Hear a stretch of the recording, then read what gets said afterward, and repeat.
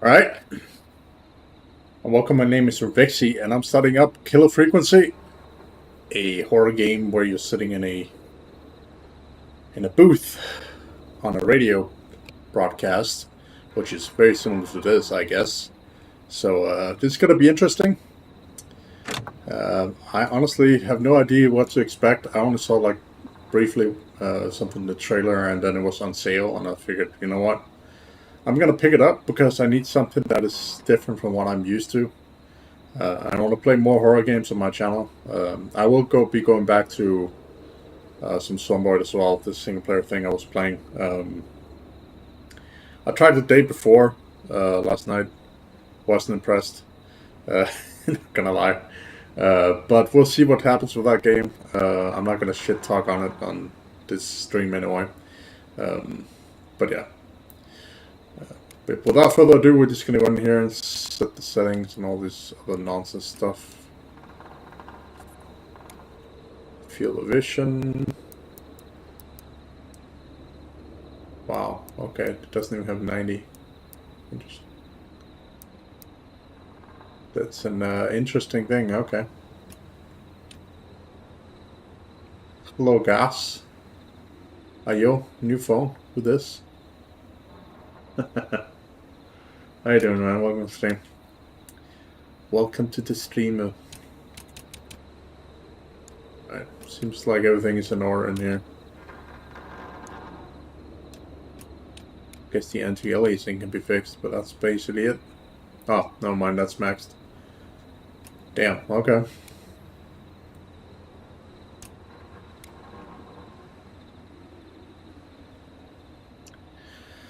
I'm good.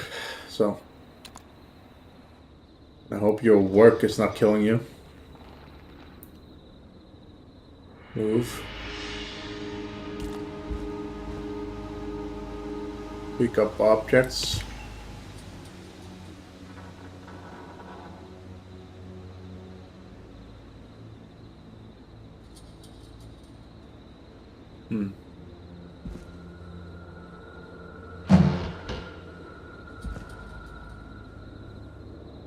Throw object.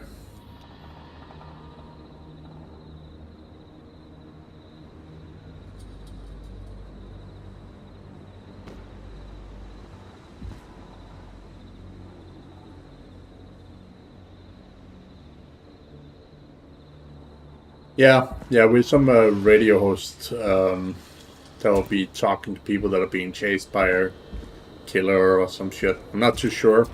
Again, I didn't really watch too much into it, just because I didn't want to get it spoiled, you know?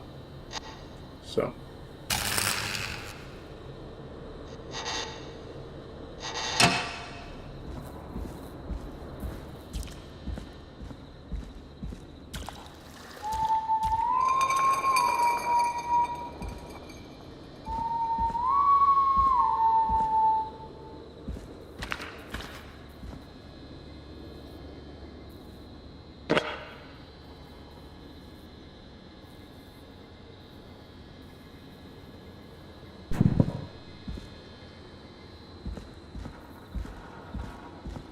Yeah, it reminds me of The Walking Dead a little bit. Not gonna lie.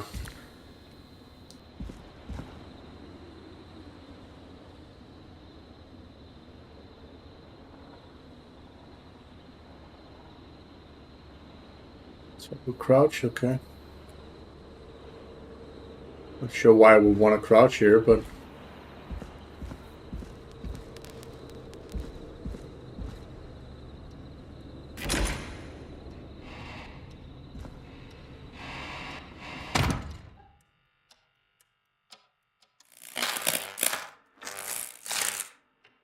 okay.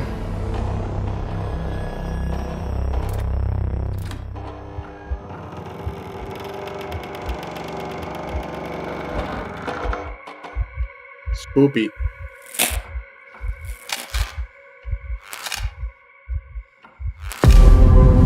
Hey there, man. How you doing?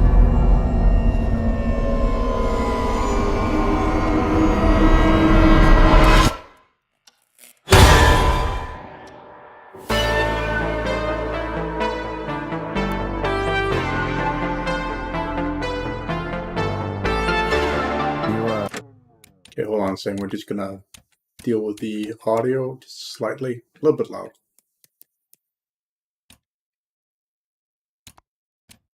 There we go. You hear something, Peggy? Huh? Hear what? I thought I heard someone yelling, or, I don't know, a howl. Forrest, is this a joke? No, I almost swore I heard something. Oh, and here I was thinking you'd finally started to ease up. You probably just heard some cats outside. Cats? You know, 4 legs, whiskers, tails, not dogs. I know what a cat is. But I mean, does Gallows Creek have a stray cat problem or something? Not since the rats moved in. Anyway, you ready to do the pre-flight checks? Seriously? Do we have to do these checks every time? And do you have to call them that? Reggie pays us to check the equipment before each show, and he pays us to call it a pre-flight check. But if you're sure you don't want to... All right, fine. Let's get through this.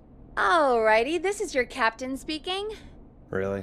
Come on, let's have a bit of fun with it for once.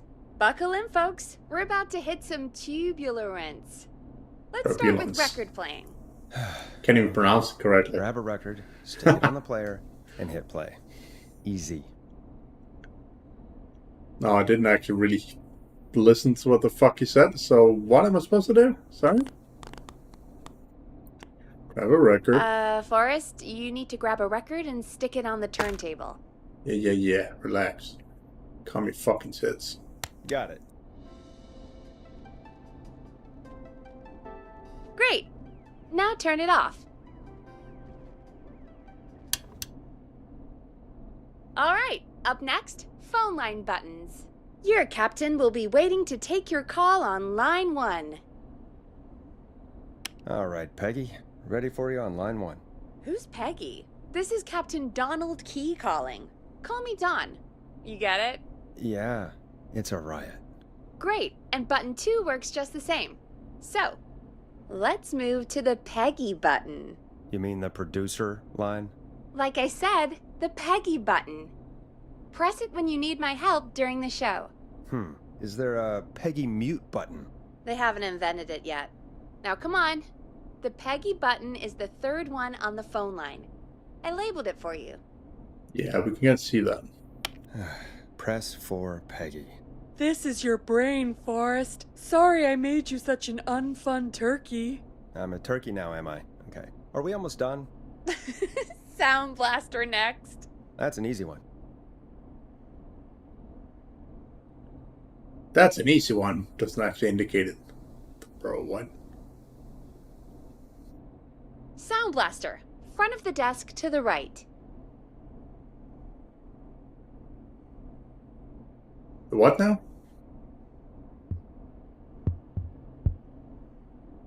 It's the thing covered in buttons. That's called a soundboard, you dumbass. There we go. Always good for a cheap laugh. All right, we're almost done. Fuck. Just the volume These people are sliders left. stupid. These should let you affect pretty much everything. But let's test it with a record. Play a record and change the volume with the music slider.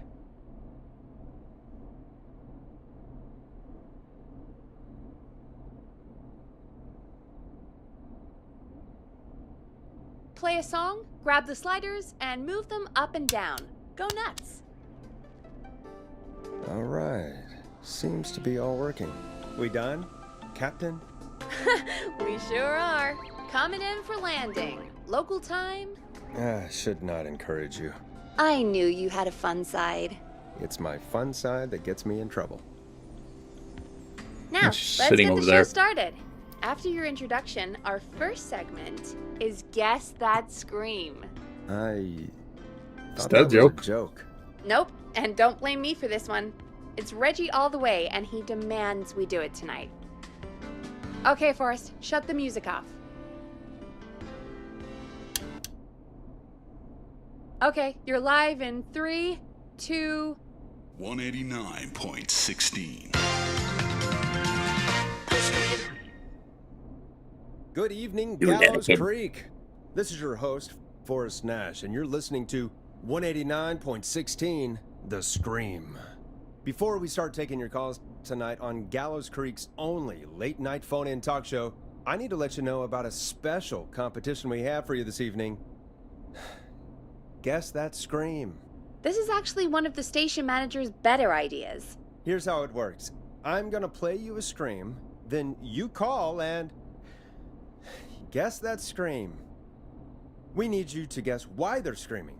Did they stub their toe, saw off a finger, or discover the corpse of a loved one? That's good. Now, Forrest, hit them with the tape. We'll play that scream in just a second. Listen close, and then call in to guess that scream. Peggy, what do you mean play the tape? I used to have a tape guy do that for me. You're not in Chicago anymore, Forrest. Here in Gallows Creek, you get to be your own tape guy. Come on, I gave it to you yesterday. Forrest, you do have the tape right. You knew we were doing this tonight. Peggy, let's be real. Guess that scream is a terrible idea. Wisdom. Do you want No, to double your power? I don't have the tape. Are you ready It to may be a stupid idea, but that doesn't mean it can't be fun. Then We're going to need a scream tonight, Forrest. And you're the one at the mic, so... Are you fucking serious? Really, Peggy? You want me to scream? You know this show depends on my golden voice, right?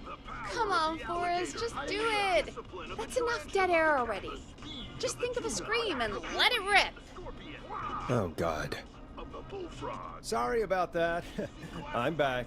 Had to step away there for a second. Listen close, and then call in to guess that scream.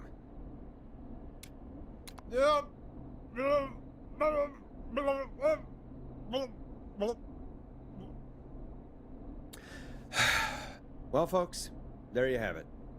Call in with your guesses, and if you get it right, you could win 2 tickets What the to fuck, the man? amazing Maze and 1 free fried dough. Fried dough? Just call in at 555-239-KFAM with your guess. Now, here's some music while you get dialing.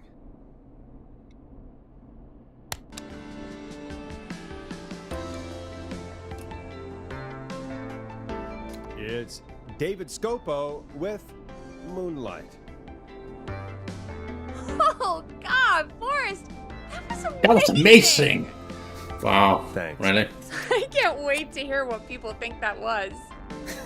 How the hell did I get into this mess? Lighten up, Forrest. That's going to be the highlight of my week. Fantastic. Oh, Forrest, there's a call coming in. Is Time to there? turn the music off.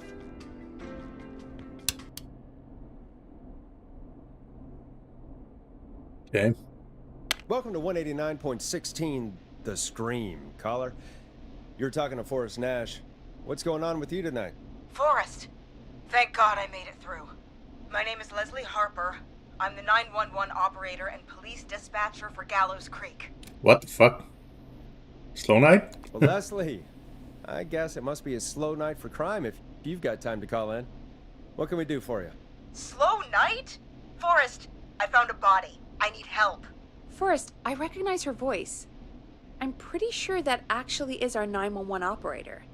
I think this is real. Peggy, I'm not gonna be happy if this is a prank. I don't do prank segments on my shows. It's in my contract. Forrest, I really don't think this is a prank.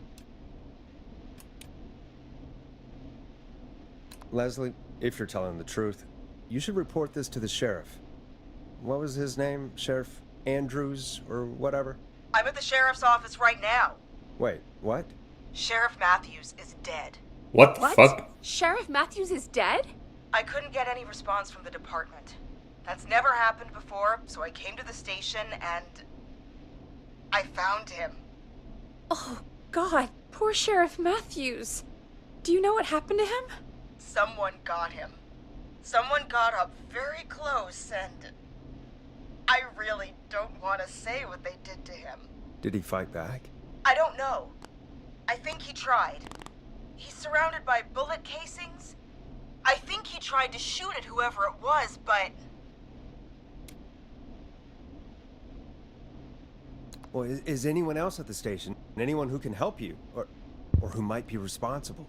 No, I checked everywhere. Deputy Martinez is here, but she's knocked out, tied up, and locked in a holding cell.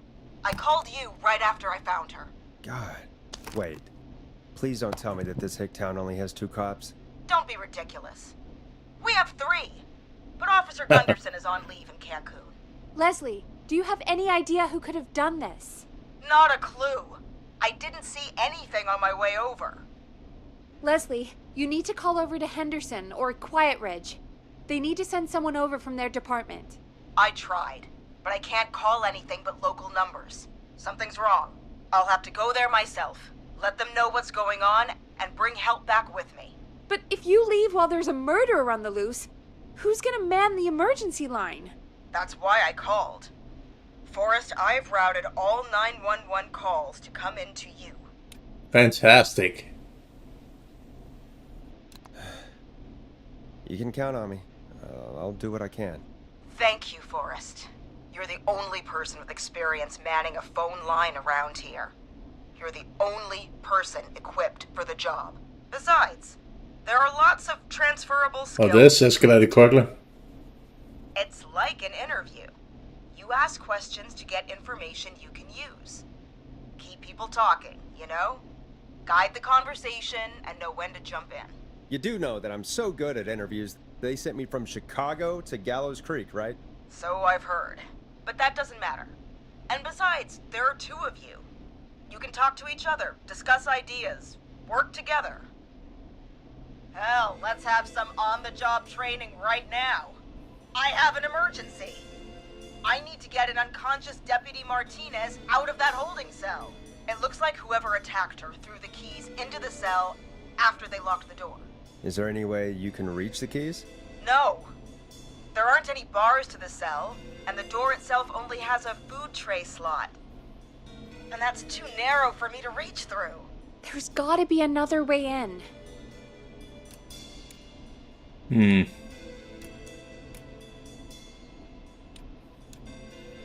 There's gotta be another set of keys somewhere in that office. Those can't be the only one. Of course. Yes, there must be another set. Where might another set be?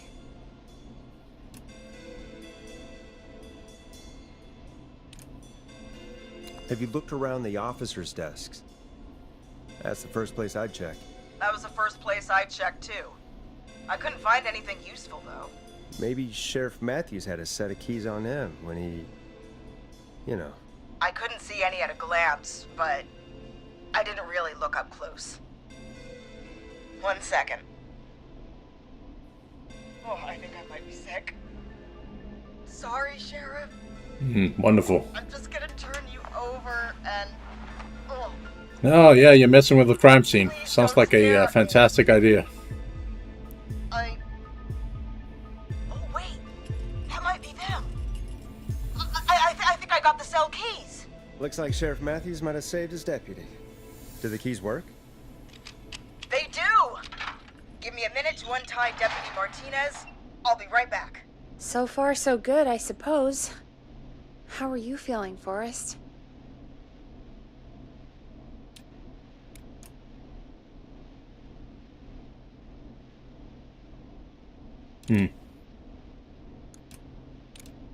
There's no way that I can do this all night. I mean, sure, we got the deputy out of the cell, but what if the person that did this decides they aren't done? What do we do then? Then we do our best. We don't have any other choice, really. I guess we don't. Come on, Martinez. There we go. Just gonna sit you in your office chair. We'll head to my car in a minute. I'm back. Deputy Martinez is still out cold. I'm taking her in the car with me to get help in Henderson. If the killer came back now, Martinez would be a sitting duck.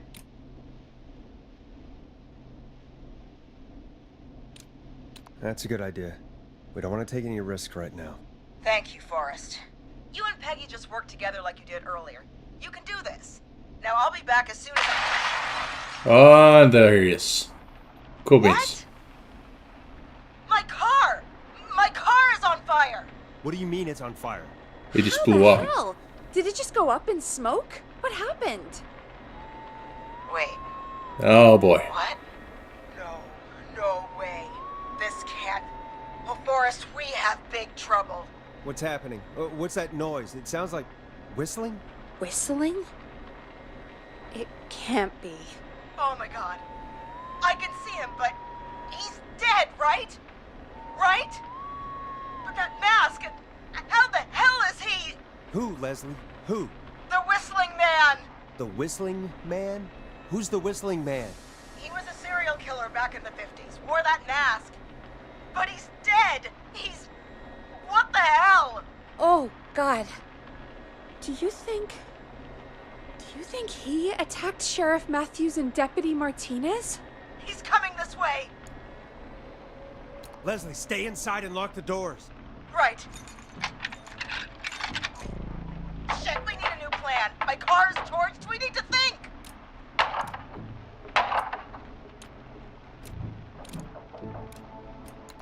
There should be police cruisers at the sheriff's office, right? Like, you should take one of those. Yeah. Yeah, that could work. Let me check if Martinez has any... I'll just reach into your pocket there, Deputy, and... Yes, got him. Keys for Squad Car 3. I saw that parked out front when I got here. Nice one, Forrest. Good thinking. But wait. How am I supposed to get us to the car? I'm trying, The yeah. Whistling Man is right there.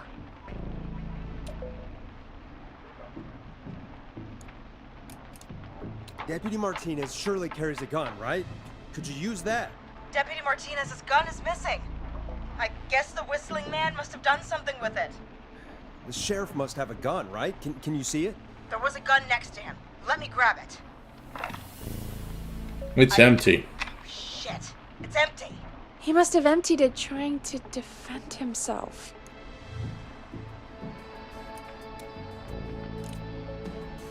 There must be a weapon lockup in the station, right? Could you grab something from there? I saw it earlier, but as you might have guessed, it was locked. But maybe one of these keys I got earlier will help. Let me see. No. It's a police station, yeah. No. No. Shit.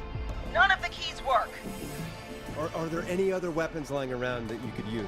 I didn't see anything earlier. Let me check Deputy Martinez's belt.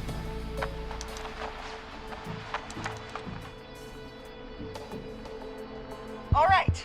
It looks like the Whistling Man left her with a baton, pepper spray, and taser. I can only hold one if I'm carrying Deputy Martinez. Which should I take?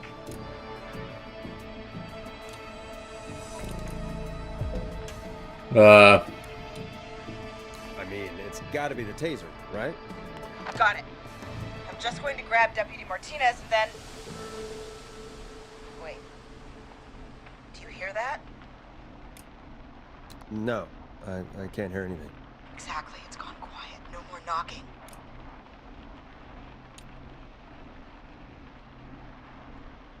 Be careful. I don't like it. Me neither. But it's an opening, and I've got to take it. No, you should not. Okay. Deputy Martinez, if you can hear me, it's time to move.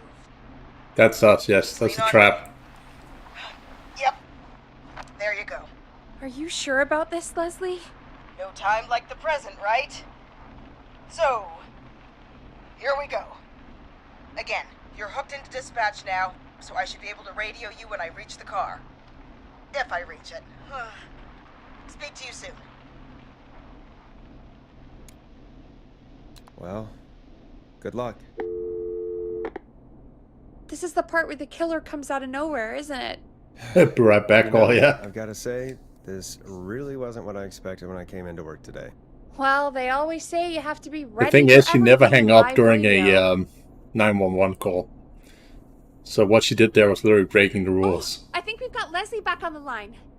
I'm putting the call through. Hello? Forrest? Peggy? This is Leslie. Are you there? Over. 10-4. That's a big 10-4 there, good buddy. I'm guessing you made it to the car then? Sorry about the CB chat. Old habit. But yes, we made it to the car. Deputy Martinez in the passenger seat, still out cold. I don't see the Whistling Man anywhere, and I don't plan to wait for him. So I'm going to get us moving. Jesus! God damn it! Get back! Get away from her! Leslie, what's happening? The whistling! No! Get off her, you son of a bitch! You need to leave without. Take that! Leslie, you need to go! Don't worry, Deputy Martinez. We're out of here. Sounds like you handled that pretty well. Forrest, that taser? Definitely the right call. I'm a Oh my boss. god, I can't believe we escaped. Well done, Leslie. You saved a life. Just another day for you. Oh my god, yeah. But let me tell you, I prefer doing it from your side of the phone. Leslie, how long do you think it's going to take to get help? Gallows Creek isn't Nowheresville, but it's pretty damn close. It's going to take a while, maybe 2-3 hours each way. Fantastic. If I put my foot down. We'll do our best to keep everyone safe until then. Thank you. Just do what you did just now, and Gallows Creek is going to be okay. Anyway, once I'm in... Oh, I think Deputy Martinez is starting to stir. Forrest, Peggy, I've got to go. I'll be out of range soon, but I'll radio back as soon as I can once I got the cavalry. Try not to crash. We need you back in one piece. Good luck, Leslie. Feel better soon, Deputy Martinez.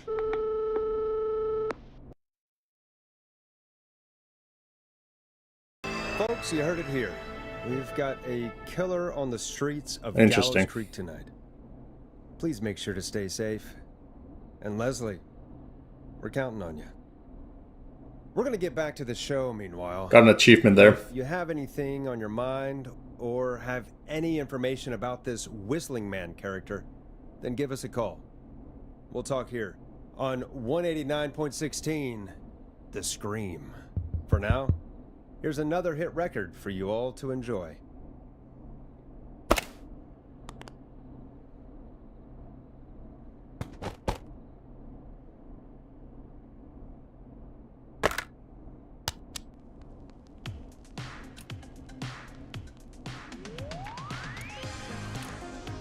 This is not what I signed up for, Peggy. This is actually insane. Did she really say it's gonna take her 4 hours? This guy's gonna kill half the town in 4 hours. Forrest, that's not helpful. I know, I just... Who is this Whistling Man character anyway? He was a serial killer back in the 50s. Edward Marshall Mooney. Oh, we can see the Went entire around in town a here. freaky mask, whistling, and killed about a dozen folks in Gallows Creek. No reason for it. No motive. He just did.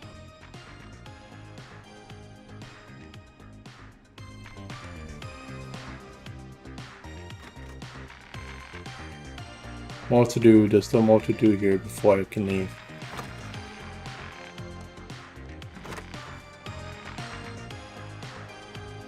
Okay.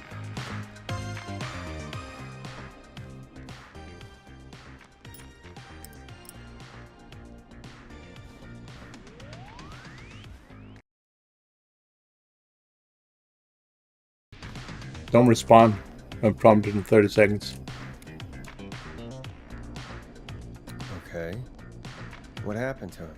Well, police chased him up to Ellis Point one night. We call it Whistling Point now. And it was, well, it was on this night actually. The police cornered him and he jumped into the river. His body was never found. So is he alive? Dead? I mean, what's the story? Story is he's biding his time, waiting to take revenge on the town.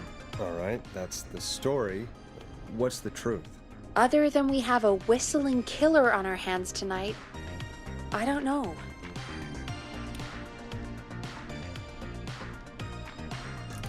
So we're screwed, because it sounds like we're screwed. We're not screwed. Things just aren't great right now. At least we got the word out, I guess. What kind of listening figures do we get at this time? On a Thursday after midnight, could be around 35?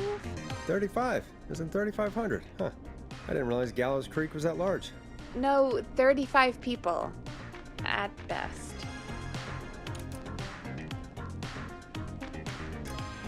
Are you serious? We only have 35 listeners? 35, yeah. It's a school night. And what's the population of Gallows Creek? I don't know exactly. A little over 1,000? Oh. How many did you get before? You know. Before my career exploded and I ended up on a midnight hour talk show in the town of 1,000 people? Yeah, before that. Around 5 for most shows on the low end. Big gas could pump that up to 10, 15, easy. 5,000 on the low end? We could only dream of that. 5 million. Million? Yeah, sometimes that's just the way it goes. At least the Whistling Man hasn't killed me yet, I guess. Yeah, I guess we're gonna learn a lot about perspective tonight, huh? Oh, we have a call coming in. Take it when you're ready. Okay, Forrest, shut the music off. Hello, caller. You're live on 189.16, The Scream. The Scream. Is everything, all right?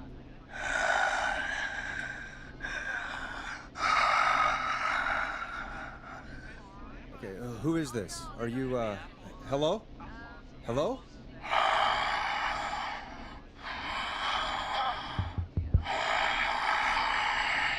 Are you done, my dude? Okay, what's your name and why are you calling in?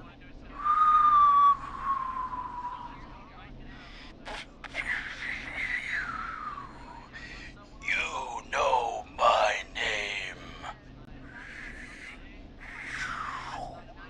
I've come back from the dead to kill again. After No only one 5 safe. 30-minute video sessions. Ultimate power and wisdom can be yours now. Do you accept requests? I've got a list of names I'd love to see in the obituaries. Maybe you must make a sacrifice to us. A sacrifice? To us? I mean, me. Uh-huh. We want cheese-dusted pretzels. Of course. I want cheese-dusted pretzels. Or I'll cut your face off. Goddamn kids. I'm cutting them off. Thank you. Not yet. I want to deal with them.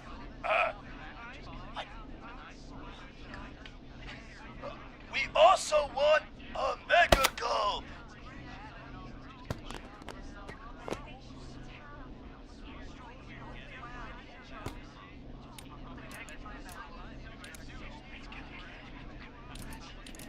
Come on, kids, give it up.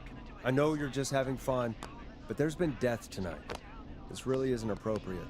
Man, suck it, old man. Gallows high for life. Woo! For anyone just tuning in, we do, in fact, have an actual killer out in the streets tonight. Anyway, this next one's dedicated to all of you staying inside with your doors and windows locked.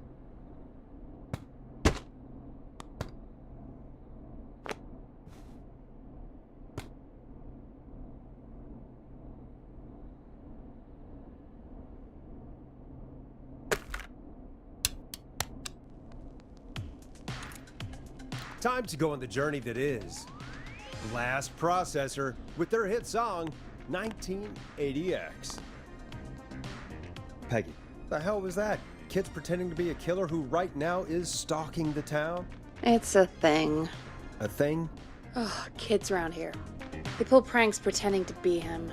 By pretending to be this Whistling Man character? They think it's funny, but it's not. It's not funny at all.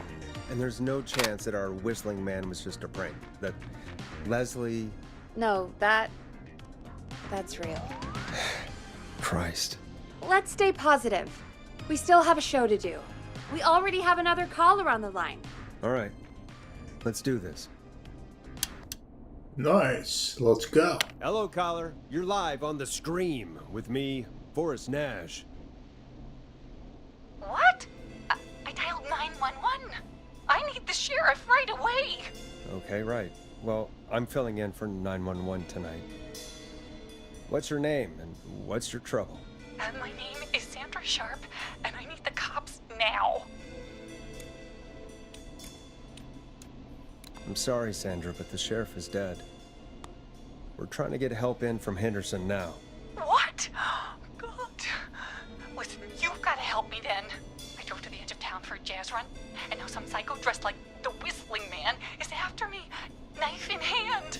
Oh God, it's actually happening. You went out for a jazz run? What is that? What is it? It's jazz running, baby. And it got my butt all the way back to my car before I got slashed. But I dropped my keys somewhere along the way. I never. Oh my God. I've got a place to hide, but I can't get moving.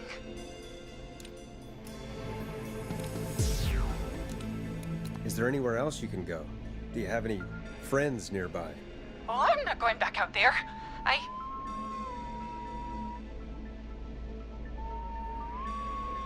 Oh, shoot. Oh, he's back. Look, I don't know a thing about cars, but I gotta start this engine without the keys. And you're gonna have to help me. Wait, I don't... If it helps, I've got a toolkit buried beneath my spare sweatbands. I'll call you back when I find it. You're listening to 189.16, The Scream. Hosted by me, Forrest Nash. Your friendly neighborhood radio host. What? Mechanic and savior. Sit tight while the record spins, folks. This one goes out to you, Sandra.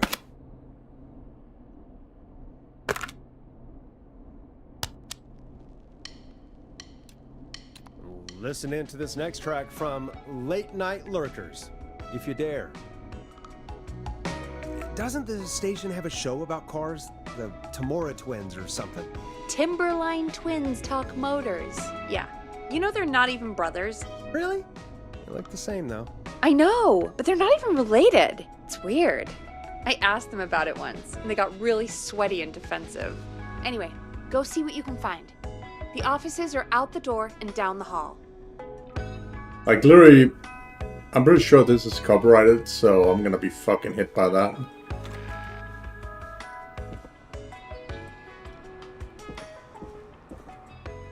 Fantastic. You can actually do all kinds of shit on here.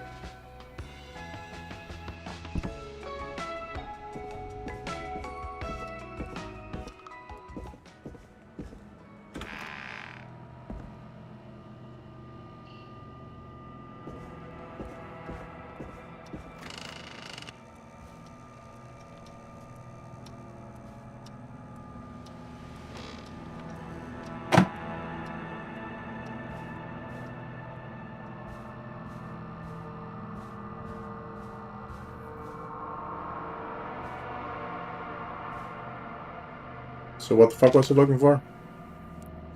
Didn't pay attention.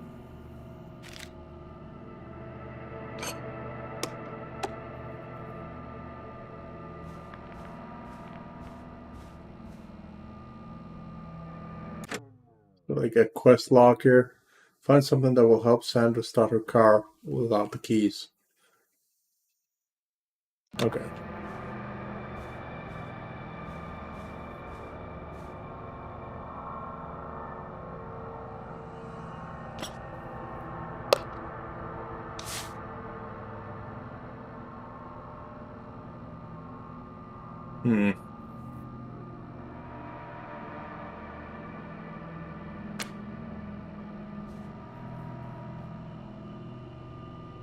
This has to be important.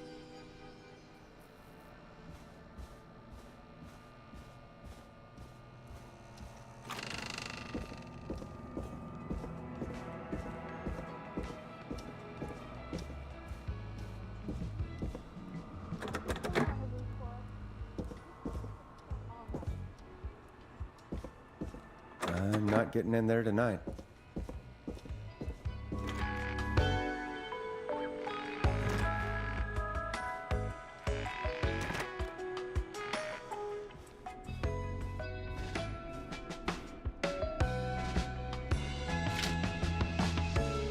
See.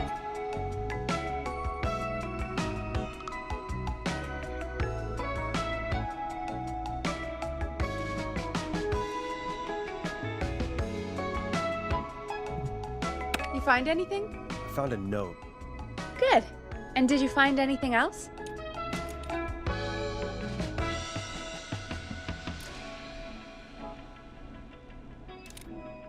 Remind me what I'm looking for again?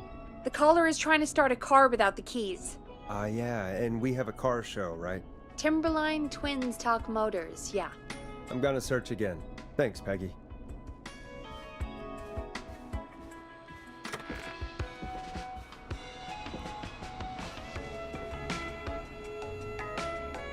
From below it came. Died alone. Huh.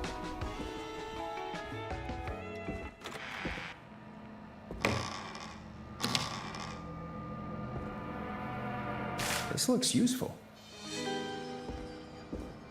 Fix all cars. Why does it come?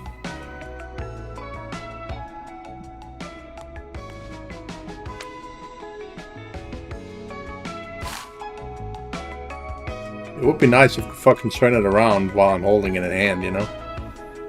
But I can.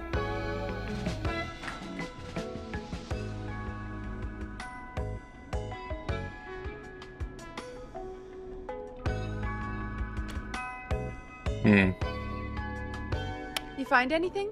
Yeah, I found a magazine about hot wiring cars. Well, that sounds perfect. When you're ready, shut the music off. Caller on line 1. Thanks, Peggy. We're back with 189.16, The Scream. How are you holding up, Sandra? The creep's looking through the parking lot trying to find me. But I've got my tools, and I'm ready to get this hunk of junk moving. How do we start this baby?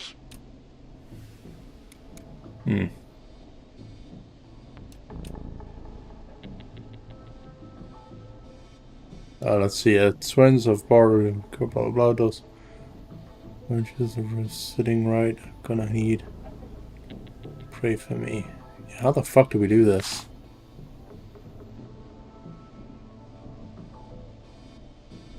Is there a way to turn this?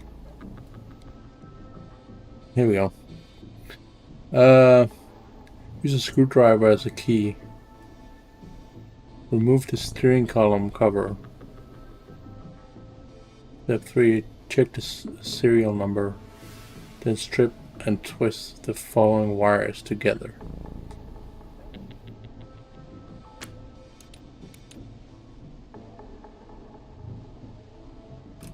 Put the screwdriver in the ignition and twist clockwise. Here goes, baby. Screwdriver's too fat to fit. What next? Unscrew the steering column. All right. Just turn. Just turn. 1, 2, 1, 2. Oh, God. How long are these screws? Okay. Cover's off. Okay. There's a bunch of wires down here all paired up and... Oh, God, my heart is pumping.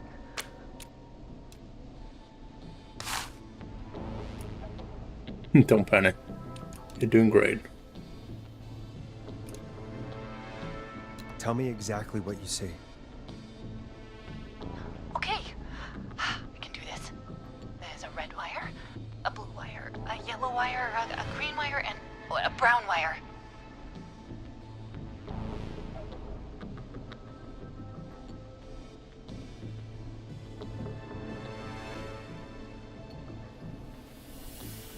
Where the fuck does it say anything about wires?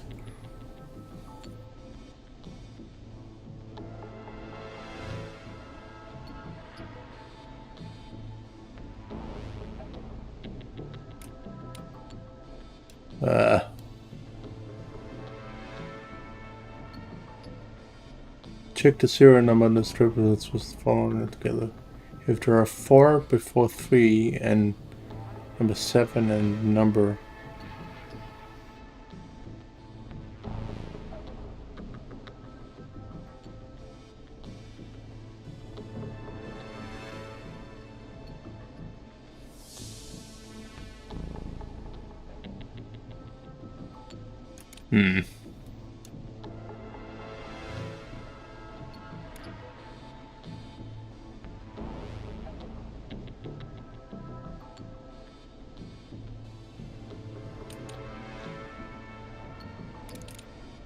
What's the serial number on the steering column? The number is 576-894-320.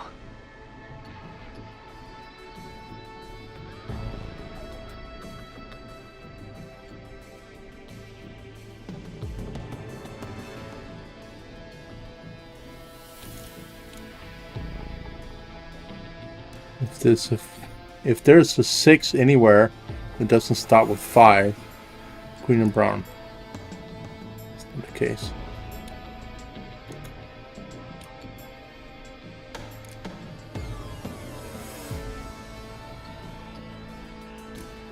There's a 4 before.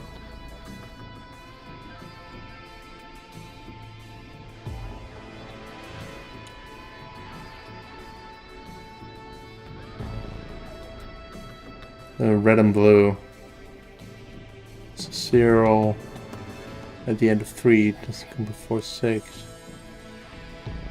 It's red and blue. Strip the blue and red wires and twist them together. Okay, here we go. Blue and red and twist and turn and... Oh! Oh, it won't turn off! Oh, Oops. Radio. 3 pink wires going into the stereo. What do we do?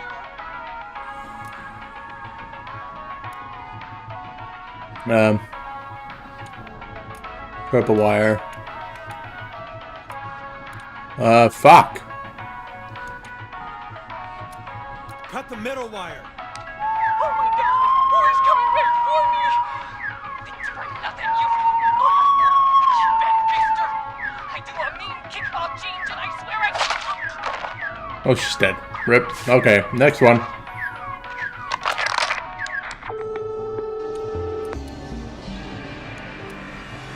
Ah, crap. I'm no car mechanic. Or car thief. That poor woman. Folks, Gallows Creek just lost one of its own. Everyone, please stay home. Stay home, stay safe, and stay tuned. This next track is dedicated to Sandra. Taken too soon. God damn, dude.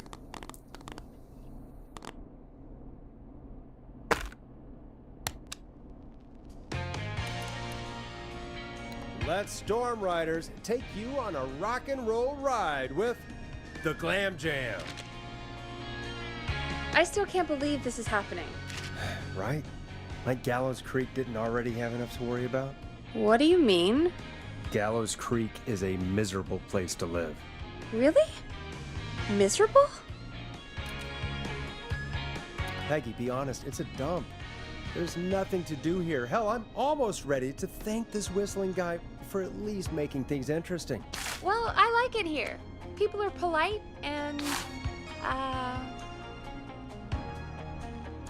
friendly, usually, if you get to know them. Come on, there must be something you like about this place.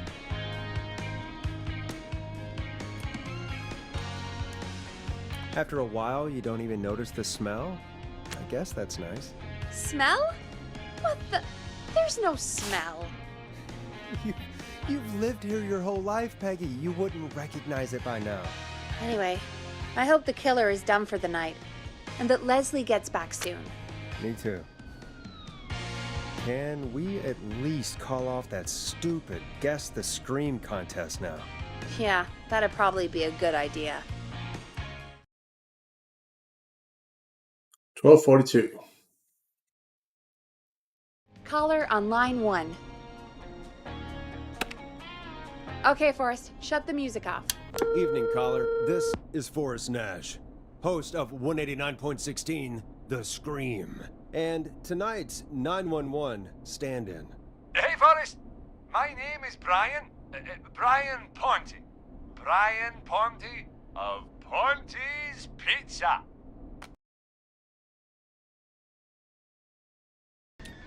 Hello, Brian. What have you got to say about what's happening. Oh, I'm so happy that Deputy Martinez survived. I've seen her a lot over the years down here at Ponte's Pizza. Oh, you did a really great job. And as a thanks for all you did there, I just wanted to tell you that I'm sending you some coupons for free pizza here at Ponte's Pizza. Wow, Brian. That's really good of you. Yay! You really don't have to, though. Oh, it's the least I can do. And if you like it, well, you're in luck, because we're always running great deals that'll have you eating for pennies. Sounds great, bro. And let me tell you, the pizza we have is to die for. No. Poor choice of words tonight, I guess.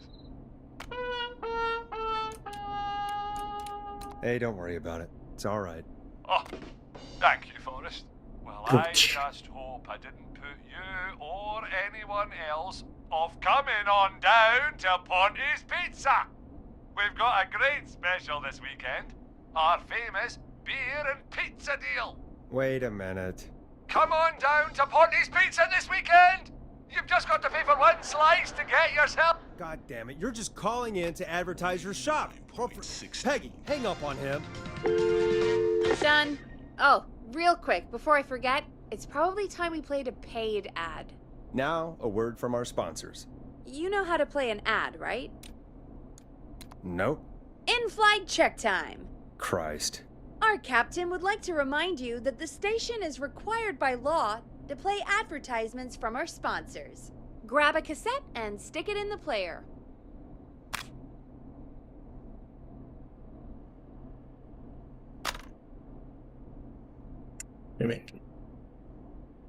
The cassette player is on the desk in front of you, just above the sound blaster. There should be a cassette in the dock nearby.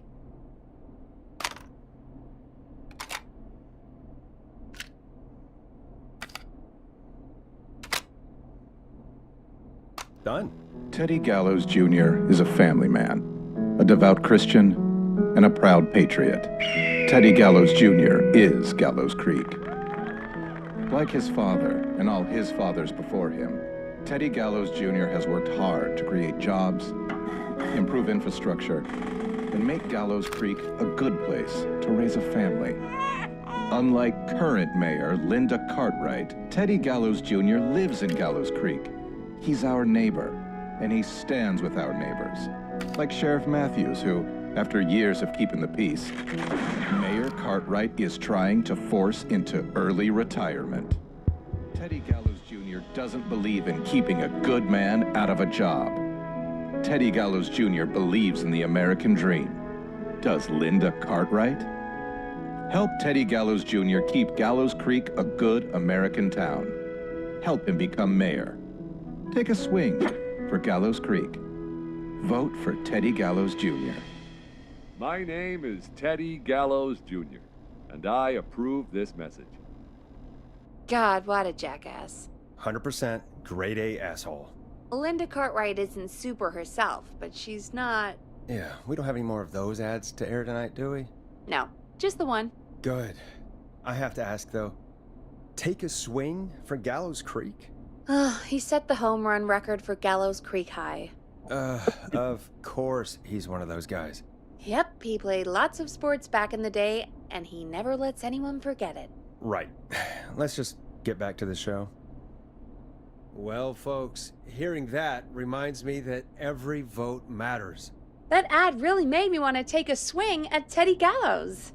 You mean take a swing for Teddy Gallows? Yeah, sure. Let's find out from our next caller who's got their vote.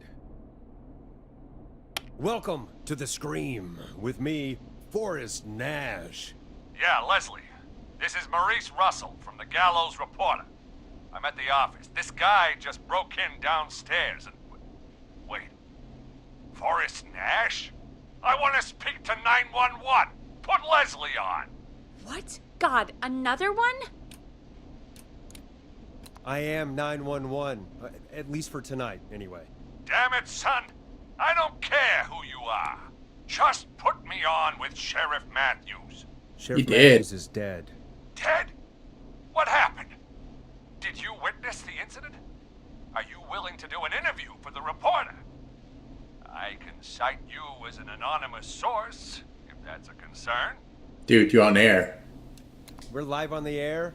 Anything we say can and will be broadcast. Live on... Damn it. All right. There's obviously a lot more going on than I know. Yeah, there's a lot happening tonight. You said someone broke in. That's nothing to get worked up about. Some idiot kid just broke in, dressed as the Whistling Man. Teens. They get worse every year. This punk wasn't even a disappointing twinkle in his daddy's eye when Edward Marshall Mooney stalked the town. But I was there. I covered it. I'm sure you did. Maurice, I don't know what's going on, but he's back. The Whistling Man is back. Don't be an ass, Nash. Every year this happens. They think it's funny. Not a big deal, old man. But they didn't live through the terror 30 years ago. Anyway, I know for a fact, Edward Marshall Mooney is dead. I don't know who I'm looking at on the security monitor. But if he killed Sheriff Matthews... Where are you now? I'm in the boardroom, upstairs. We got security cameras all around the building. You can watch them on any TV set here. And there's a set in the boardroom.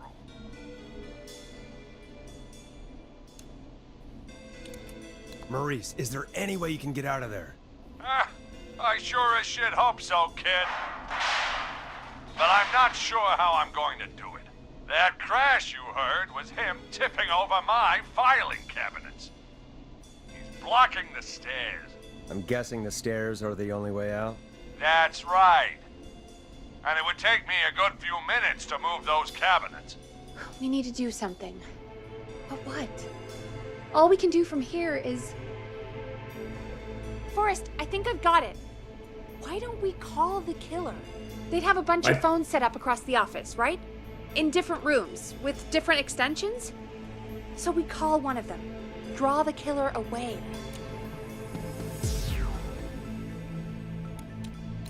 Buy Maurice time. That could work. Exactly. It's worth a shot. I can hear you, you know. The son of a bitch hasn't killed me yet. Sorry, Maurice. Peggy and I were just trying to figure out... You realize how stupid that plan sounds, right? For that to be successful, you're gonna need every phone extension. Plus, a plan of the entire office floor. All delivered while the killer is en route. I've got it. And thank God I've always been cool under pressure. Don't go anywhere.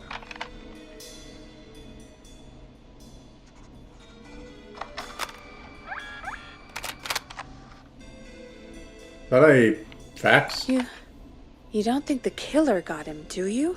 Mr. Russell. I'm here. Freak's going to be here any second, too. Go check your fax machine. Don't let me down.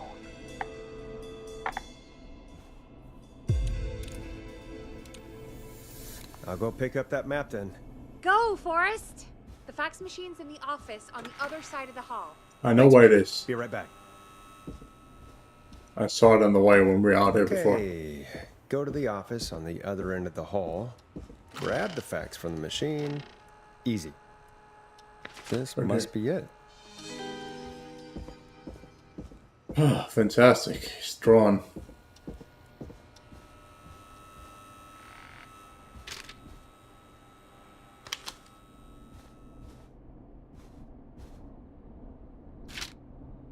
What the fuck am I looking at? Can I zoom in on it?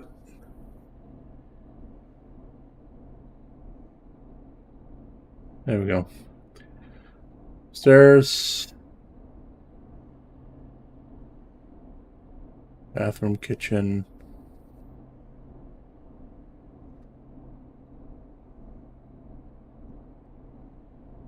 Cabinets. So he's by the cabinets office. So boardroom.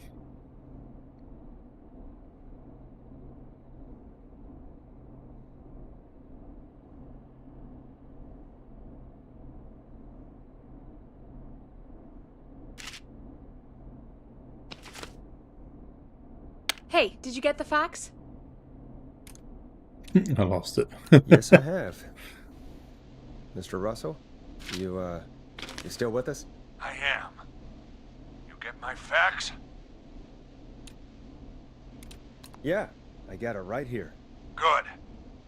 I knew you could at least manage that. Okay, folks, we're back on the line with Maurice. Let's see if we can help him avoid the Whistling Man. Here's the situation. The Whistling Man searched every room in the hall leading up to the boardroom. And now, he's in the office next door. It's now or never. This plan of yours better work. I'm ready on my end, Forrest. Again, we want to draw the killer away by dialing an extension number, and then move Maurice somewhere safe. So, what extension should I call?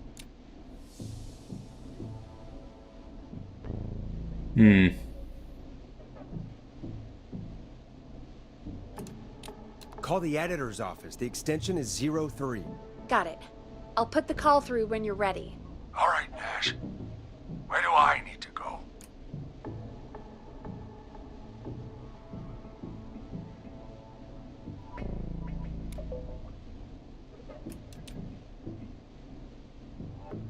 It's a good question.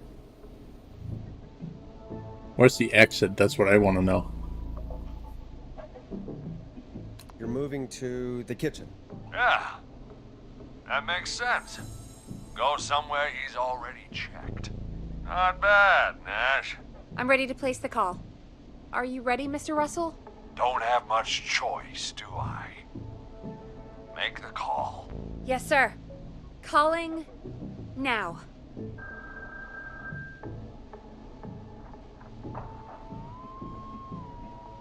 I can't believe it. He's actually heading to my office. It was all Peggy's idea. Credit goes to her. Don't mention it. The coast is clear. I'm shutting off the TV so he won't see me on the security cameras. Then, making my move. I'll call when I get there.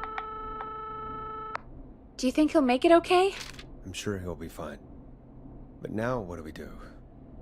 We gotta find some way for him to get past that barricade. What do you mean? I don't think calling the Whistling Man is gonna buy Maurice enough time to move those cabinets. We gotta think of something else. Yeah. Maybe we could... Oh! Call incoming. You ready? Ready as I'll ever be. Put him through. Alrighty. Mr. Russell, are you there? I am. I don't think he saw me. I gotta give you credit for that, but I'm not out of the woods yet. Right. Let's review where we are. So, the only way out is by the stairs, which the Whistling Man has blocked with furniture. Exactly. I can move the furniture out of the way, but not quickly or quietly. Yeah, that's a problem. Maybe play that. Did you lock him in a room? That'd probably buy you time enough, right? Maybe. But the damn fire regulations say every door in the office has to unlock from the inside. He'd be able to get out just as soon as... Wait, no, I got it. The secret archive through my office, where we keep our most sensitive records. Ooh, a secret archive? Reggie would love that. What have you got back there? Juicy secrets about outer space? Peggy, I don't think now's the time to be playing around like that. You're right. Sorry, Forrest. Kids, we're in the big time now. I've got it all figured out. The secret archive. There's no lock on the inside of that room, only the outside. You can't break out. If we can get him in there, and I lock him in... We can catch the son of a gun. Exactly. Oh my god, Forrest, we might be able to end the nightmare right here. So Yeah, should I call that's the not secret gonna happen. archive then? You can't. The archive is a room for secrets, not gossip. So we don't have a phone in there. Oh, we're gonna need to change it up then. Any ideas, Forrest?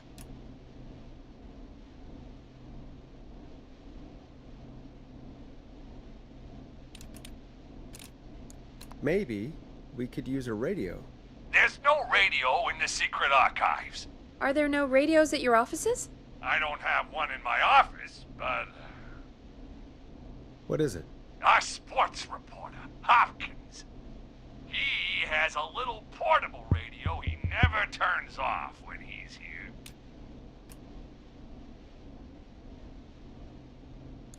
That might be what we need then. Is his portable radio still there? It should be. It's what he calls his work radio. It should be in the archives, actually. I'll sneak over while our friend is still distracted with his search. I'll call you back once I've got the radio. We're gonna save him, Forrest. Heck, if this works, we might even save the whole town. 189.16. There's still a lot to do before we celebrate. Let's just see how it goes first. What do you mean? He's not out of there yet. He's still got to find the radio, unblock the stairs. I know, but we've got a plan for how to do that, and... He's supernatural, Call the incoming guy. from the reporter. Putting it through now. Nash, hello? Nash, are you there? I'm here. Is everything okay? I found the radio. It's right where I thought it would be. It's all coming together.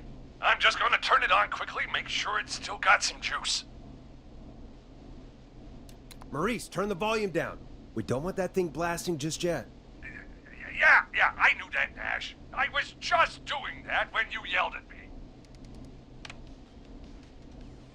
The radio works! If I make it out alive, Hopkins might just get that day off he wanted. He's earned it.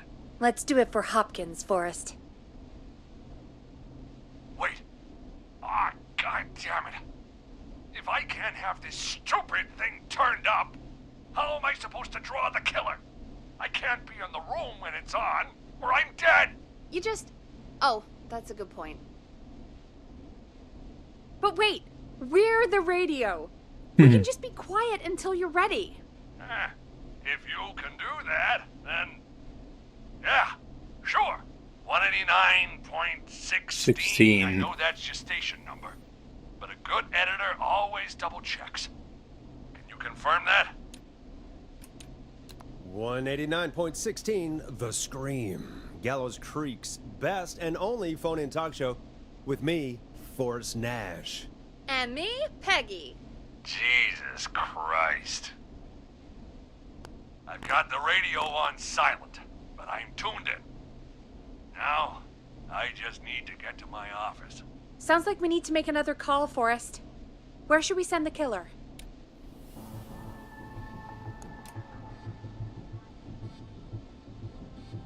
Call the boardroom. The extension is 04.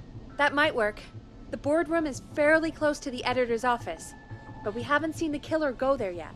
Are you sure? Let me have a think again. So the secret archives is in the archives, so calling him in there would be bad. And he's in the kitchen right now, right?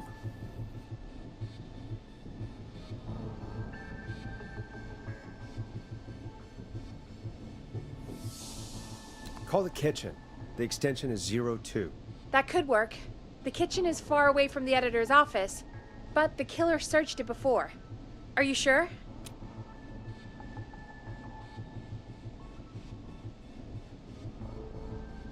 Let me have a think again. Call the boardroom. The extension is 04. That might work. The boardroom is fairly close to the editor's office, but we haven't seen the killer go there yet. Are you sure? I'm sure. Make the call. Okay, calling the boardroom now.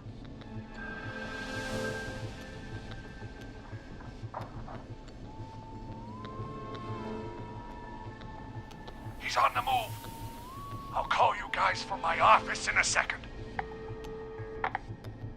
Looks like we're almost through this nightmare. Any idea what you'll say to draw the killer in?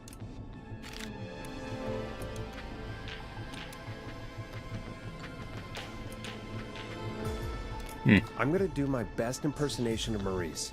I think that'll draw the killer in. What's your Mr. Russell impression? I think I gave that masked freak the slip. What a great plan this is, pal! I'll give you an A for effort. Ooh, call coming in. Here we go. I'm here. The radio's set up in the secret archive. Just give me the signal, and I'll turn it all the way up. Where will you hide in the meantime? Good question. It's under my desk, but you can see under it. I've got a big cabinet, but that'll take me a second to get into. Anywhere else? Not really. There's the secret archive itself, but that's where the killer's going. I could try the cubicles, but they're pretty far away. Your judgment has kept me alive so far, Nash. What do you reckon?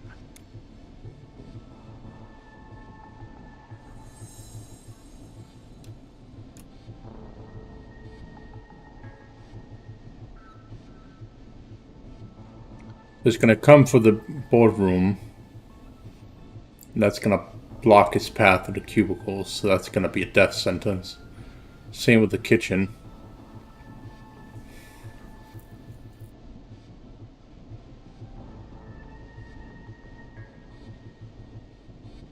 You're trapped.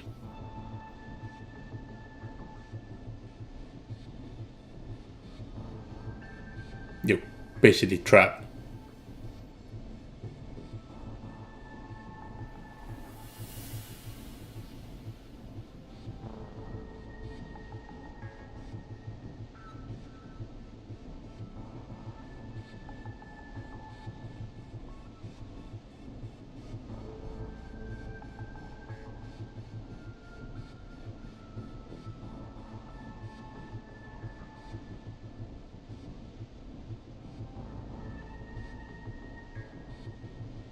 Hide in your cabinet.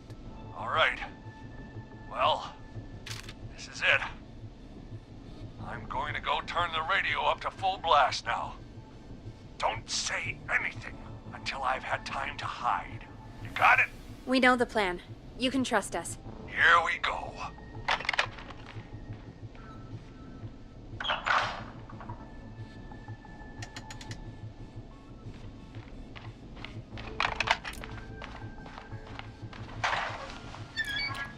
Listen to your old pal Russell, Forrest, and shut up!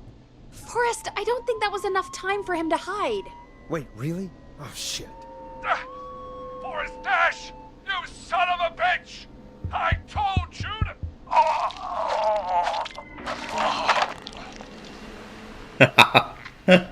Forrest, he's...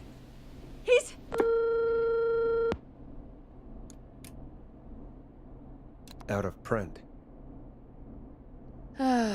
Let's put on a song. Give us some time to recover. I think that would be for the best, Peggy. Folks, we'll be back soon. If you have any stories about Maurice that you'd like to share, give us a call after this next track. Hope you enjoyed this one as much as I do. Well, this is gonna be a long night. Oh, really? I feel like it's going pretty quickly to me. I could ask you some questions to speed things along. You're gonna interview me. You sure about that? You're not so scary. Besides, we've been working together like a week now, and you're still all shrouded in mystery. I'll regret this, but okay. Question 1. Tell me about your family. What? Come on, Peggy, that's too general. Okay. Did anyone move with you to Gallows Creek? Nope. Now that's too specific. Too specific? Do you have any siblings? I don't. I'm an only child, and my folks are dead. Oh, I'm sorry, Forrest.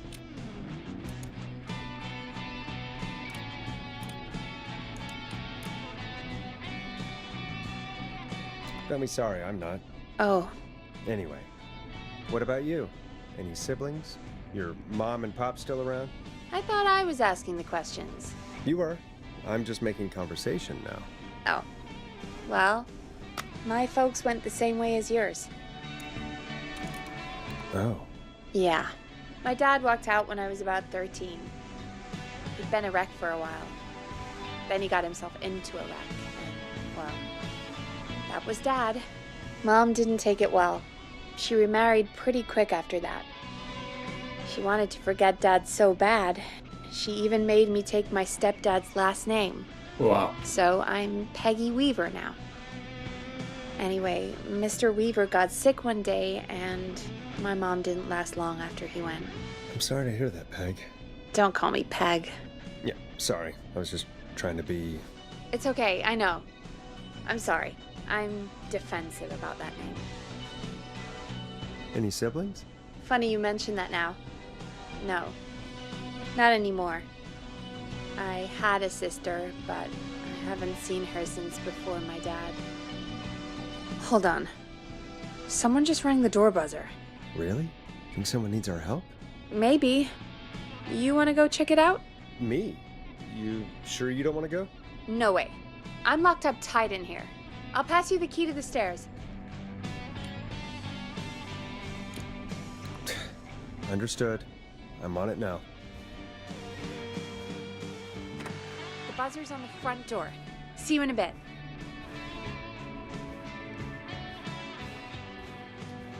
Okay. Down to the first floor, then check the door.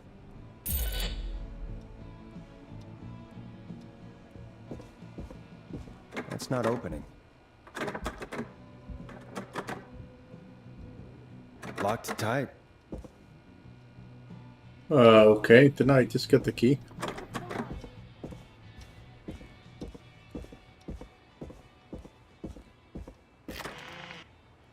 Oh, okay.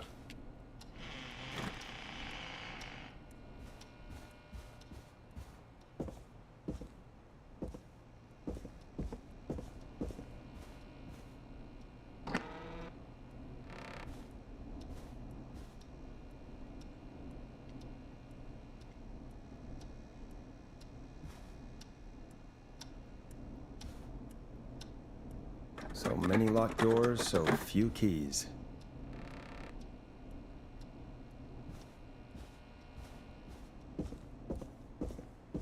A tape. Play on air.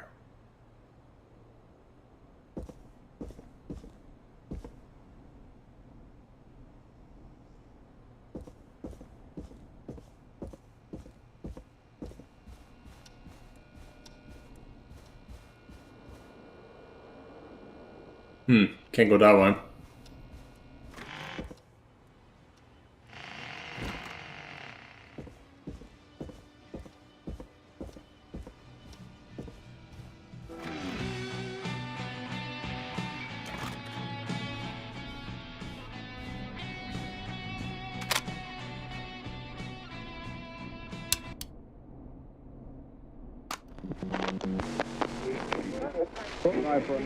Hello, Gallows Creek. Time to Pay the price.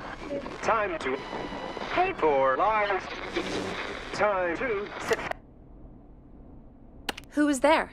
I didn't see who it was. Are they still out there? No. They left as soon as I went down there. They pushed a cassette through the door. It says, "Play me on air." All right. Put it on, I guess. Let's see what it is. I already know. I'm going to.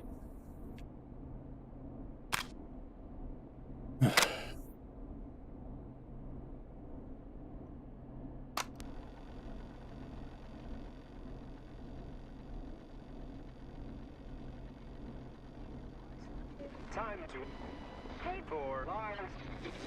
Time to sit there. I will punish you. I'm going to enjoy this. I did not enjoy that. What the hell was that? Oh, Forrest, we're still on air. Say something. That, wasn't the ad tape we meant to play. Sorry, folks. It won't happen again. There's no way the killer got from the newspaper to here so quick. I know.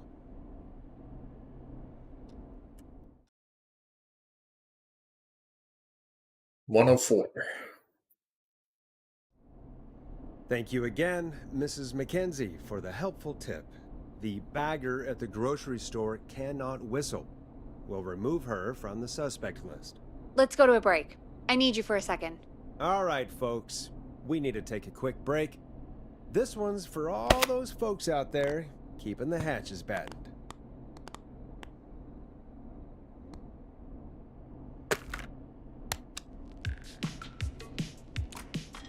It's funky, it's groovy, it's Stabbing the Twilight by Knife and Easy. All right, Peggy, what's up? I pushed a cassette under my door. Go play it.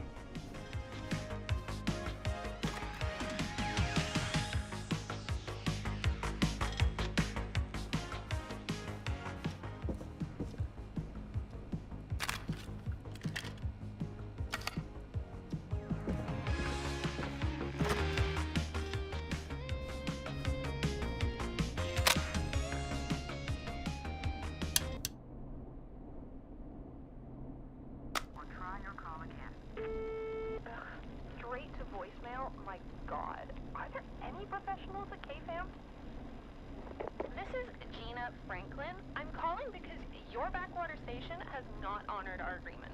We gave you Mr. Snatcher's newest single, the kind of honor you never had and probably never will again.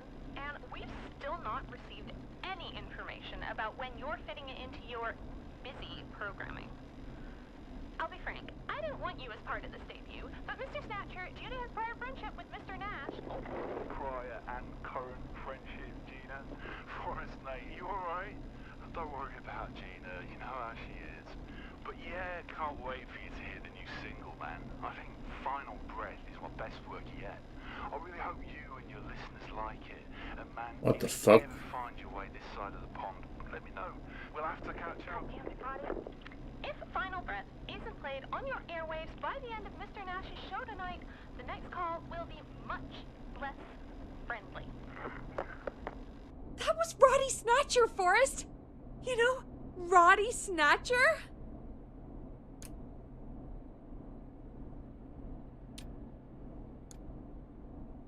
Yeah, Roddy and I are old friends. I love Roddy! I Will Always Find You was my song. I wish we still had it in rotation. Oh my god, I can't believe you know Roddy Snatcher. And I can't believe you didn't tell me he sent you his new single. We have to play Final Breath. Where is it? I don't know. They mailed it to KFAM, not to me. Then it's gotta be downstairs at reception. Man, I can't believe Barbara didn't say anything. I mean, well, if that fiasco last Friday about the missing Knife and Easy track is any indication, folks at KFAM aren't against hoarding station music for personal use. I think we're still missing a few tracks, actually. Well, go get Roddy's song before Gina sues the pants off us. Another run, huh?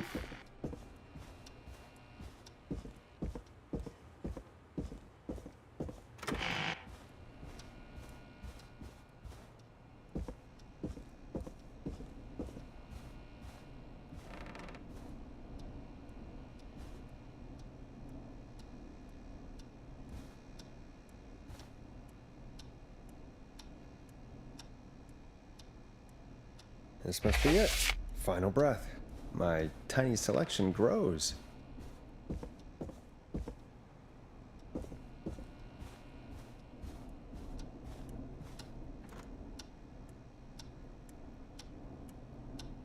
I need a key to get in there.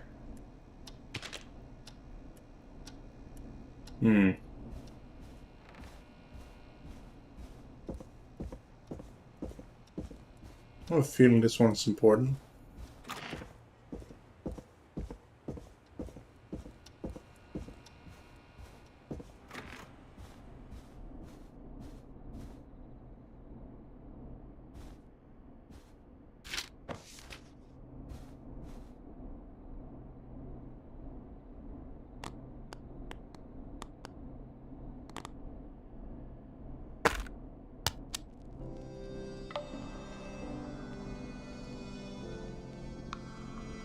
Hey, did you get it? Got it. Let's get this on the air. Gallows Creek. I'm pleased to say we're in for a much-needed treat. Up next, courtesy of the British sensation himself, is a track you won't hear everywhere. Here's Final Breath by Roddy Snatcher. Wow. God, Roddy's the best. He is. And more importantly, we should be safe from the worst of Gina Franklin.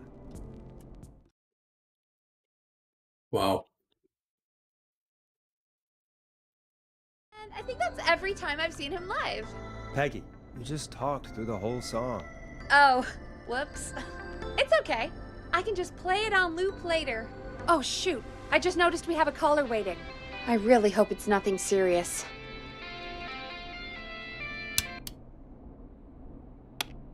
Evening, caller. This is Forrest Nash, host of 189.16, The Scream. And tonight's 911 stand-in. This is Murphy! Hello, Murphy. What have you got for us tonight? Two things, Forrest. First, happy birthday to my son, Fernando.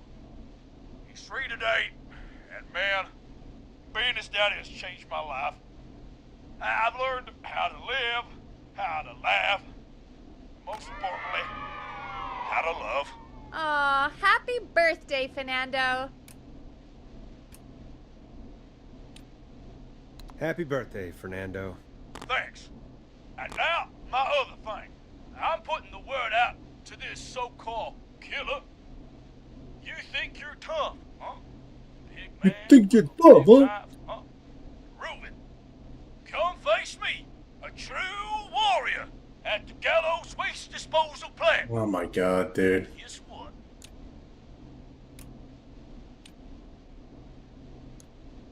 This is a bad idea, Murphy. I got all the tapes in Master Robbie's Dojo series. So get ready, Whistling Man. You just let loose the junkyard dog. Oh, no. And there he goes. Ladies and gentlemen, keep your fingers crossed for Murphy as he tries to become our hometown hero. Anyway, we'll be right back after this commercial.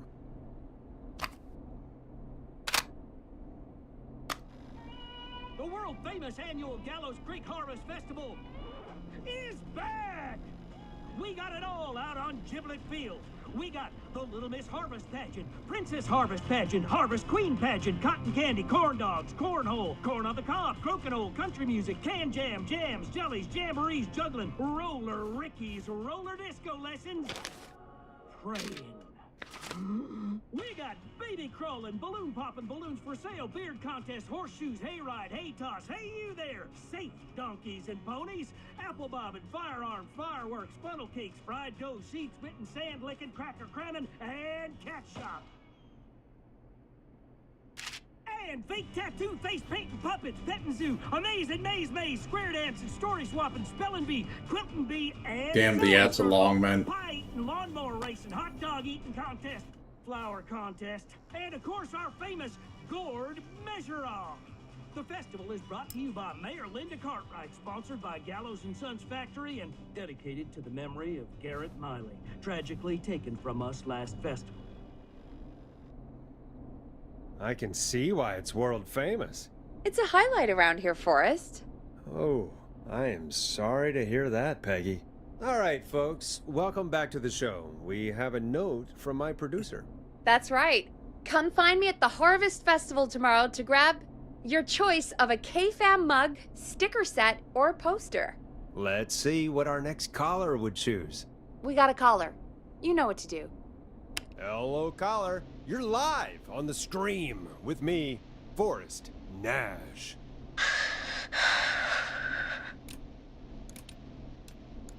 Hello? Who is this? Are you okay? Do you need help? Forrest? He called me? That horrible whistling down the phone. He's coming for me? Jesus. Okay, listen, caller, don't panic. We've done this a few times now. We can help you. A few times already? So, you saved them, or? Sure. Sure. Okay. Okay. We're gonna help you. Can you tell me your name, caller? I'm Dr. Sullivan. Virginia. Sorry. Take some deep breaths, Virginia. Sullivan. You're gonna be okay. Please don't I've never let heard me that die. name before. I won't. Just calm down. Tell me where you are right now. What's your address? Oh, God.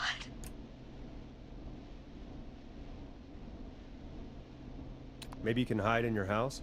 He'll find me. I know he'll find me. Is there a neighbor you can call for help? No. Everyone's away tonight. There's just a fraternity down the street. You live by a frat house. Yes, they're having a party. That takeout coming in all night. One covered in beer cans. They're getting wasted. And I'm about to get... Oh, God.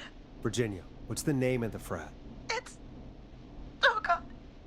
I can't think. I can't... Any idea what the frat might be, Peggy? If I knew where she was, I might know, but... Wait, the takeout! If we can get takeout to the frat, we can get a message to them to go and help. Virginia, who did they order takeout from? I don't know. Come on, Virginia. Try to remember. I can't do this. Well, folks, seems like our Virginia hung up. While we try to figure out what takeout to order, here's some music for your own midnight snacks.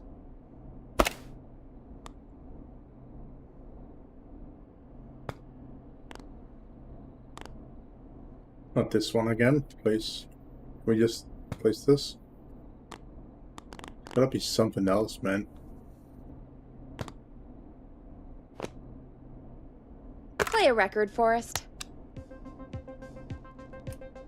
Now it's time to go with The Flow. And this is their hit, Crying for Help. Peggy, Fitting. what places do takeout in Gallows Creek? Off the top of my head? Well... There's the barbecue place, Grilling Spree, and you can order from Chalupa Cabras. Oh, and of course we have Ponte's Pizza. That's it, I think. That's it? Gallows Creek only has 3 places? You know, Forrest, just for once, I think you should be thankful that we're not in Chicago. All right. We'll call each place and ask who they deliver to tonight. That's not going to work. Takeout client privilege. What? There was a lot of competition back in the day. Things got ugly. It's a long story. But what we can do is this. We figure out where the frat boys ordered from, call the takeout pretending to be from the frat, place an order, and include a note asking them to call the station. There's no other way, is there? Not that I can see. You know, it's things like this that make me hate this town. Complain after you save her, Forrest. You got any suggestions on where to look? Check the offices for anything food related. And maybe the kitchen downstairs. You'll need a key for that. I'll just slide it under my door now. Thanks, Peggy. Fucking fantastic. God, where to start? What would make me order from somewhere if I were a partying frat boy? We have a food critic, right? Chad or Brad or... I just have to look around.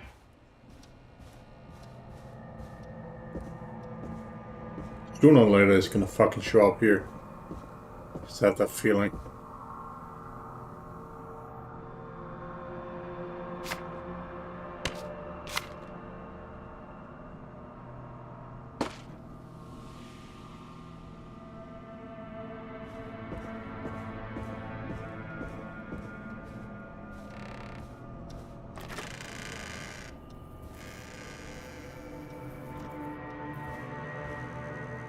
Needs a key.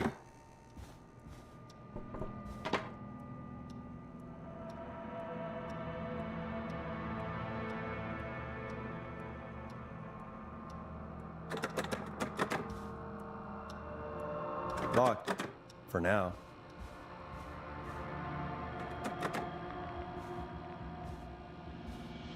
Not getting in there tonight.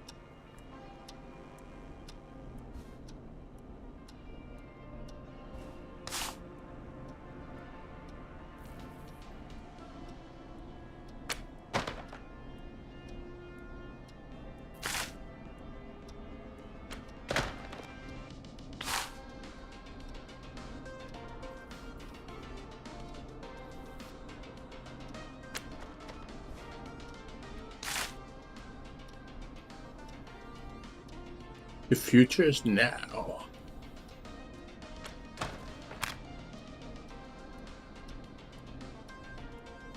"7 days. Ah, there's the rain." That's funny. Nice reference.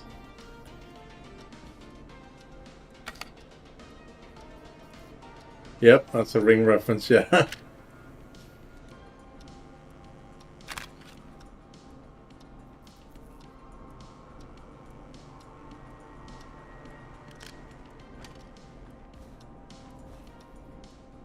What the fuck would that be?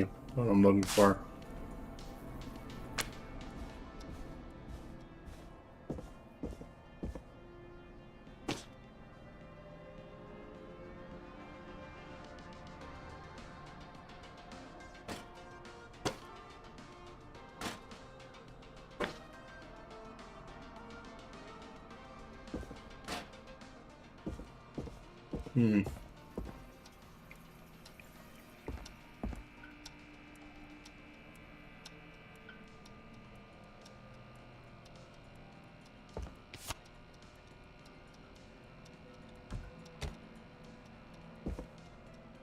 Rooting through trash.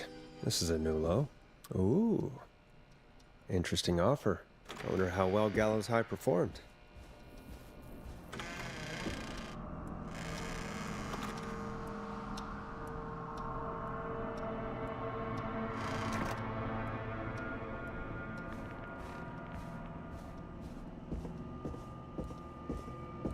We can't lock the doors again, which is a little bit like...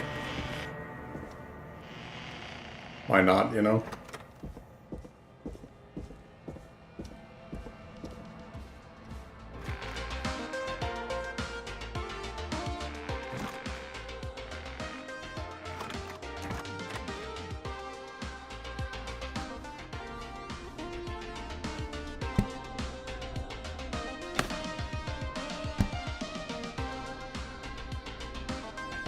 Hey, find anything useful?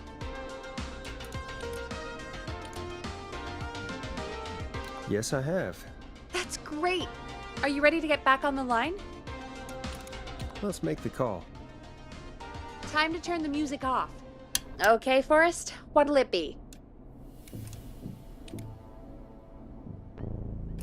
Call Ponte's Pizza. You got it.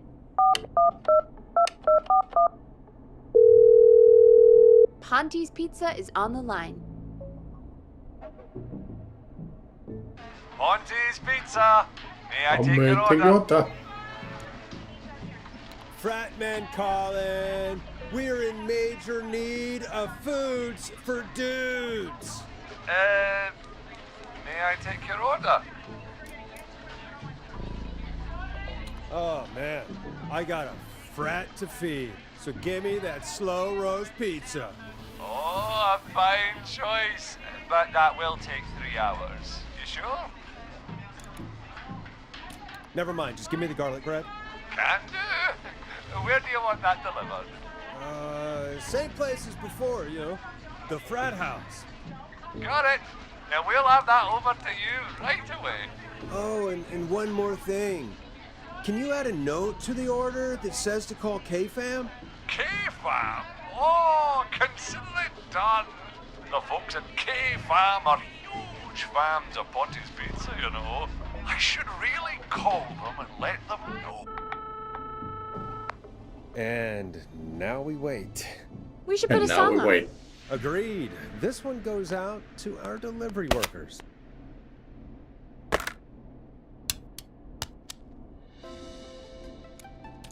You're gonna love this next track.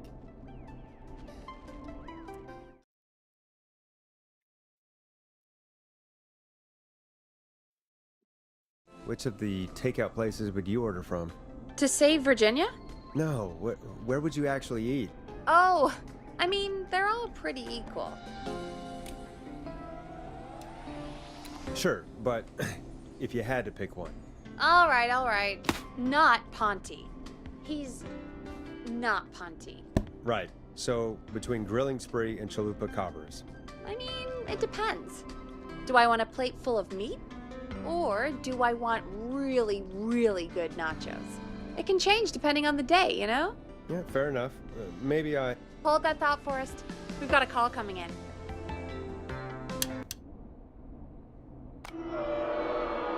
Hello, caller. You're live on The Scream with me, Forrest Nash.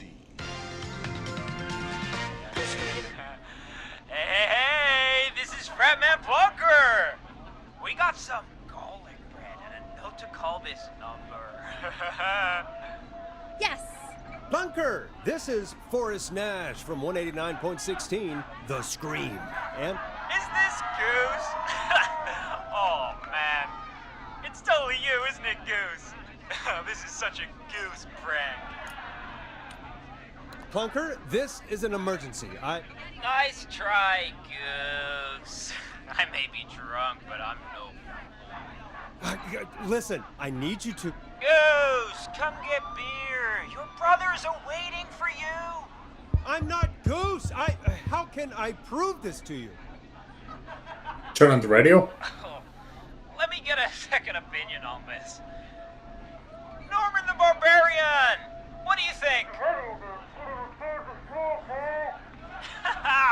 Great idea. Norman the Barbarian says only the radio man can control the tunes. So, play us the flow. Wait, really? What? The flow? Norman the Barbarian demands it. Okay. I'll play the damn song. Oh, shit. Okay, Radio Man. You got my attention. What is it? Thank God. Listen, you've got to get over to your neighbor's house. All of you. Just... Say no more. Bunker is moving the house. Forrest, line 2. Hello. You're live on 189.16, The Scream. Forrest, it's the killer. He's at the door. Grace. Oh my God, it's you, isn't it? God, I didn't talk, I promise. Party has arrived. Party has arrived. Oh, thank God. He's gone and... Oh, is that you, Radio Man? Don't worry, we brought the beer. Good times are here. I could use a drink. Thank you, Forrest. You're welcome, Virginia. And thank you to Plunker and his fraternity brothers. Some heroes wear capes, some wear sheets as togas. Hey, Forrest, did you hear what Virginia said earlier? What was that all about? Clive, I didn't talk. Do you know what she meant? There's a janitor here at the station named Clive, but your guess is as good as mine. If any of you know a suspicious Clive, then please call in. It could save lives. In the meantime, looks like we have another caller. Okay, Forrest, shut the music off. Hello, caller. You're live on the stream with me, Forrest Nash. It's great to speak with you, Forrest. As a local small business owner, I find this all horrifying. A killer roaming the streets of our fair town? Ooh, terrible. I hear you there. It's a scary time for everyone in Gallows Creek. How are you holding up? You somewhere safe tonight? Yes, Forrest, I am. I'm here at work in my small business. It's a safe, family-friendly place.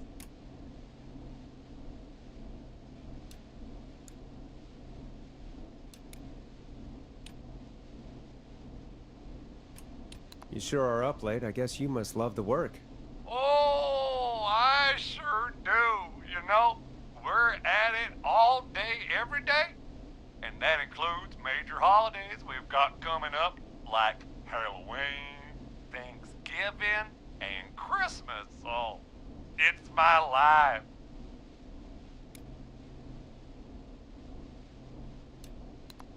What is your business anyway?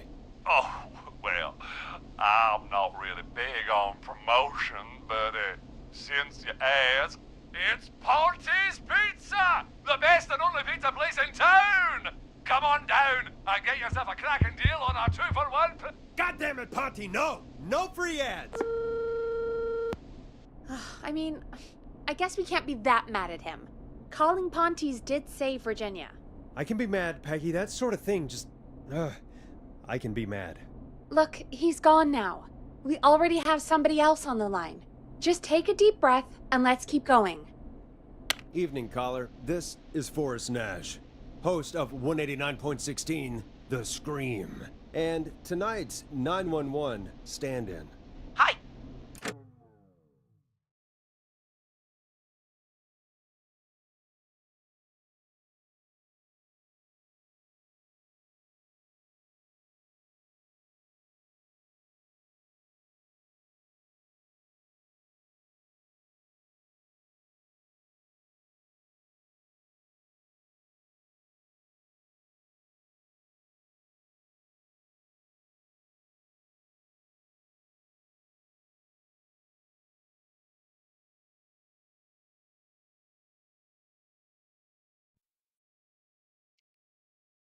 All right, that's my there we go.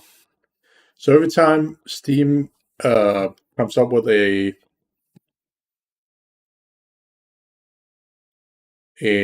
achievement, the my microphone could get muted, which is super annoying, and I can't log out of Steam in any way. I can't even go offline, which is it's frustrating. So if I all of a sudden go silent, that's why. Hello? Am I on air? Sure are, caller. What's your name? Sorry about What have that. you got for us tonight? Name's Eugene Stein, and I've got a heart full of love, Forrest. I'm hanging out in the middle of the maze, listening to your show, looking up at the stars and waiting for her. You got a special lady coming out to see you. Yeah. Molly. We planned to get lost in the maze tonight. To Oh take God, our first where did I journey put it? together into the love labyrinth. That's why I'm calling, actually. I thought she'd be here an hour ago. And since I've listened all night to how cool you play it, I thought you were the perfect guy to ask. Should I call her up and ask if she's coming, or wait and see? For real, kid? If you've been listening all night, do you really need to ask me? Yes, that's why I'm calling. Bingo. Here's what I was looking for. Eugene, you really need to go home to your parents. My parents are dead, actually. But, Oh, jeez. yeah, I guess it's not the night. Hang on. I hear some Not Molly. Molly! I'm in the middle! It'll take a little while to get here, but, thanks again, Forrest. It's been good talking. Hold it. Wait a second. Molly can't whistle. No, this is supposed to be the best night of my life! Not the worst.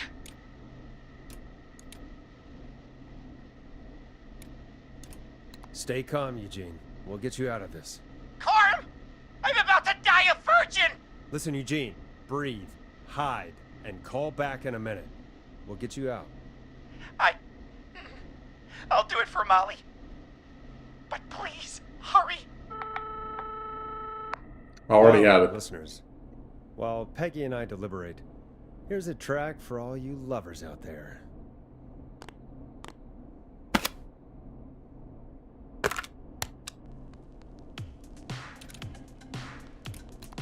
How the hell am I supposed to get him through the maze? You know Barbara, our receptionist? She's a maze fanatic. Shame she isn't here.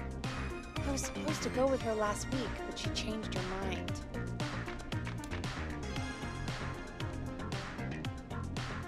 Maybe we should call Barbara then? If she's so big on the maze. We could, but I don't actually know her number. But she probably has maze stuff somewhere. Go and see what you can find. That'll hopefully be enough. Which one is Barbara again? Barbara! You know, Barbara! Forrest, I've seen you speak to her. Help me out, Peggy. She's the receptionist. Sits at reception, never does any work because she's talking to Brad all day. Ring any bells? Right, yeah, sorry, I guess it's just the stress of... No excuses. Just go and find something to help us. Any luck?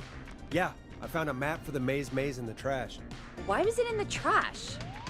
Never mind. It doesn't matter right now. That's a question for Barbara later. Eugene called while you were away. He's on line 1. When you're ready, shut the music off. Welcome back to 189.16, The Scream.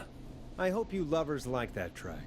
And I hope we can help our lover in the maze. Eugene, you're back on air. I'm lost, Forrest. I just ran and I don't know where I am. I'm at a crossroad, facing a tractor statue. There are hay bales painted gold on my right.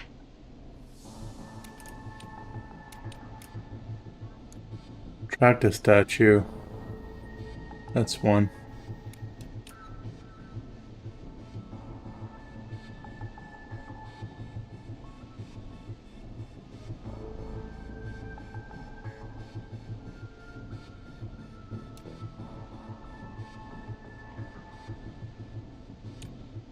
Oh my fucking god, this is gonna be a pain in the ass.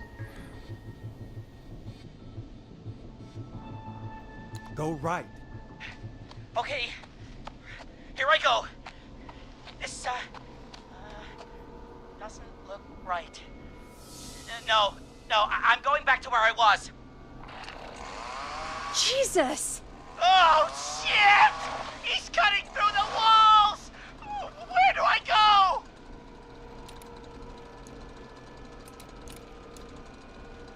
Go forward! Okay! I'm going! Please! No! You don't have to do this! Ah! Jesus Christ, man. I had no idea what the fuck to put I'm up. gonna be sick.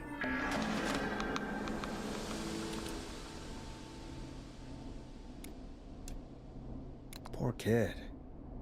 I mean, he shouldn't have been out, but still. What makes someone do that to a kid? By the way, why do you think Molly missed their date? Do you think she's okay? Unfortunately for Eugene, I think she probably never left home.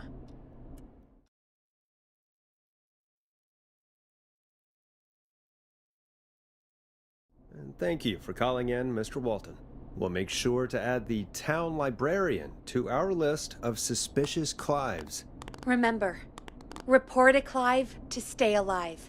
Next caller is up, Forrest, so take it away.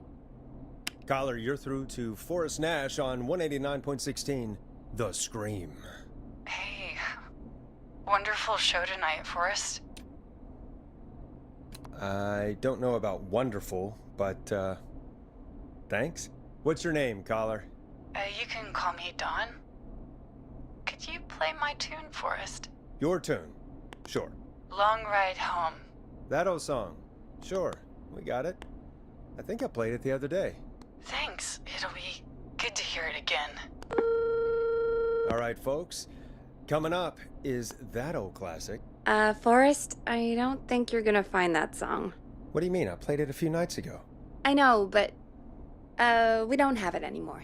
What are you talking about? What? I threw it away. You threw it in the trash? No, I threw it out the window earlier today. And why did you throw it out the window earlier today? Brad was annoying me all afternoon. He played it on repeat because he knows I don't like it. So I grabbed it and threw it right out of one of the office windows. Not my finest hour, but I can only take so much.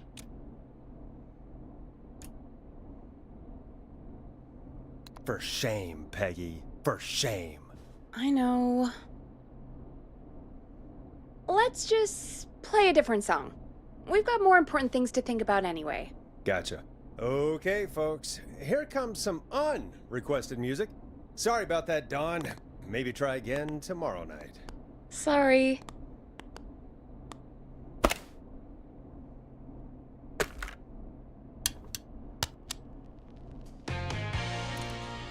Here comes one of my favorites.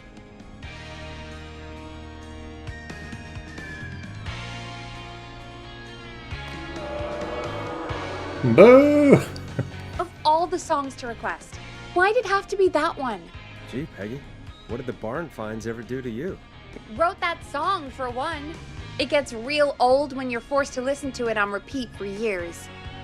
Why couldn't they just request Roddy? Oh, Forrest, scrap the song. We have another caller. Sorry to cut the music short, folks. Callers take priority tonight. Welcome to 189.16 The Scream. This is Forrest Nat. Forrest. Oh, thank God. It's me again. Murphy. Murphy. Talk to me, Murphy. What's wrong? Oh, the killer got me, man. Why did I ever trust a guy named Master Robbie? I warned you not to. Hindsight is 20/20, okay? Forrest, we need to do something. Goddamn Mason. You came to the gallows waste disposal plant. Beat on me, man. Carry me inside and lock me in a dumpster. I got a flashlight, but... Oh, goddamn. I smell smoke. It's gonna light on fire. It's starting to fire.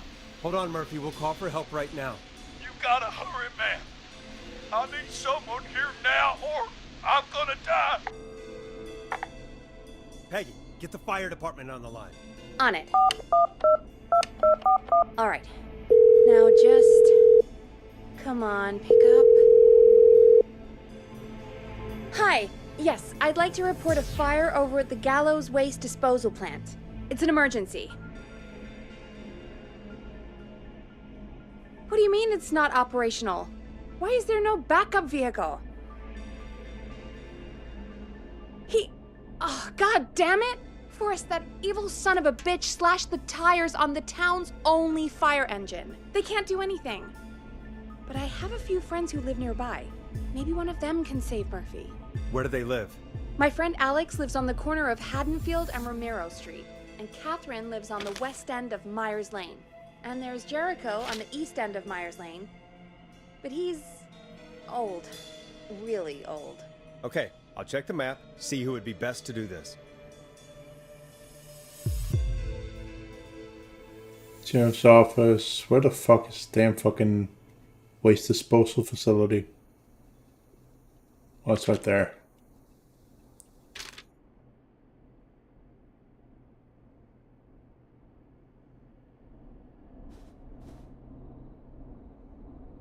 All right, Forrest, who should I call? Who can help Murphy?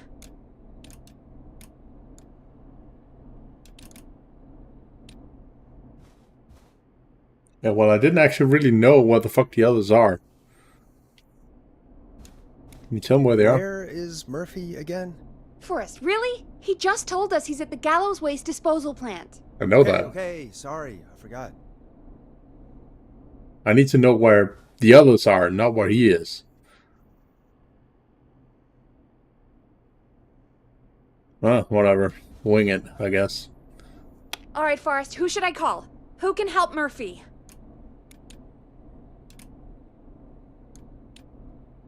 Call Alex. All right, give me a second.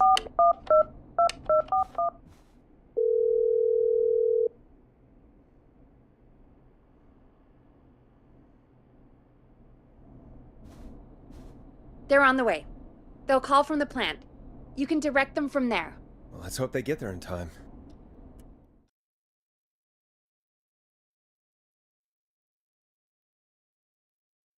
Forrest, I'm getting a call.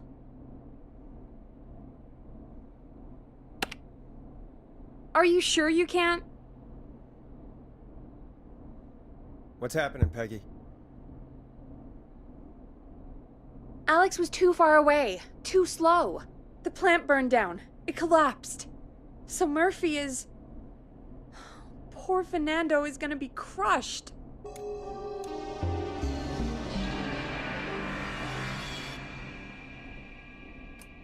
Yeah, Fernando will be crushed. Just like his dad. So, poor kid. Forrest, I wasn't trying to set you up for a punchline. No, I know. Ugh. Murphy, I promise we will stop this. For you and for Fernando. Peggy, it's going to be our... Forrest, we have another caller. Let's not waste time. All right, folks. Another of our good citizens is on the line. Let's see what they have to say. Welcome to 189.16 The Scream, with me, your host, Forrest Nash.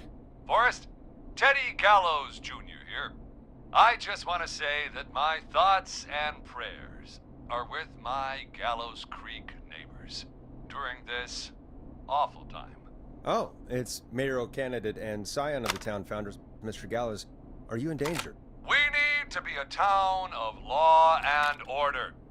We need cops who have the tools and funding they need to keep us safe. Oh, okay, God. Teddy. I know you're an outsider to our little town here, Forrest. But you're really stepping up to bat for us all tonight. I just want to say thank you for taking a swing for Gallows Creek. Jackass. Right. Thanks, Teddy. Now, are you... Teddy, you lowlife. This is not the time to promote your damn campaign. I just want to make sure our town is safe and prosperous. That's why the Gallows Family Factory, founded by my father, Theodore C. Gallows, God rest his soul, which employs over 200... Teddy, unless you've got an emergency, I'm cutting you off. You know what? I do have a problem. A problem that's ruining our town. You know what it is? Your family waste plant just burned down, so now we have nowhere to dump our garbage? The problem is that woman, our current mayor, Linda Cartwright. Oh, here we go. She just isn't one of us. Linda Cartwright is un-American, unstable, and... You're not better than anyone, Teddy. Just because you inherited half the town, Your producer sounds a little unstable, too. Don't you dare speak to me that way. Cut him off, Peggy. I can guarantee this kind of thing will not happen when I take office. The moral decay of... And that's enough of Teddy Gallows Jr. for one lifetime. I always feel disgusting after hearing him talk. Just play an ad, Forrest. I need a minute. We'll be right back after these messages.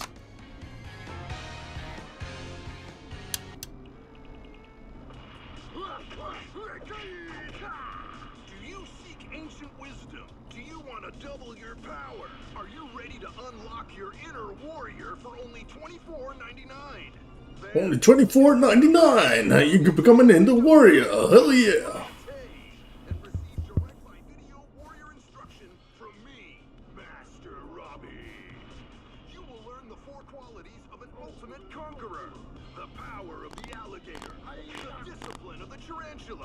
The speed of the tuna, the poise of the scorpion, and the wisdom of the bullfrog. Using classified techniques, I'll unlock your inner chi after only 5 30-minute video sessions.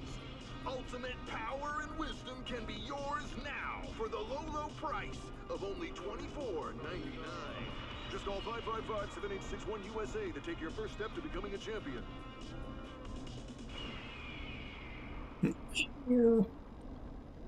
Alright, America. Forget the element of surprise.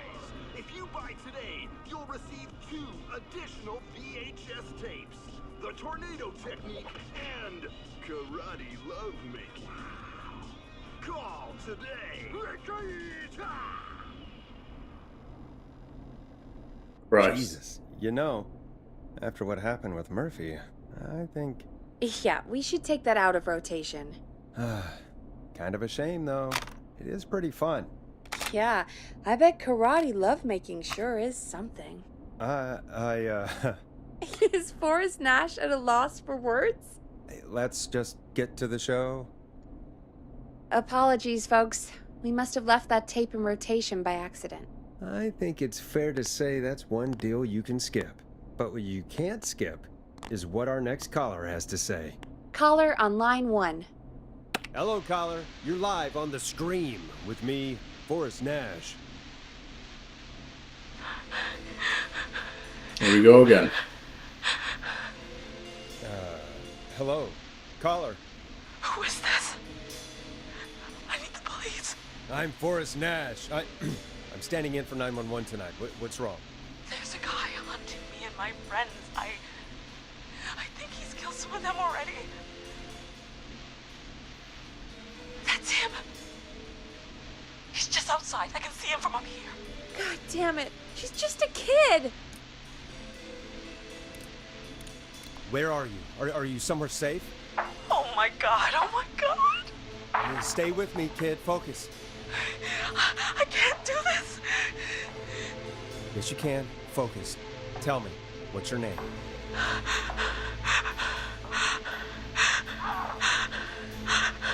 Sweetie, you can do it. What's your name? Carrie. Good. Carrie, listen to me. We're gonna get you out of there. All right? Now, where are you? The old murder house. Upstairs. I'm at the end of a hall. There's a bathroom, a couple bedrooms, a closet. Oh, he's coming. Where should I go? Fuck.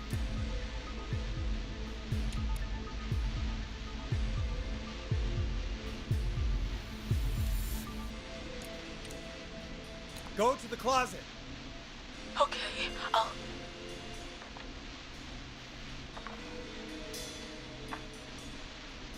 He's here.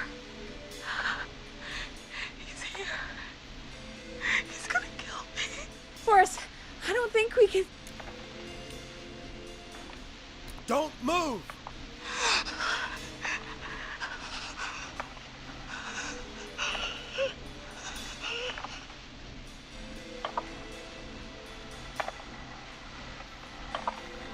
Oh no! Oh no! Oh no! Fuck me.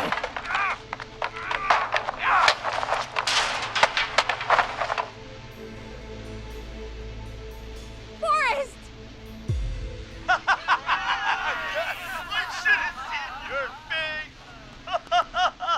What? What?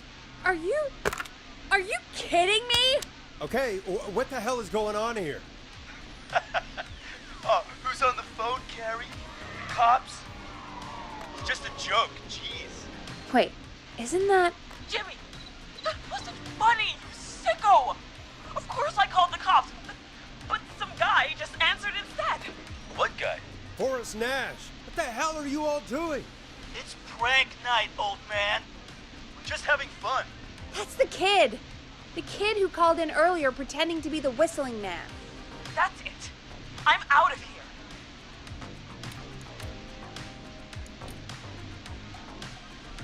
You know he's really out there tonight, Jimmy, right? Right. It's just whistling night, man. That little idiot. Whistling night?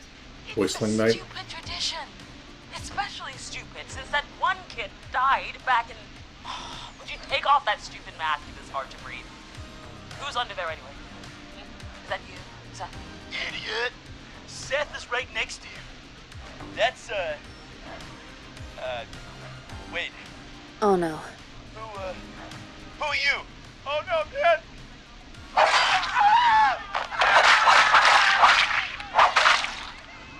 Oh, Everyone, get inside! Everyone, run! You two, barricade the door. Scott, Heather, you barricade the back. As long as he's out there and we're in here, we're safe, right? You bought time? nope. Not much. Forrest, we have to... Heather, I already called the cops. Forrest picked up.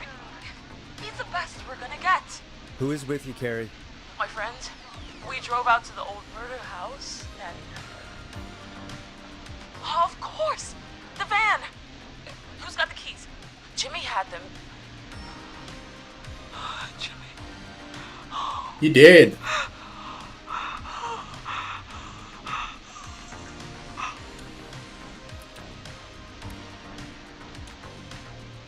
Okay. It's gonna be okay, Carrie. Right. We'll figure something out.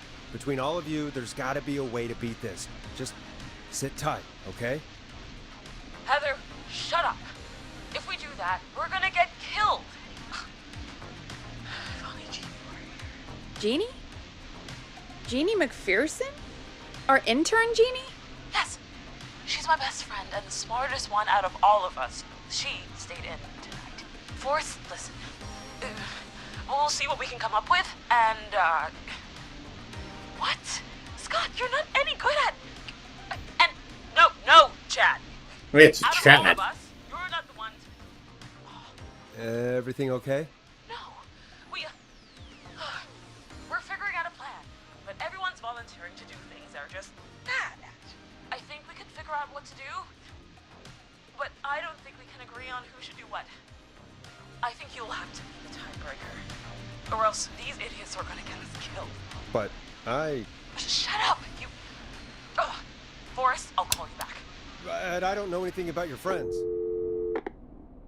Ugh, these damn kids never learn. Breathe, Peggy. It's okay.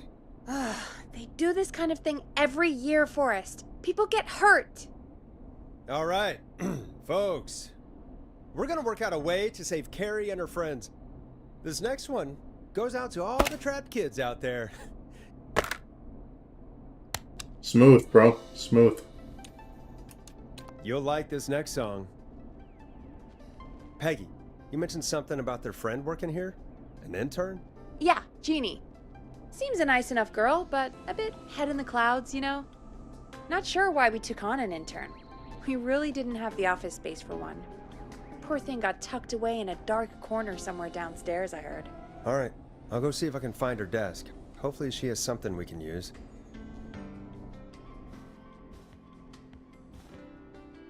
Peggy said her desk is downstairs. What the fuck is the murder house, though?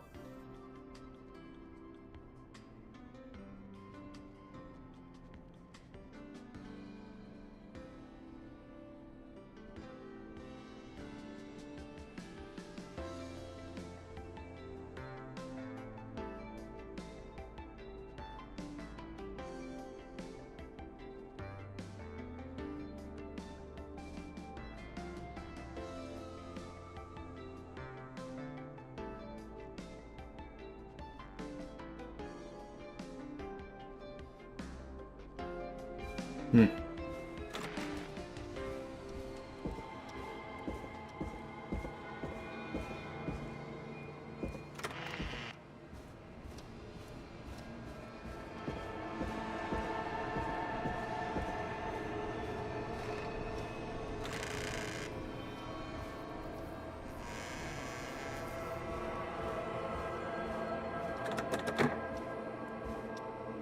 many locked doors, so few keys.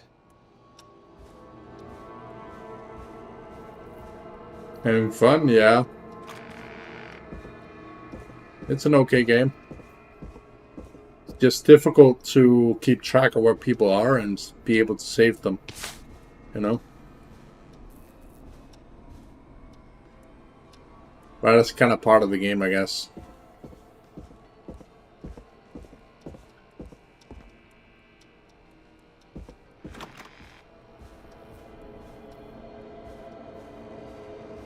Like, I think I've saved maybe 3 people in total, if I remember correctly.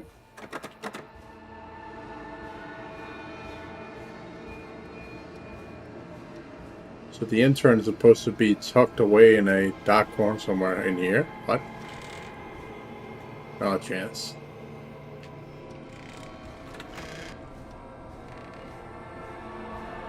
Oh, it's over here, of course. Jeez, they really tucked Jeannie away.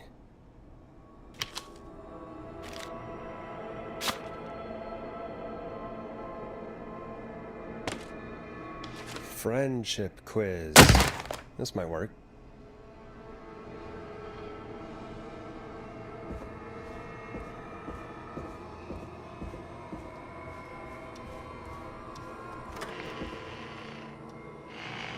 Like, sooner or later it's gonna come here, the murder. And it annoys me we can't lock the doors.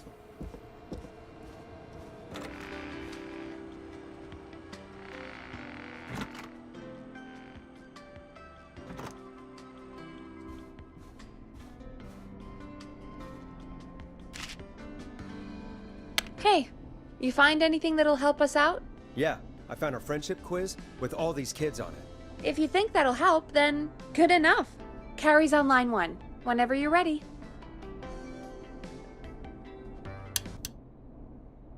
This is Forrest Nash, back again with an unlucky caller on this unlucky night. Carrie, are you there?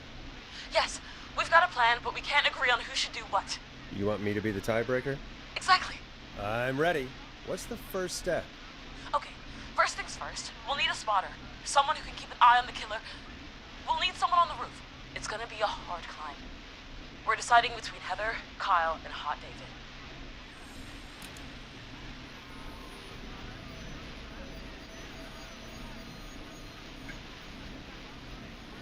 Most likely to peak Mount Everest. Most likely to win the award for worst poker face. Most likely to end up in prison. Most likely to escape prison. Most likely to become the blah blah blah. Let me get someone in the back here. Most likely to pass the driver's test without any errors. Most likely to win an Oscar. Most likely to beat everyone at go-karting. Most likely to go trip of running in a horror movie. Most likely to end up in a car crash. What the fuck's that gonna work with this? Climb the roof. Okay, so that's the Mount Everest thing.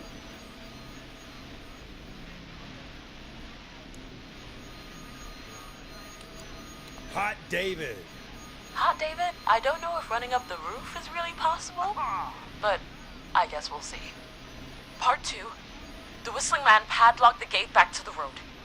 Before we drive out of here, we need someone to pick the lock. Oh fuck. Seth, I see what you did Jennifer, there, and Scott guys. all want I didn't see the marks.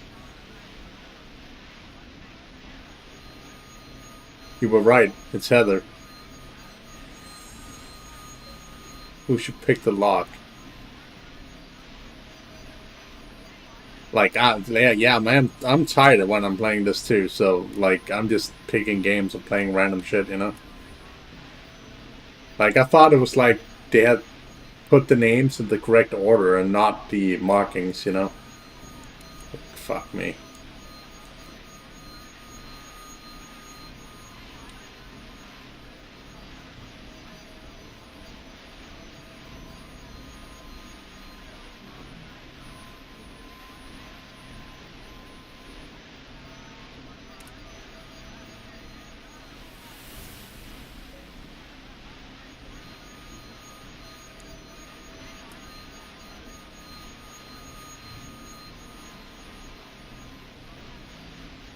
I guess that's Jennifer, yeah.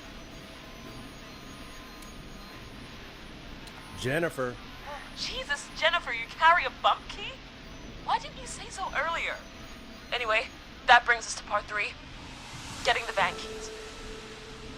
I'll volunteer for this.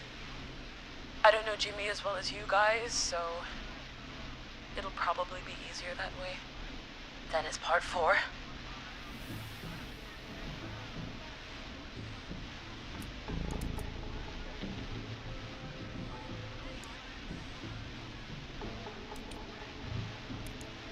This plan is, well, it's ambitious. Thank you. You're doing great. What's the next part? Part 4, we need someone to lead the Whistling Man away. We need a fast runner. For this one, we're trying to decide between... Who was it again? Kyle, Cynthia, and Scott.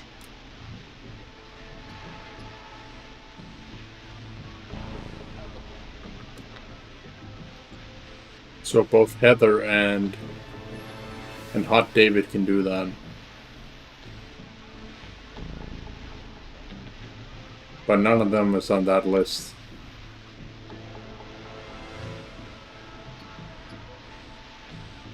There's Scott, Carl, and...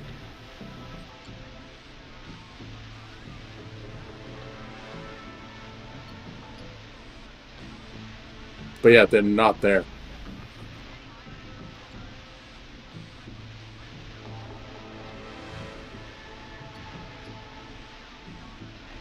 That's a problem.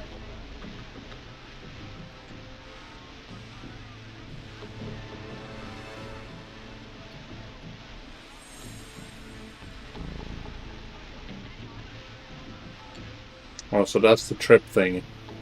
Most likely to trip while running from... Okay.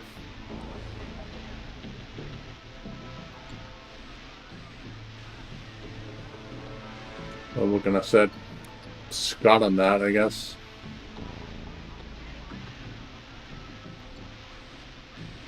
No, most likely.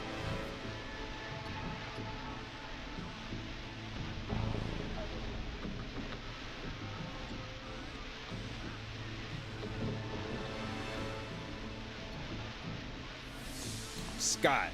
I know, Scott. For once, you're not the last pick. Sweet. Okay, let's recap. We get the eyes on the roof. A runner distracts the killer while we grab the van keys and pick the lock on the gate. Now the tricky part. The getaway. Ooh, what's the plan there?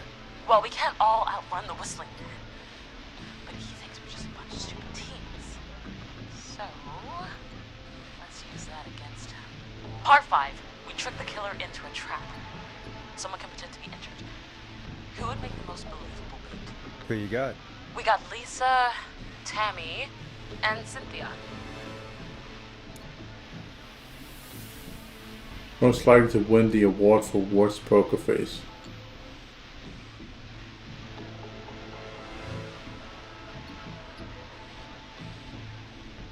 But Cynthia is obviously not the choice.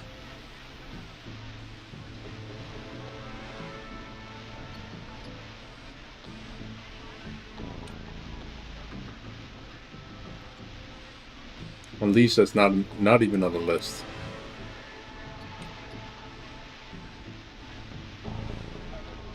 So one would assume it's Lisa, because she's not even on the list, so she must be the top one, right?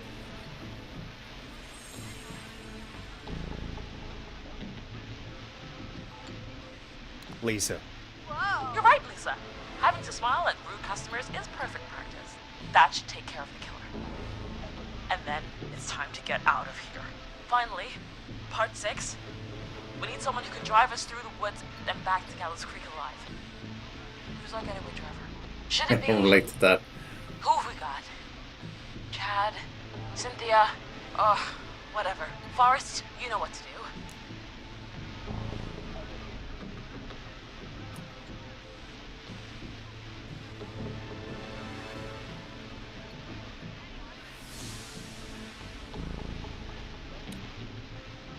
Yeah, I'm gonna go with Chad on this one. Chad. Oh, perfect. Your go-karting experience will be great, Chad. Thanks, Forrest. We'll just take a few seconds for ourselves, and then it's go time. Sounds good. Talk to you in a sec. Good luck, Carrie. That actually sounded like a pretty good plan.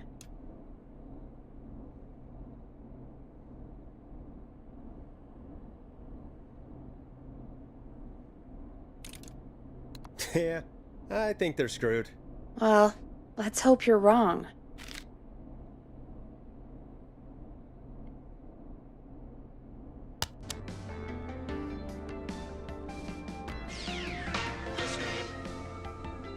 Oh, the kids are back already.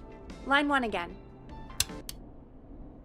If you're just tuning in, we're coming to you live with a bunch of teens about to flee a madman. Listener discretion is advised. Are you ready, Carrie? We're good to go, Forrest. Don't die. Don't die, okay? You got this. Here we go, everyone. Spotter, to the roof. Whoa, whoa, careful. All right, Renner. Get ready. Wait for the spotter's signal. Spotter says go.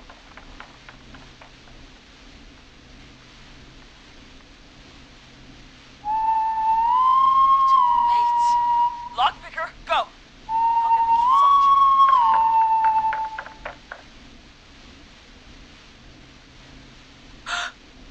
Oh, Jimmy. Oh, his face is... The keys, Carrie. You need to get the van keys. His face is lying next to him, Forrest. He got caught. Oh, God. Focus. Breathe. Right.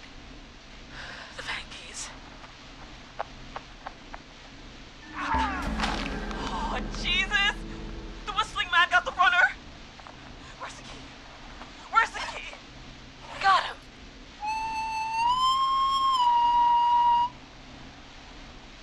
God, hurry up, lockpicking! Oh, my God! Oh. Oh. Boy. Oh. Oh. It's going terribly! You have to keep going. Don't give up, Carrie. Don't give up. Right. We just gotta keep pushing on. Time to trap the killer. All right. Bait, get into position. Everybody else, hide.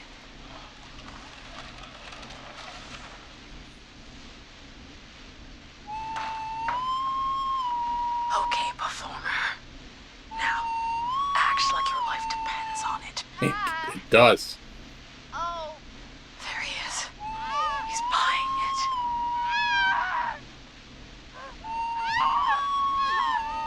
Now! Push the bookshelf over!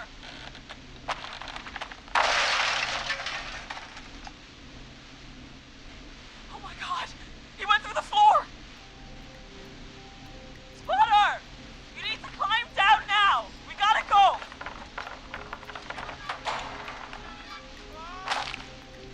Damn it! Everyone's in the van now! Driver, take the keys!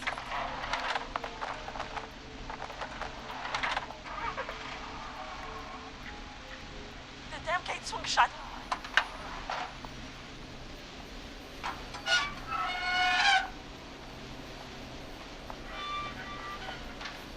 What? It won't stay open. I'll hold it. You drive through. Carrie! What was that? It's the whistling man. Drive! Now!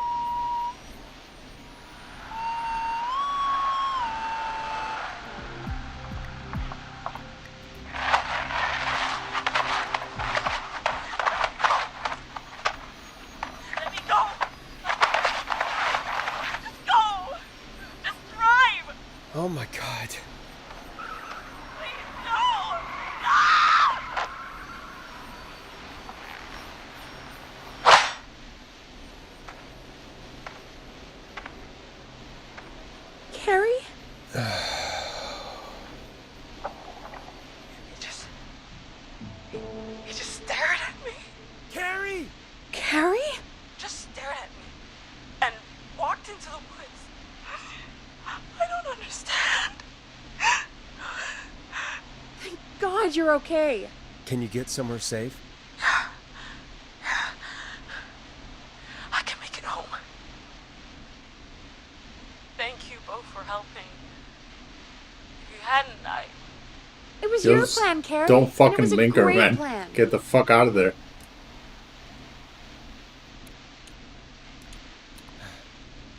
You get home now, Carrie, before he changes his mind.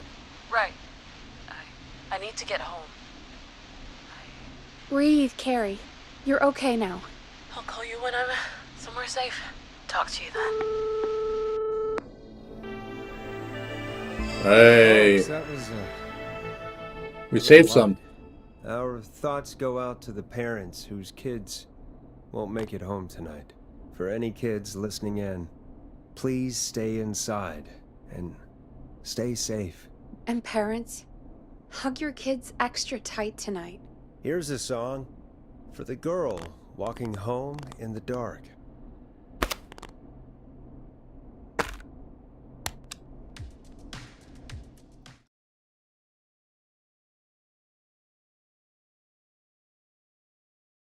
Hey, we had a call come in.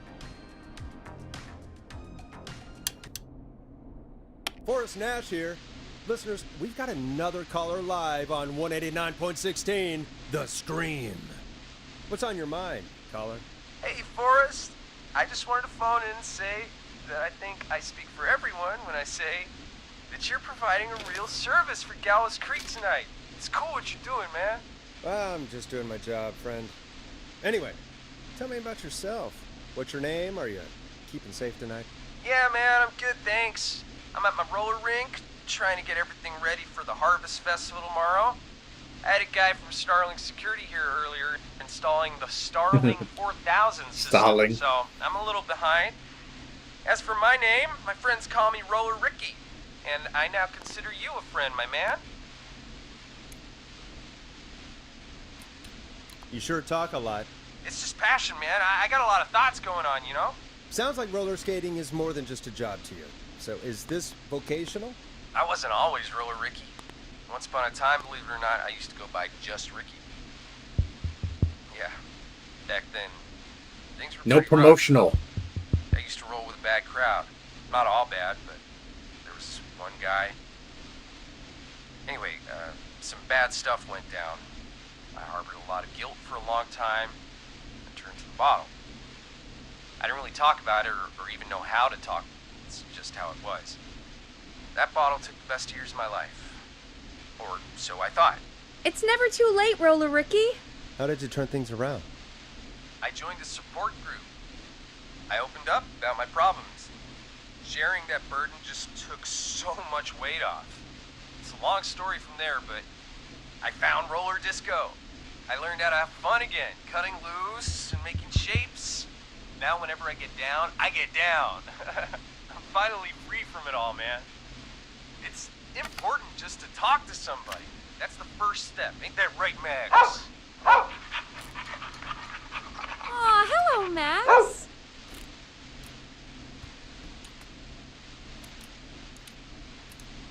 There it is, folks. We've officially gone to the dogs. Come on, Forrest. Max is the best guest we've had. Yes, he is. He's not even here, Peggy. Max is my emotional support dog. He's a rescue dog, but I always say he's the one that rescued me. He's the best dog a guy could ask for. Of course, the first thing I did was teach him how to skate. He's better than me now, a real pro. Max can skate. Yeah, man. At first they said it couldn't be done, and then they said it shouldn't be done. But Maxie loves the rink, man. Is that another train, Maxie? Maxie loves trains, man. He's even got that special how to greet them.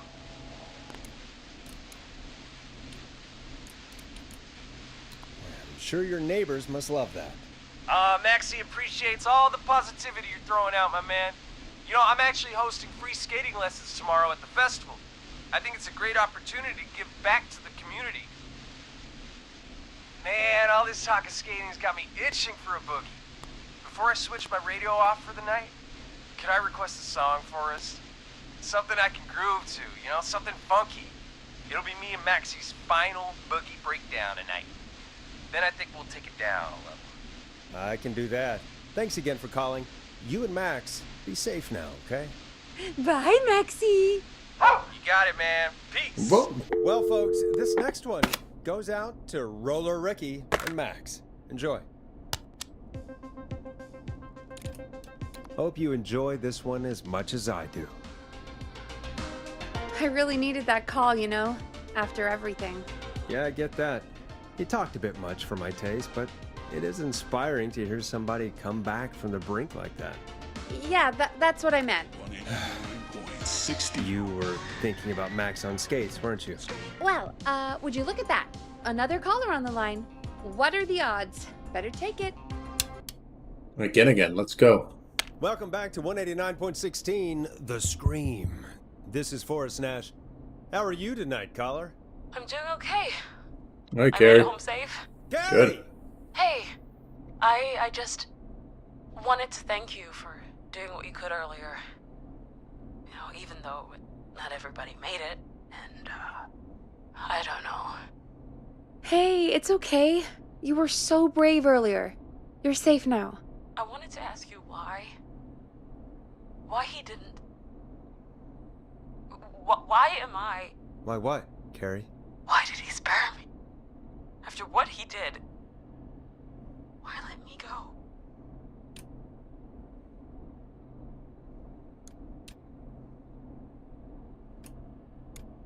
Maybe he didn't kill you because he saw you as a victim.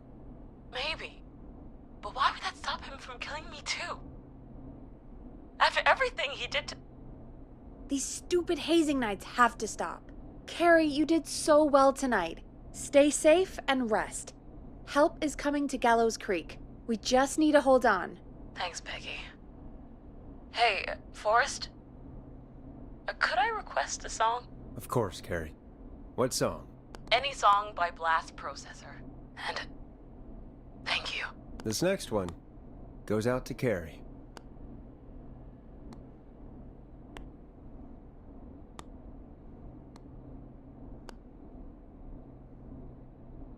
Last processor, yet I can't fucking see. There it is. Fucking hell.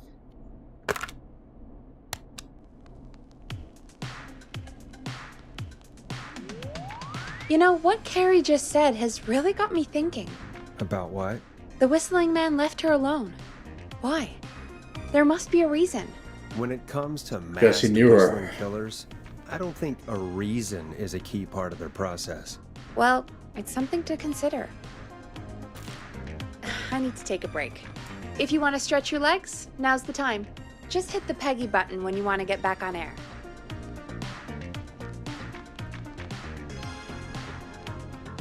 Let's get going, Peggy. Alrighty, we could run another segment or... Scratch that, Forrest. We have a caller. You're through to 189.16, The Scream. What's your emergency? Hello again, Forrest. Oh, that call with the teens was awful. Those poor kids. Still, I'm glad the girl didn't get hurt. Thanks for your concern. Are you in trouble? What's on your mind? I wanted to ask you again to play my song, Forrest. You said you were gonna play it, but you didn't. Your name was Dawn, right? What, Peggy? Yes. Oh, well remembered. My name is Dawn, and I wanted to ask you again to play my tune, Forrest. Long Ride Home? You know, the one that Peggy said she threw outside the window? How did you know that?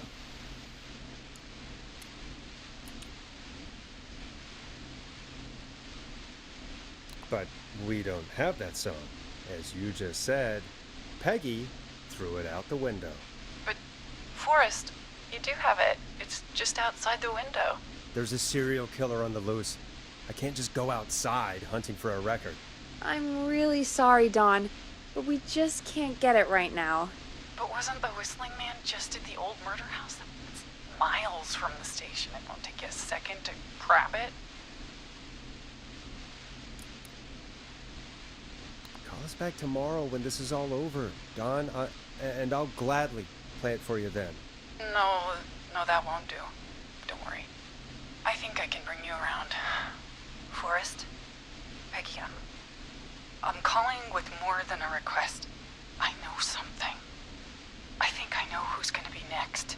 What? Are you serious? Play my song, Forrest, and you'll find out. Well, folks, here's some music for you while I think things over. Yep. She's the murderer. You're gonna love this next track. Is she serious, Peggy? She's serious about hearing that song, that's for sure. Peggy, I mean, is she serious about... I don't know, Forrest, but we don't really have a choice, do we? If she's telling the truth... I don't care. I don't want to go out there. Forrest, someone might be in danger. And despite your being so damn curmudgeonly, I think you... Stop it, Peggy. Just... I'll go. You're a good man, Forrest. I'll slide you the key to the fire door. Yay! Wait, our fire door has to be unlocked? Yeah, it... You know, I never thought about it, but yeah. We should talk to Reggie about that later. Anyway, I'll hold the fort down while you're out. Maybe I'll even get a caller. That could be exciting. 189.16, The Screw. With me, Peggy. My God. These people are stupid.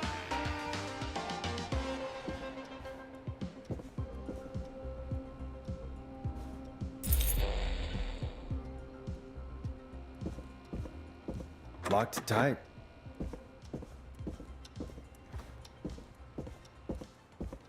Well, it's the day I die.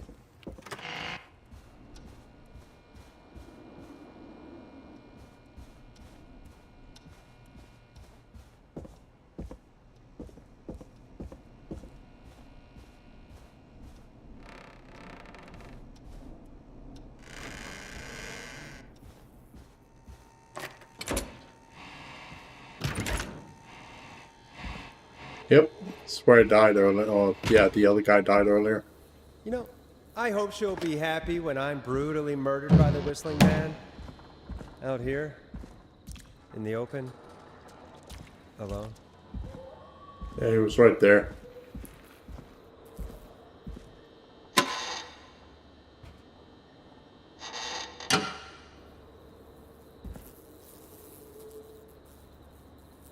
Here it is. Long ride home.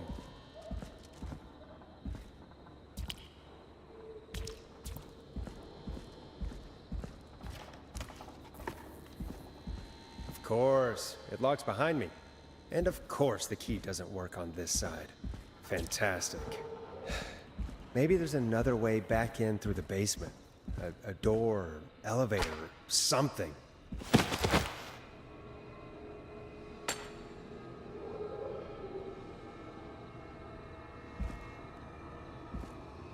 Right. Might want to be quick.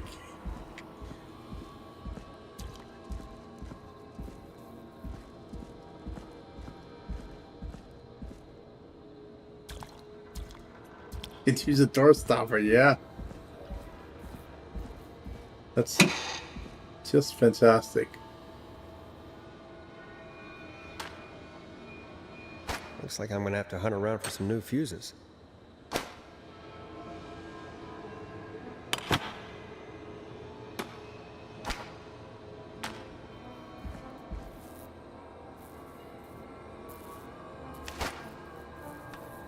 How in the fuck?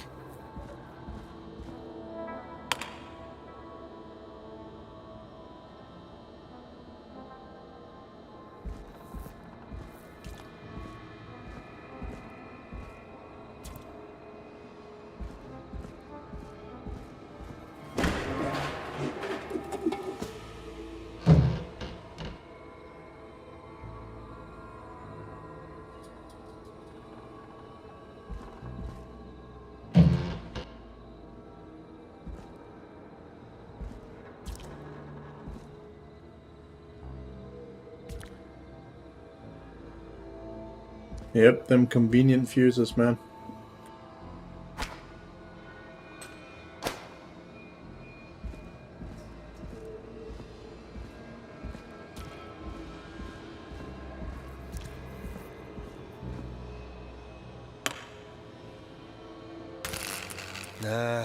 That's not right.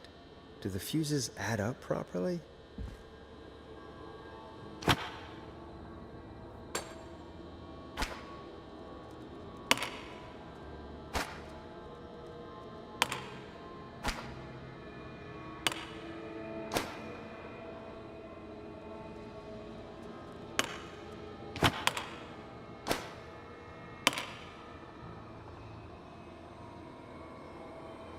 Oh, I didn't see what the colors were.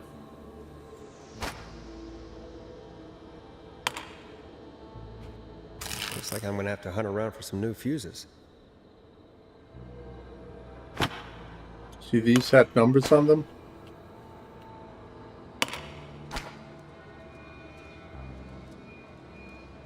But it's just hard to tell. It's like, kind of tell by color, I guess. But they're all the same, I guess. So that's not it.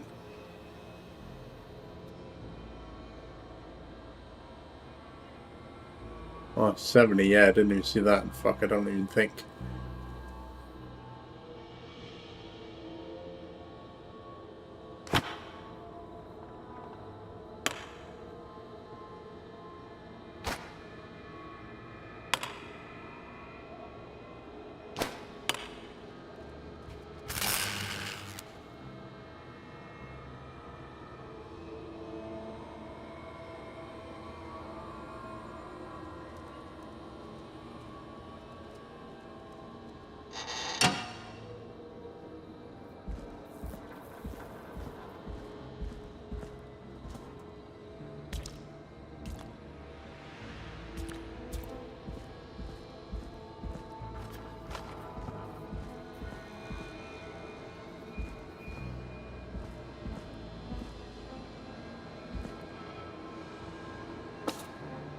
It's a mouse trap.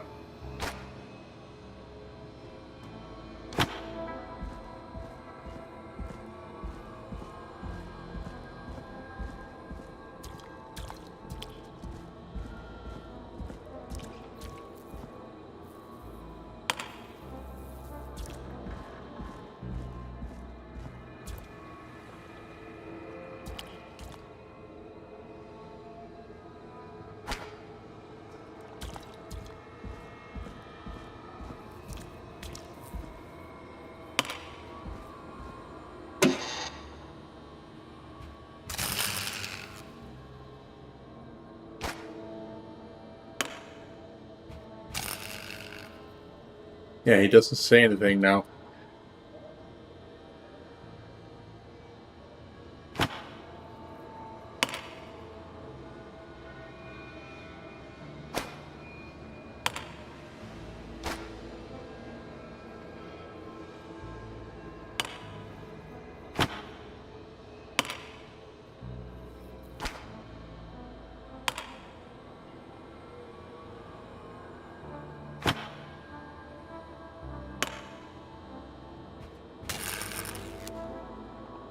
Yeah, definitely not it.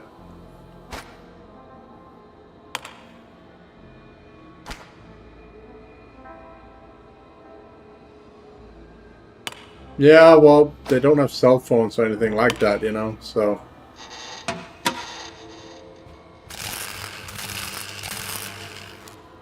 That happens regardless, I see.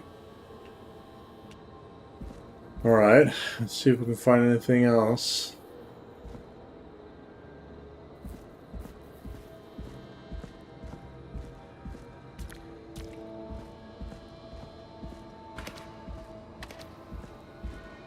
Also, yeah, it doesn't make sense that, like, a fire exit requires a key.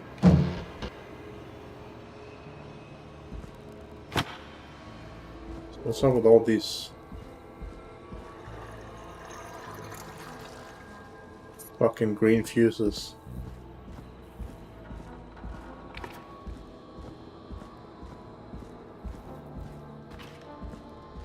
Yeah, I think it has to be 4 fuses to add that up.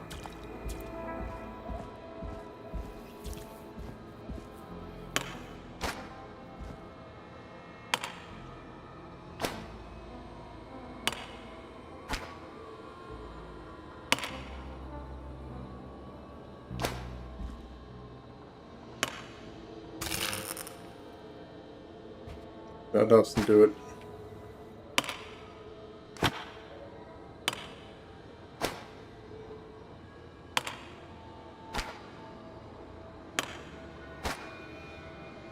We've got 30 here.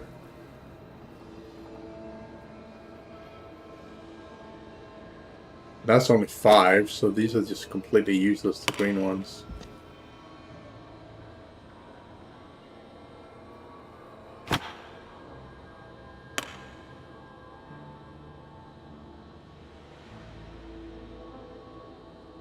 I suppose we can do this.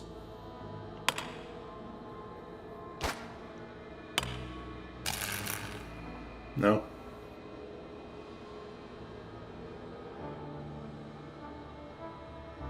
That is 70 in total.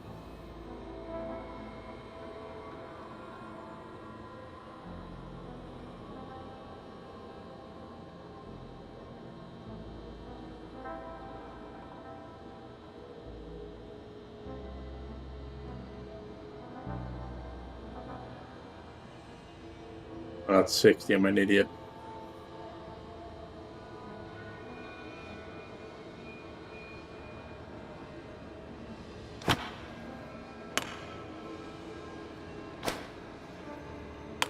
Don't do math when you're tired.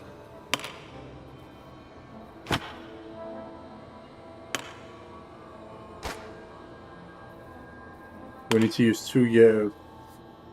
That will not work either, though.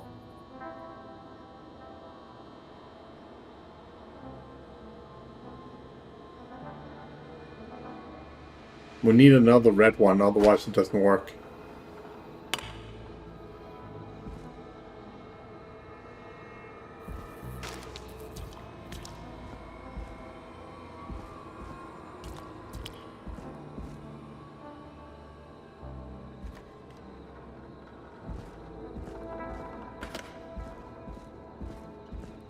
Oh, here it is.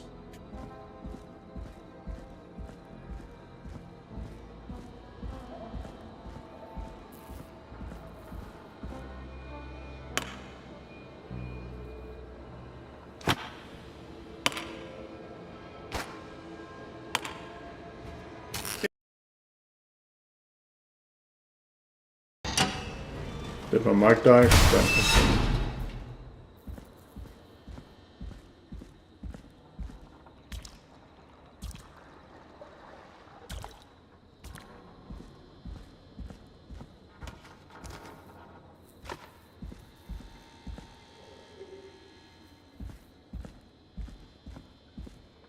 I could probably survive that fall.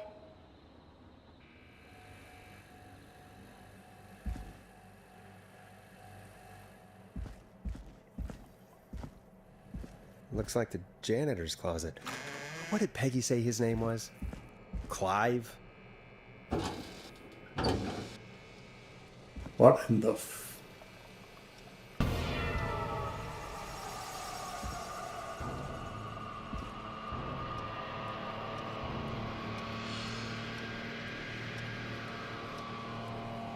What the hell? Peggy is not gonna believe this.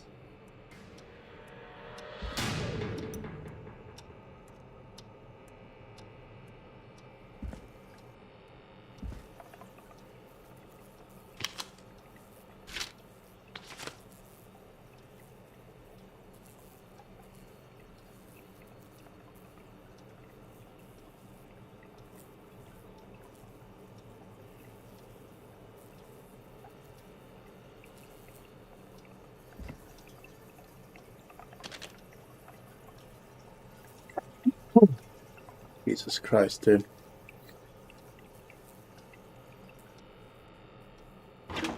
Yeah, it's a fucking dark room.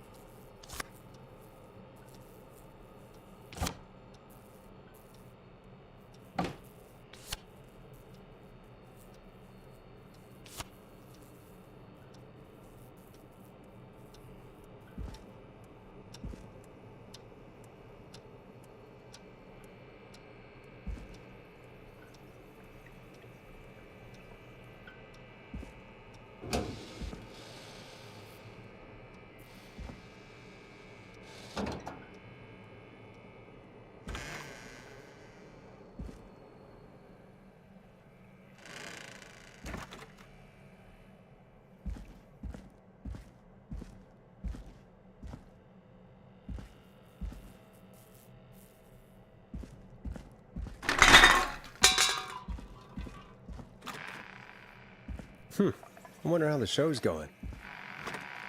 He's dead. My dude, he is.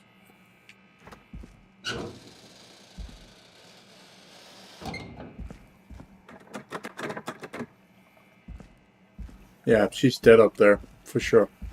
She's dead. God, please let this be the last locked door.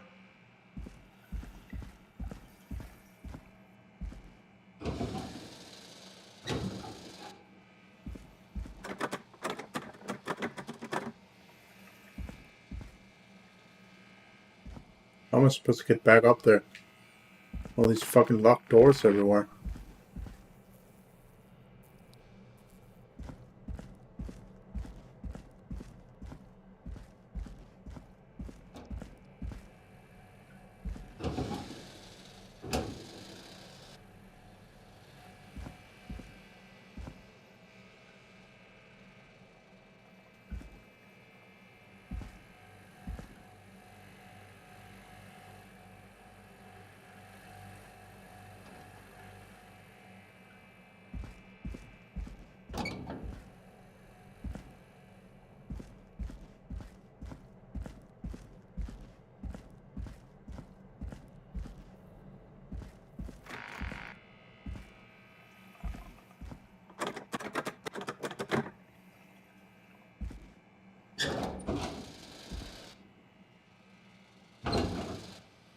So we have to go back into that room. See if we can find a key in there.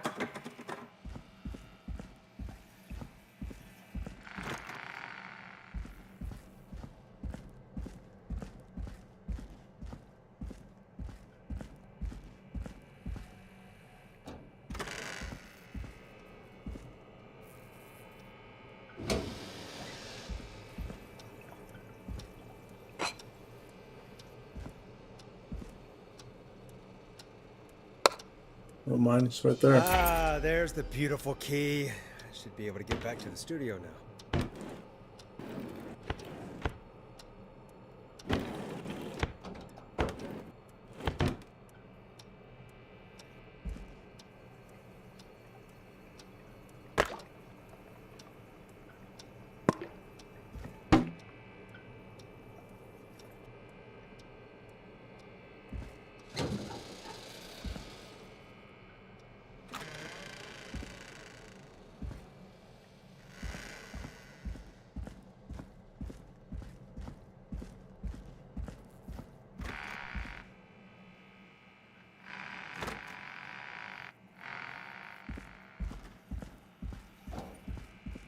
Yes!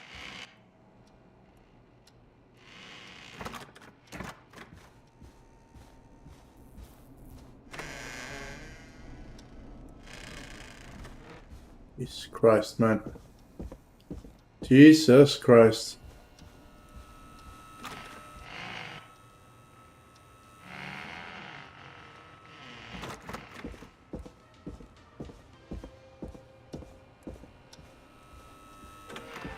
Isn't that such a good song, folks? And now for... Jesus, Forrest, you've been gone for ages. I thought something had happened. Something did happen. Clive, the janitor, might be Clive, the murderer. What? I'll start from the beginning. The fire door locked.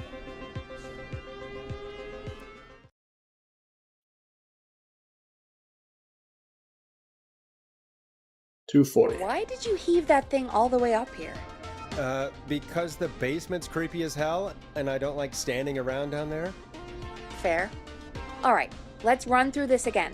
We have a creepy board you found in a creepy basement made by our creepy janitor, who you think is the creepy whistling man. Yep. And on the creepy board are the names Chuck Brody, Kim Walker, Rebecca Allen, and Aunt Williams. Correct. And you think one of these people will be the whistling man's, Clive's, next target. That's right. And we've got to find them. You said there are 4 locations listed there too?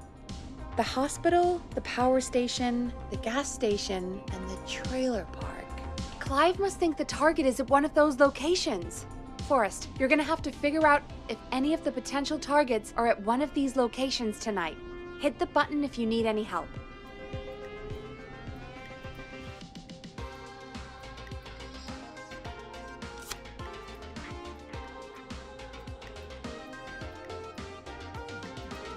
Oh my god, we used that earlier. I didn't notice this. This is what happens when you play a game where you need to solve puzzles and you don't actually read these notes. I thought you had to tell me like this information. Oh well.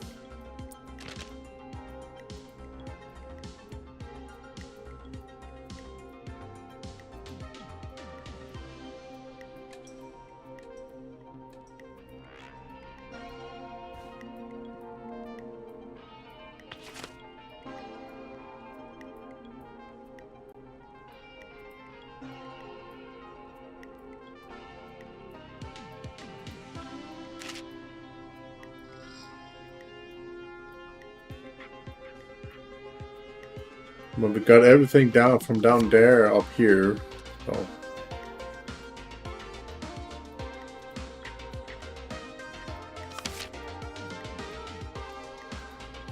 Oh, that's a lot of reading. Oh boy.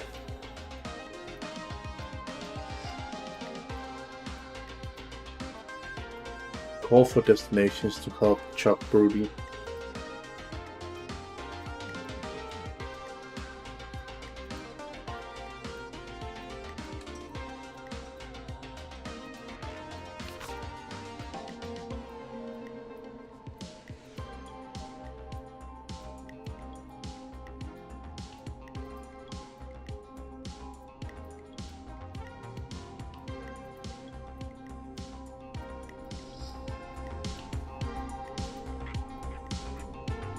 How's it going? It's not going well. I could use some help. Okay, let's review the basics. We need to work out who the next target is. There's 4 locations, right? And 4 people. We need to figure out if anyone is at any of the 4 locations tonight. And if they are, we can call them and warn them. There must be some connections between the notes. That makes sense. Great. Need any more help? Yes, please. Sure. I think you should be methodical with this. Try grouping the notes by who they're about. You could also have a look at the dates and make a timeline. Maybe that will help rule out potential targets first. Got it. Thanks, Peggy. No problem.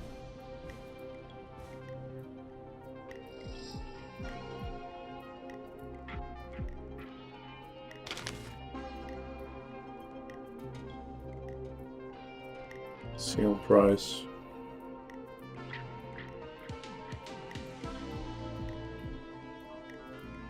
$1986. That's when I got fucking born. Nice.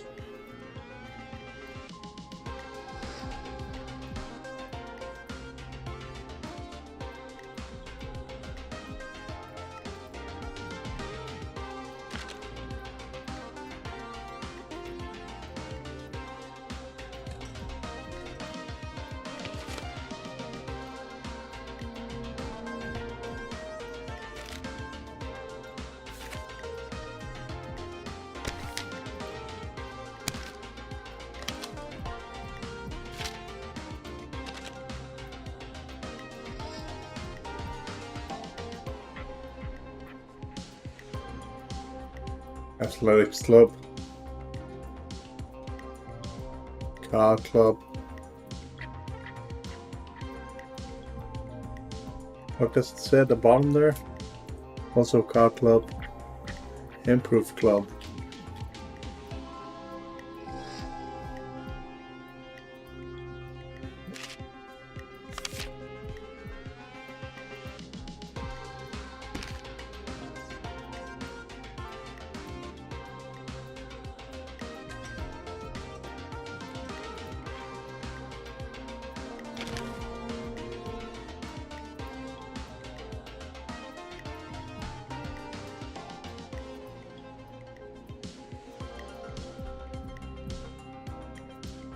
Marriage announcement.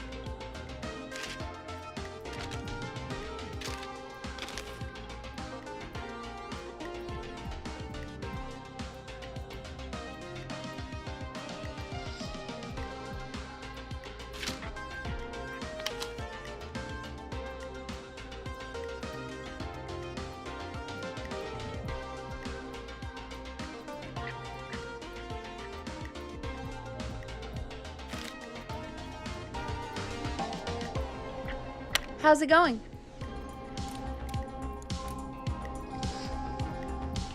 I'm ready, Peggy. Are you sure? We've only got one shot at this. Like, I don't know what else I'm really supposed to look for, so...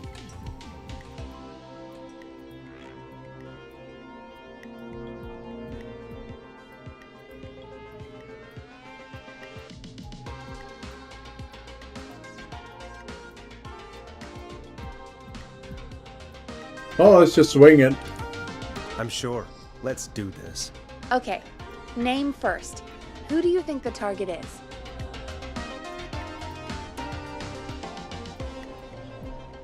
Kim Walker. And where will I find them?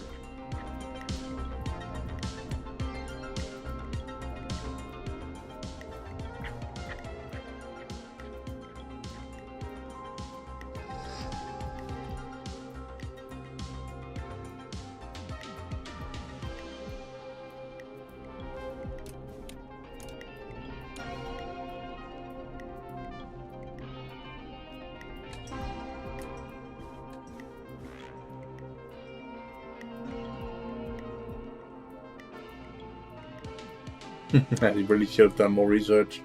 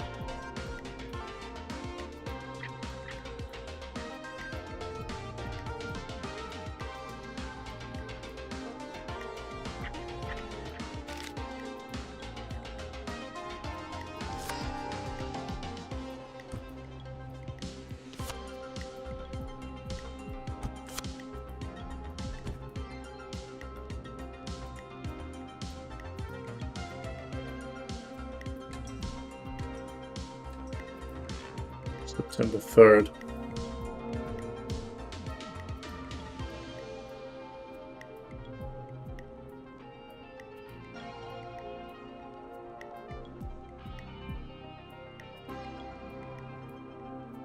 I'm nearly a year old at this point when this game's taking place.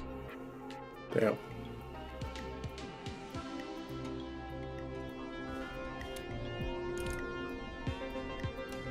The hospital. Okay, I'm dialing. One moment.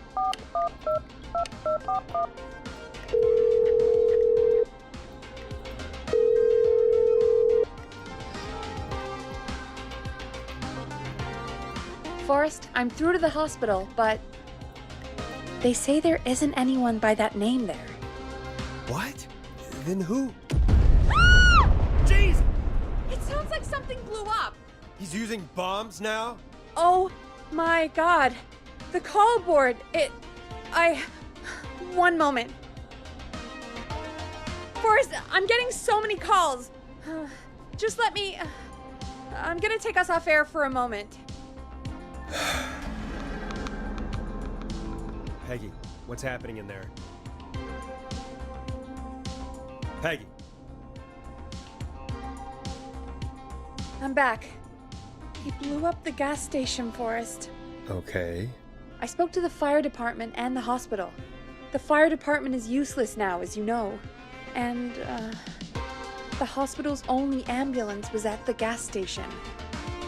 Forrest, you've got to say something on the radio. You have to tell the town. I'm putting us back on air. Now. Gallows Creek. I don't know how to tell you this, but the gas station's been bombed. Please, everyone, stay safe, stay inside, and... oh, just bring us into some music, Forrest.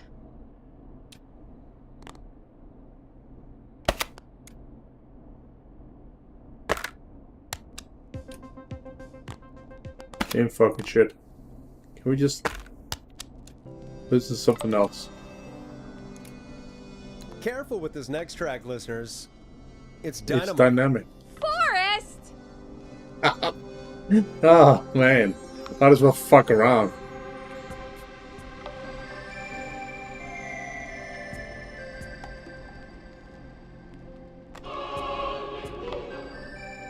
There's gotta be more in the basement to show us who Clive is targeting. And if that's the case, we can get ahead of him. Stop the killings before they can happen. Forrest, we need to go back down. By we, you mean me, right? Yep. Like I said, I need to handle all these calls. Maybe start with that creepy mannequin room you mentioned before. I still have a lot of questions about those, by the way. Me too.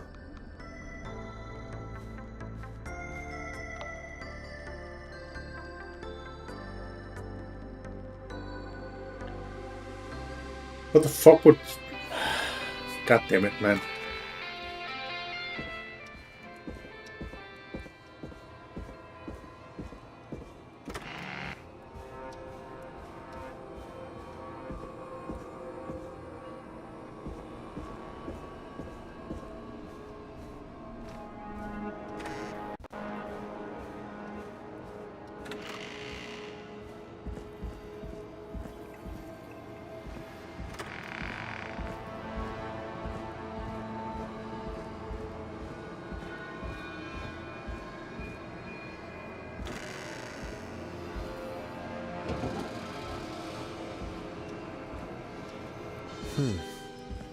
A key?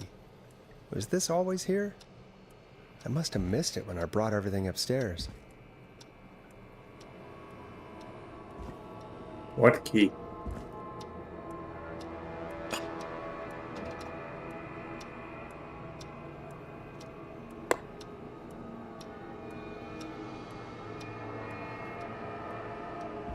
What fucking key are you talking about?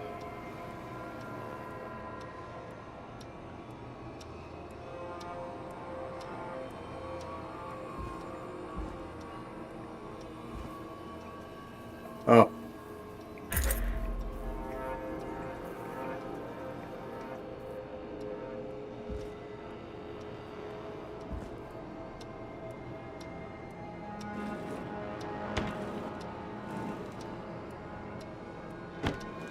It's just not sus taking all his fucking board and everything upstairs.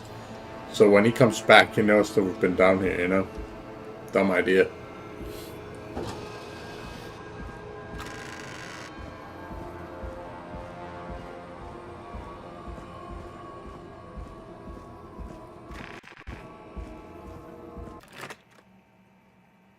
Fantastic. Hey, Forrest! Peggy, give me some warning before yelling down the intercom? Sorry. Buzz the intercom when you find something and want to discuss it.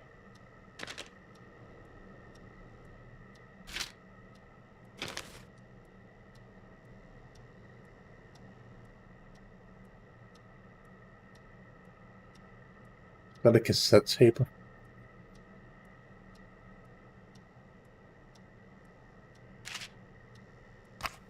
Peggy, I've found a tape and a map down here. A map of what? Looks like it might be to somewhere in this storage area. Weird. Well, maybe the tape will give us more information. Give it a play.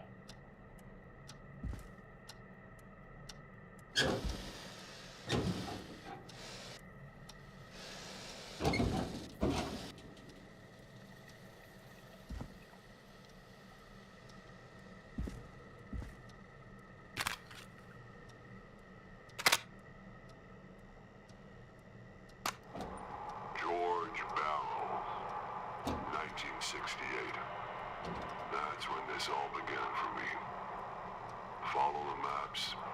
Find the tapes. I'll be waiting. Wait, George Barrow? We all heard that he drowned after a night out drinking. Was it actually Clive? Has Clive really been the whistling man for that long? He says I need to follow the maps and find the tapes.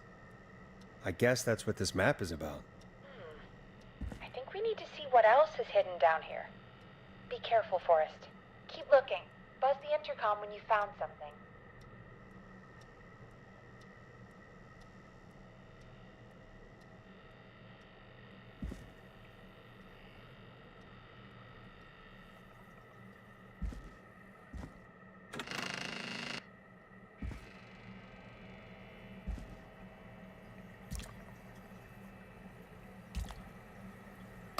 Time of autopsy is 7 a.m.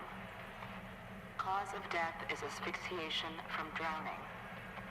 The degree of rigor mortis indicates that the subject has been deceased for 5 hours.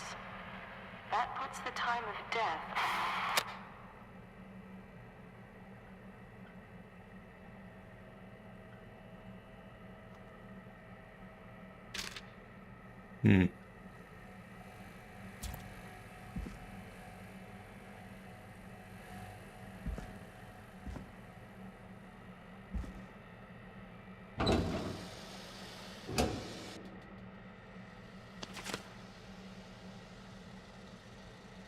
Delivery note.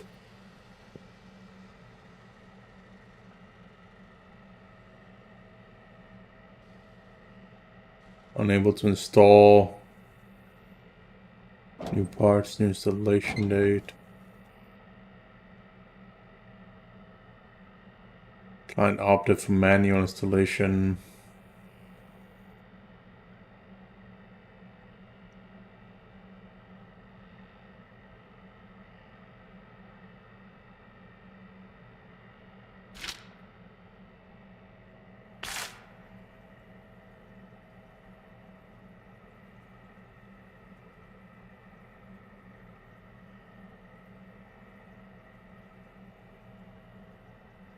Factory access codes for an alarm. Please change these codes immediately to prevent unwanted entry.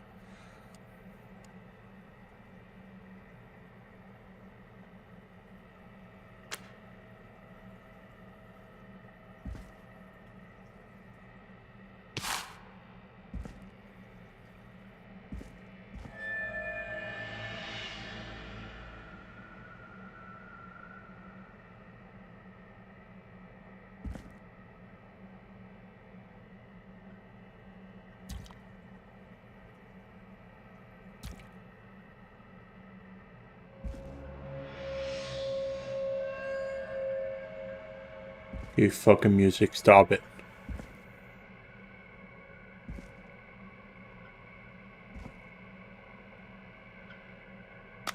Small lacerations to arms, legs, and face, typically obtained by running through foliage. Severe blistering to the feet, as though the deceased had been running without stopping.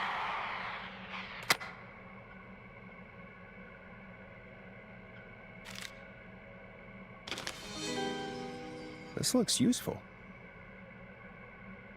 Police department. Town of Gallows Creek. At 4 a.m. a call was received from a jogger,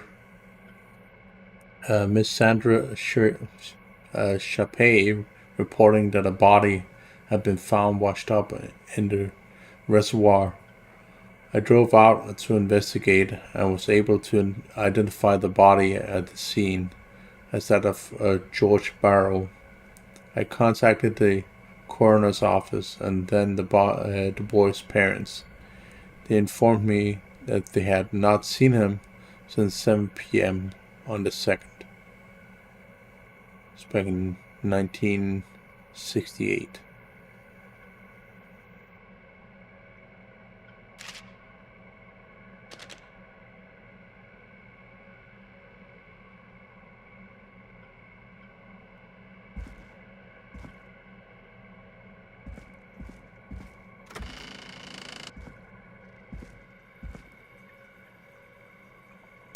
found, Forrest? It's an autopsy tape. Doesn't say for who, but I think it must be for George. Poor George. He was so young. Something's bugging me, Peggy. What do you mean? I swear I recognize the voice of the woman talking on the tape. I just can't place it. Seriously? Do you think you've met her before? I don't know. I mean, I just got here recently. He's the receptionist. I don't know. Found another tape. It talks more about how George died. What did it say? It sounds like he was running for his life. Sprinting through trees and bushes, getting cut up all over. What would drive someone to do that? I'm not sure yet. I found a police report. Mentions a friend from earlier, Sandra Sharp. Sandra. The jazz runner? That's right. She found George's body washed up at the reservoir. The reservoir? Yeah?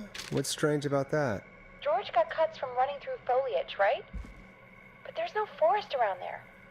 Also, how did it wash up at the reservoir? What do you mean? Reservoirs don't have tides.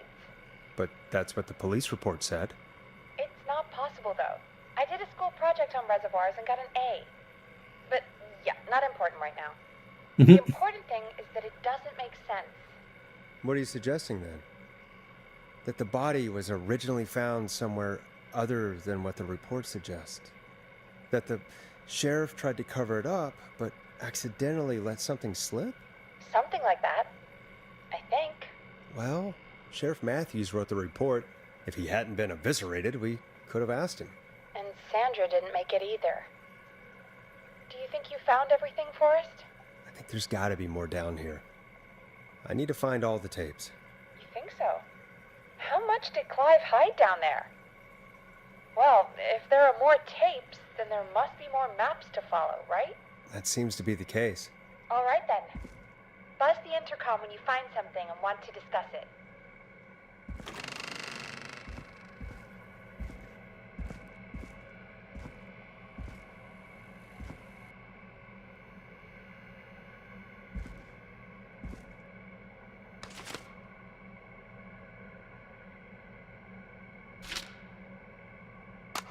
Preliminary toxicology results shows no signs of inebriation.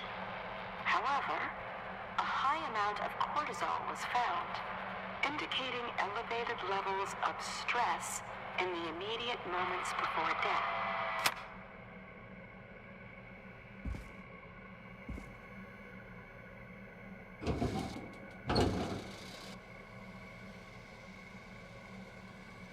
I wish I had a flashlight.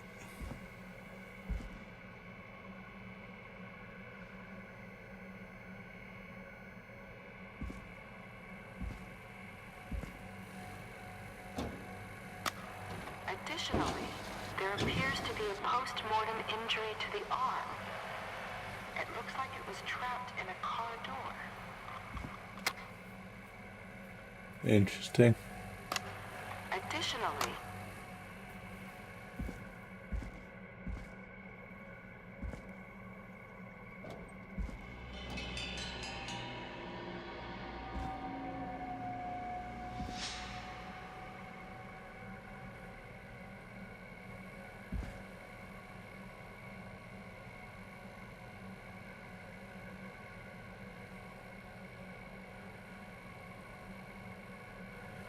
Can't touch that panel at all.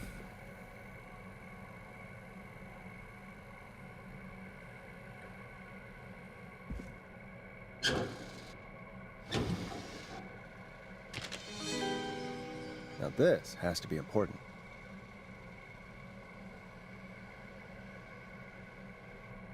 Virginia.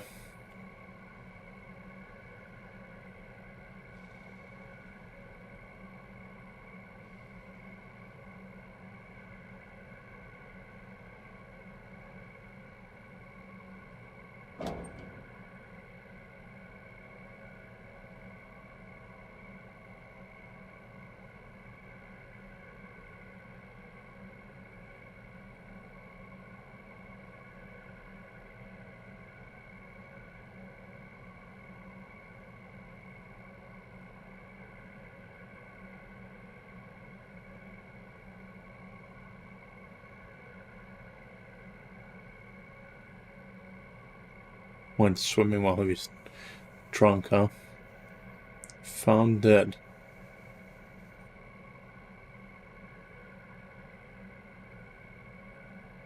Time of death, the 2nd of September, 1968, at 9 p.m. It's funny how they're using the European time scale there.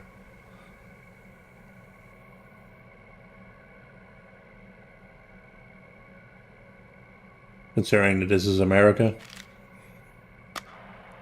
And this game takes place in. The subject likely feared for his life and was chased, resulting in a fall from a height into a body of water where he hit his head, was knocked out, and drowned. Following that, he was moved. Dr. Sullivan, we need to have a talk. Is that recording? Shut it off.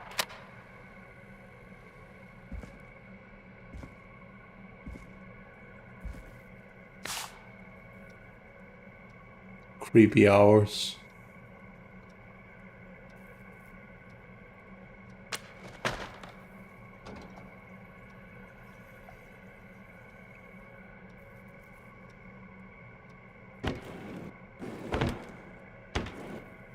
Ooh, a new vinyl for my collection.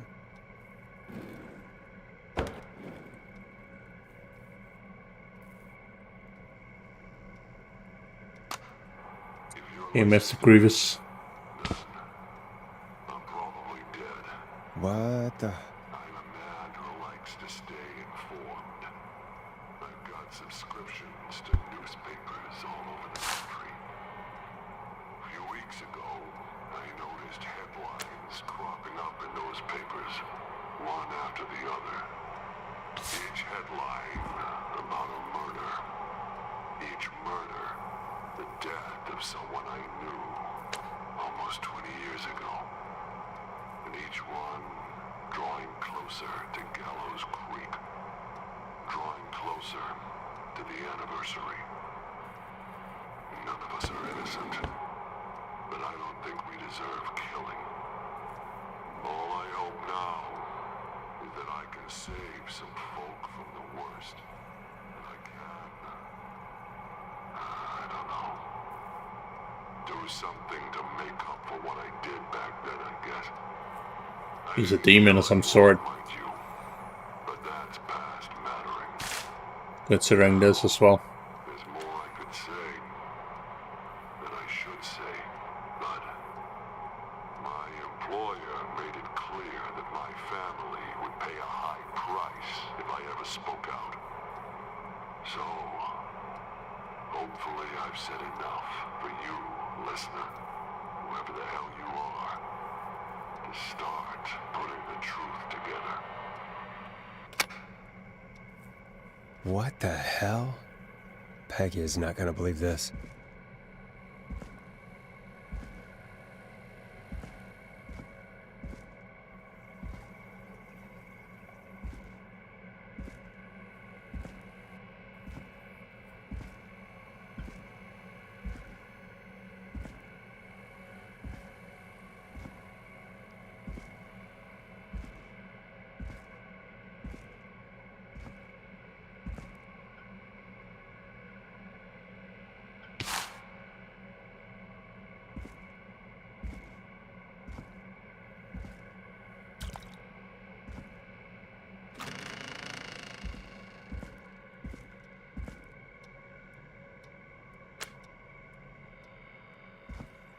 What have you found, Forrest?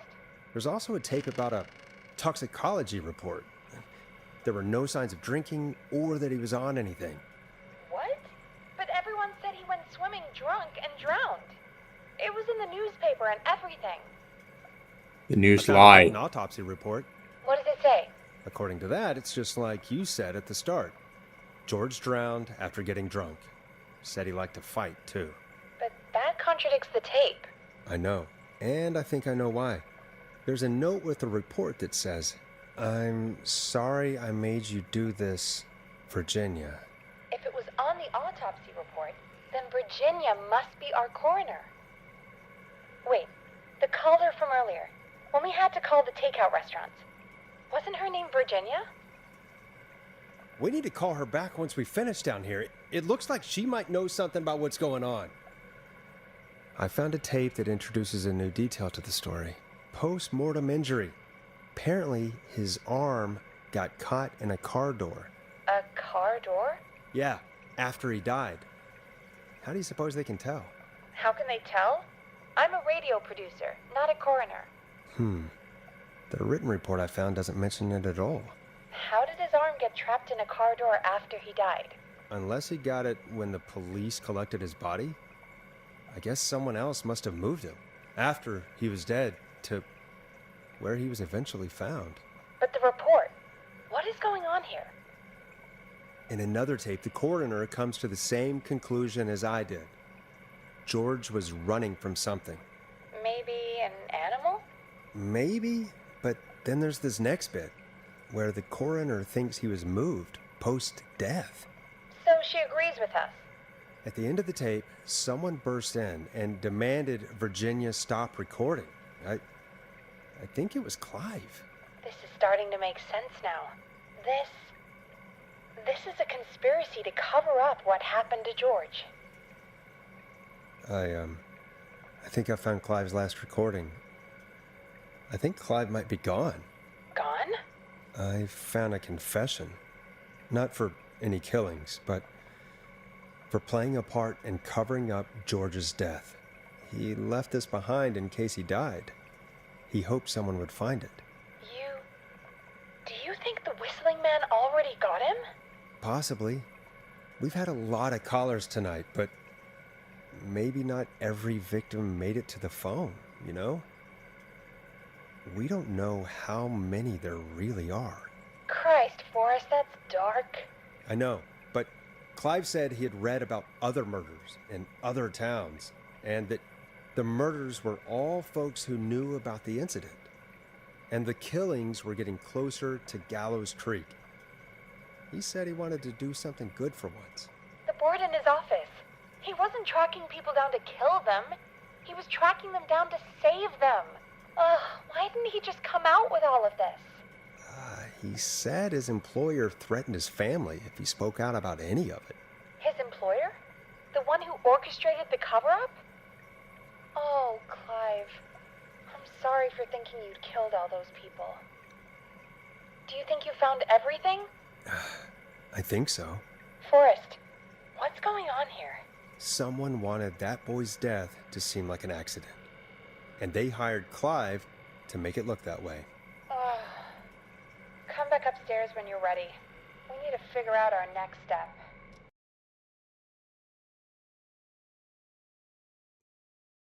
Come on. Rip, couldn't grab that. God, you're back, Forrest. I've been running out of stuff to pad our airtime with. Peggy, you work in radio. Forrest, I'm stressed. I mean, really.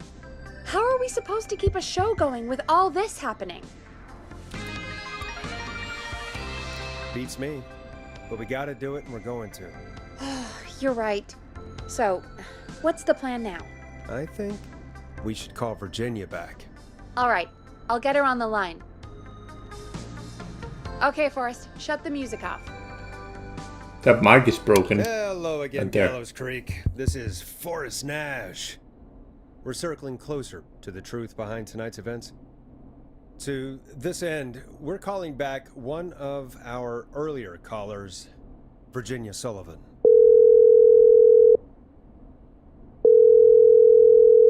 Fretman Plunker here? Who's this? Is it you? Goose? Plunker, it's Goose. Goose! Where are you? Get your ass here! The party has moved! Oh, cool. Where's it moved to? This old lady's house. She's pretty cool, though. Dude, she said we could raid her liquor cabinet if we stayed and protected her. Of course, we're not drinking anymore. We're staying sharp, in case that whistling turd turns back up. The old lady might need our help. Of course, man, of course. Hey, could you put me on with the old lady? You know, should check if it's cool for me to drop by. Oh, there's that goose respect we love. Oh, that's spelled wrong. Hello? Is this Goose? Hey, Dr. Sullivan. Who is this? Hey, Virginia, it's Forrest. I'm glad you're still okay. Oh, Forrest. Sorry, I'm still jumpy. I can't blame you. I'd be jumpy too. I'm so sorry this happened to you, Virginia. I thought I was. I thought... Easy. We're not calling to talk about earlier. We're calling because we think you can help us understand why this is happening tonight. Me? What would I know? Does the name Clive mean anything to you? Clive? No. I don't know that name. What are you asking about this for? You mentioned that name earlier when you called us the first time. I don't know what I said then. I was petrified, Forrest. Clive's the janitor at our station, and we know you spoke to him in the past. Forrest, please. You don't know what you're doing. He'll come for me. Virginia, it's okay. Clive won't be coming after you. We think Clive's dead. Dead? But isn't he? He's the whistling man, Forrest. Why are you so certain Clive's the whistling man? Because all those years ago, It's okay, Virginia. He's gone. We found evidence to suggest well... And we found your autopsy reports for George Barrow. How? I saw him destroy them. Well, he didn't. I don't know if he kept them or made copies or what, but we found them, and we know it's related to what's happening tonight, which is why we called you. Why did you write a false report? All right. One day, I came into work to find a boy on my slab. And as I finished the autopsy, this man, Clive, he just burst in. And he started making demands to give over the reports, to falsify what I found. Of course I said no, but, well, when someone wants to make you do something, they can use the carrot or the stick. For me, he used both. You see, my sister is sick. She has a chronic condition that's never going away. It's expensive to treat, and it was getting to where I couldn't afford it. And Clive promised me that his employer would pay for my sister's treatment if I did what he said, and that if I ever spoke about this, he'd beat me to within an inch of my life. I don't know why he had me do it, but my sister needed me. You have to understand, she needed me. We understand. Thank you, Virginia. That was brave. God, I just want this nightmare to end. This will help end it, Virginia. Thank you. Stay safe, Virginia. Interesting. So, Virginia's tied up in all of this. Clive threatened her to keep quiet about George's death. But for who? Why cover up these details? If only Sandra had made it. We could have talked to her, too. Well, you know, we win some and we lose some, I guess. I guess. Looks like we've got a call coming in. Welcome to 189.16 The Scream, with me, your host, Forrest Nash. Hi, Forrest. I know this is really out of the blue with everything happening tonight, but I wondered if you could send a special birthday message to my uncle. You know what? I'd welcome a change of pace. I'd be glad to. Thank you, Forrest. He's my Uncle Ronnie. His first name's Peter, but he never liked his name. but since he always had salt and pepper hair, even as a kid, can you believe it? Folks always called him Pepper. Thanks for the history lesson. Is there anything besides happy birthday you would like to say to Mr. Pepper? Oh my god damn it! Yes! Tell him he can get the best birthday deals and party packages here at Ponty's Pizza. Starting at You son of a bitch! Stop calling us! Sorry, Forrest. Let's just move on. We've already got another caller on the line. This is 189.16, The Scream. I'm Forrest Nash. You're on the air, caller.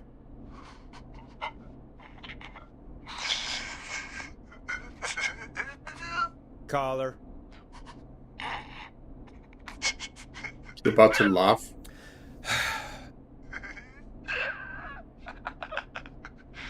Ponty.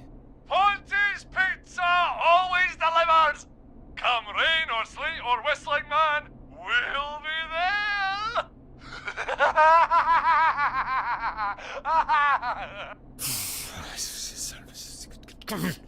Forrest? Forrest? Are you okay? Forrest? I hope the whistling man gets him with his own pizza slicer. Jesus, Forrest? Sorry, that was too much. It's okay. It's been a high-stress night. Don't worry about him anymore, okay? Not for tonight, anyway. I think he's spent for now. We've got another call, whenever you're ready. Folks, don't spend your money at Ponty's Pizza. That's all I'm gonna say about that. Moving along, I'd like to welcome another caller to 189.16, The Scream. With me, Forrest Nash. Who may I say is calling? Well, hello again, Forrest. Oh, you're getting done. Ah, I bet I know why you're calling. I'm sorry I didn't play your song. There's a lot going on. But please? Never mind that now. First, I'm calling because I need your help. Please, Dawn, if you know something, if you know who the next target is... Oh, it's too late for that now. I'll be the judge of that. Oh, fine. Chuck Brody was the next target, but that ship sailed.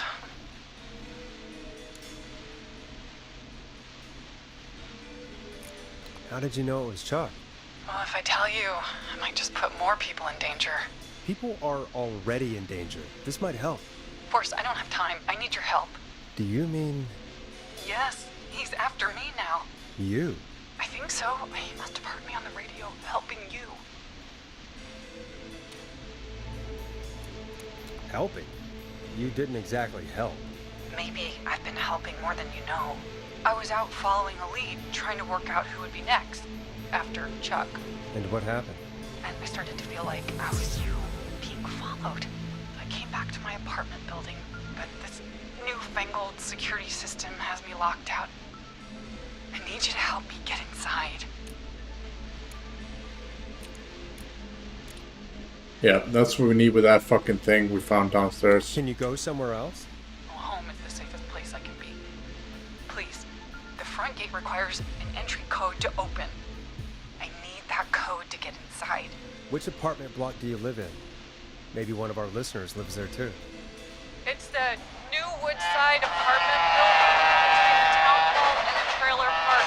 But I doubt any of your listeners live there. I don't have many neighbors. Sounds like a prime piece of real estate. The sound really carries at night. Shit.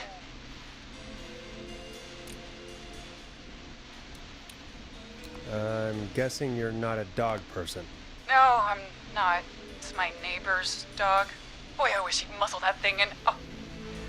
And now he's blasting David Scopo out of his window. I can't get any... He's coming down the street. I don't think he's seen me yet.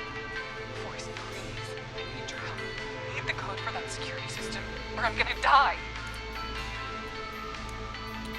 What's the name of the security system? There's a sticker on the box. It says Starling Security 4000. Keypad, and and it looks like it wants a 6-digit number.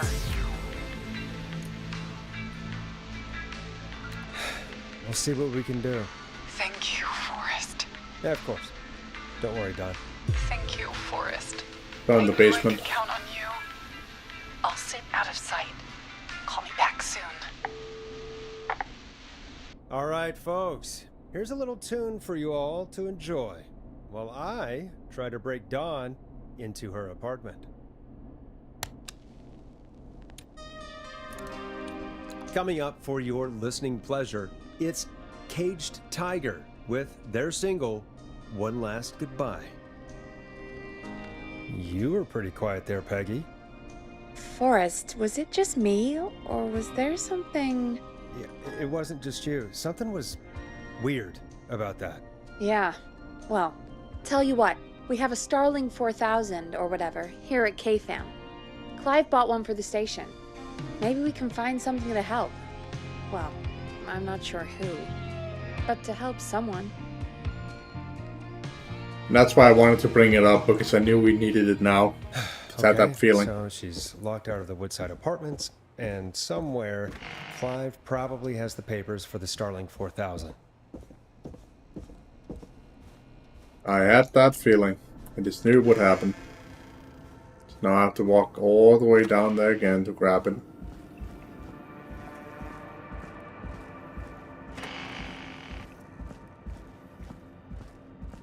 Right here. Starling 4000 user manual. Ah, these codes should come in handy.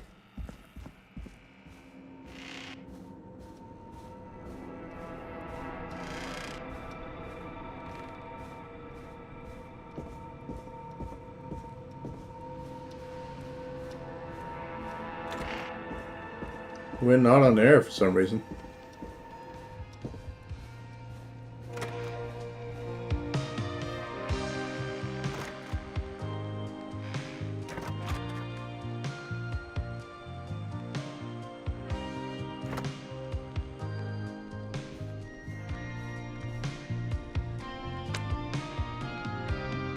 Welcome back, Forrest. Find anything? The Starling 4000 security manual. It's got a bunch of codes. Good. And did you find anything else? Nothing except the manual. All right. Well, I'll get Dom back on the line then. Alarm Forrest. test, won't I'll I? let you take it from here. Just set off the security switch. When you're funny. ready, shut the music off. Alarm test deactivation code. Entry code. That's the bottom one. Time to turn the music off. Line 1, whenever you're ready. Don, are you there? This is Forrest Nash from 189.16, The Scream. Oh, thank God you're back. I'm so afraid. What's the code to the gate?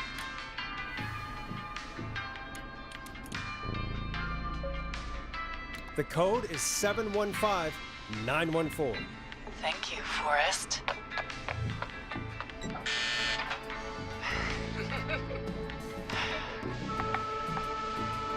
I knew that. Forrest, what did we do? Let's just see what happens. Forrest, there's another call coming in. Evening caller, you're live on... Forrest! The psycho's somewhere in the roller ring, dude. I just saw a shadow. God damn, how do you even get in? You've gotta help me, man. Forrest. Maxie, no! Come back! I can't find my rifle, man. It's... I don't want to hurt anybody. It's her. But I can't let anything I knew that. happen to... Maxie! Maxie! Maxie! You didn't do anything wrong!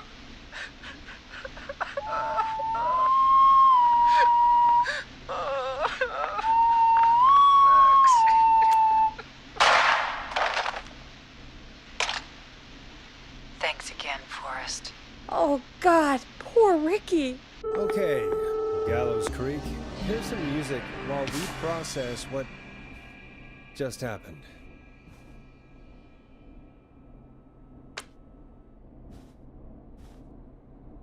Beans.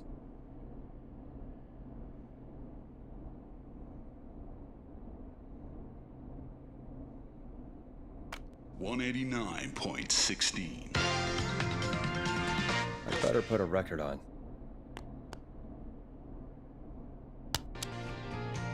So, the whistling man is a It's a woman? woman. Yeah. Yeah, I worked it out a while ago. Yeah, sure, Forrest. You just never mentioned it. She called up. You spoke to her multiple times.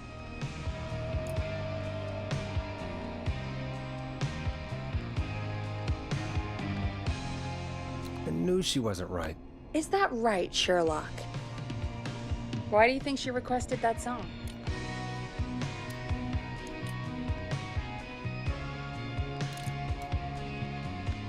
To get me outside? Maybe, but how? She didn't know the song was outside to start with. That's right. She never actually attacked me out there. So? What now? I guess I should make an announcement. We do have new info.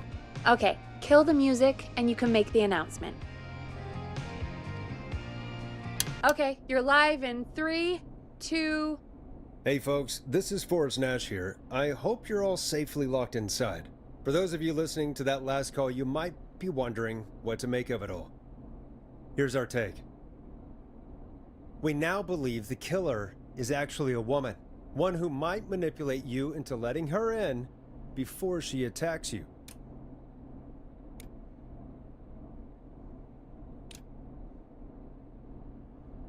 We're neighbors. Look out for each other and stay safe.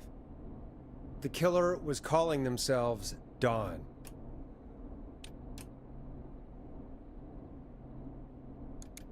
This could be a fake name. If anyone needs help or you have info on the killer, please call in. You folks have my new number, right? It's 911. Hopefully, our next caller can help shed some light on our killer. Hey, we had a call come in. Okay, folks, time to take a call. This is Forrest Nash, and you're listening. Please help me. My name is Casey Moore. I'm at 25 Nancy Drive. My best friend's been stabbed. He's bleeding everywhere. I don't know what to do. Please help me. Somebody's been stabbed? Can you tell me what happened? We'd been out at the reservoir. We were heading back to his place when we heard this whistling all of a sudden. He just started freaking out. He screamed at me, told me to hide. I'd never seen him like that, and I just panicked and ran and hid in a bush. Oh no. Forrest. Then what happened? He went up the road and talked to someone.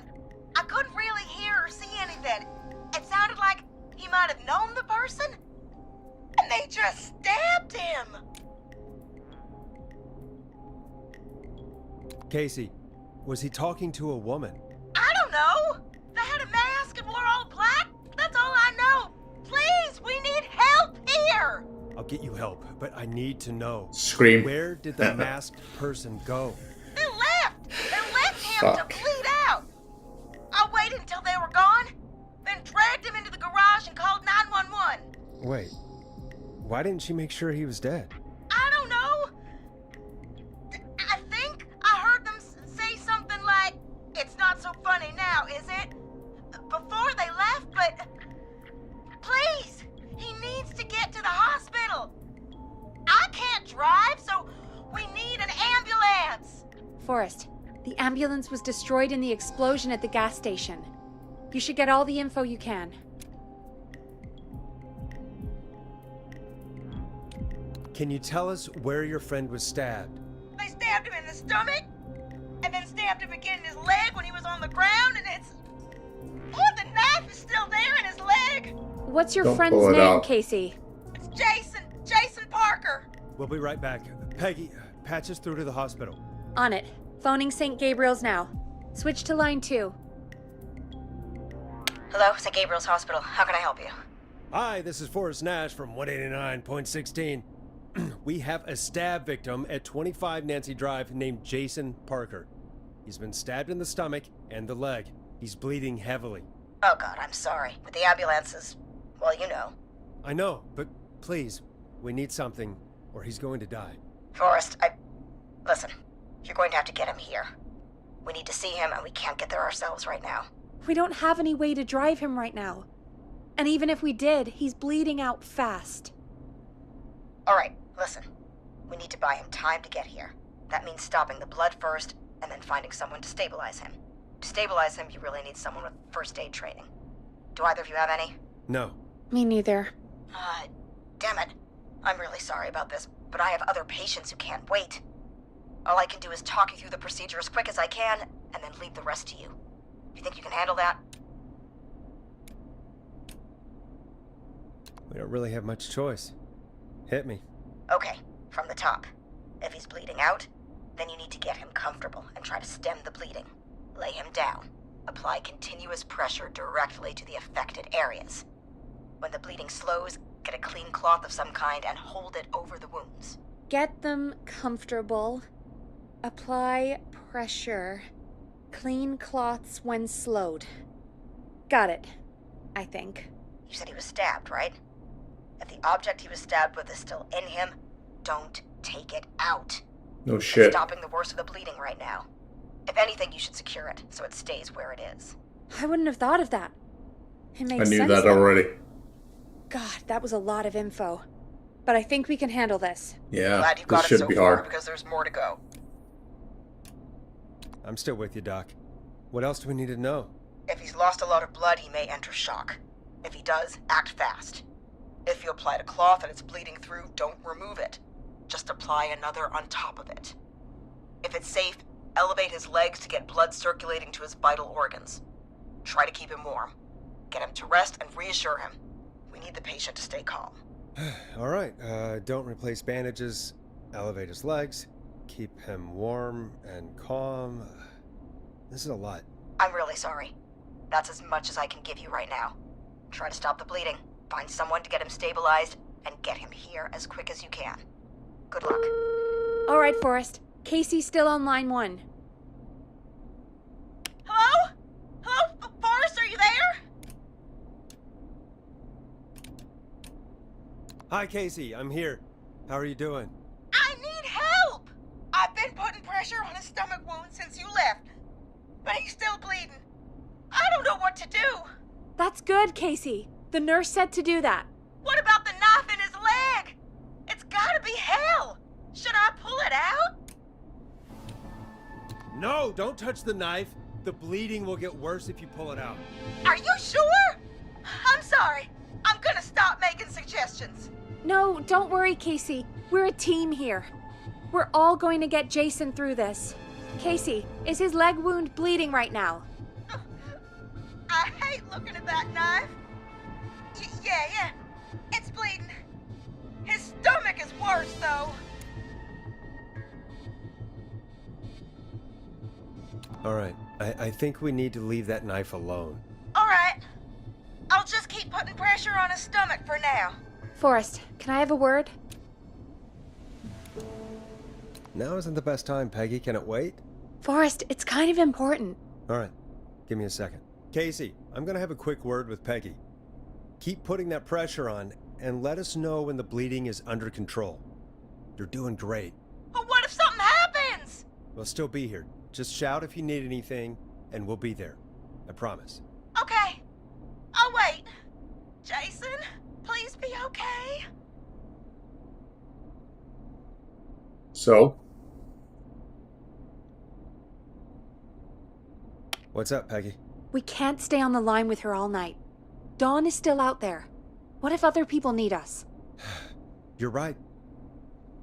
She's probably on her way to her next target right now. Exactly. And you heard the nurse. We need someone there with training who can stabilize him. He's got to get to the hospital somehow.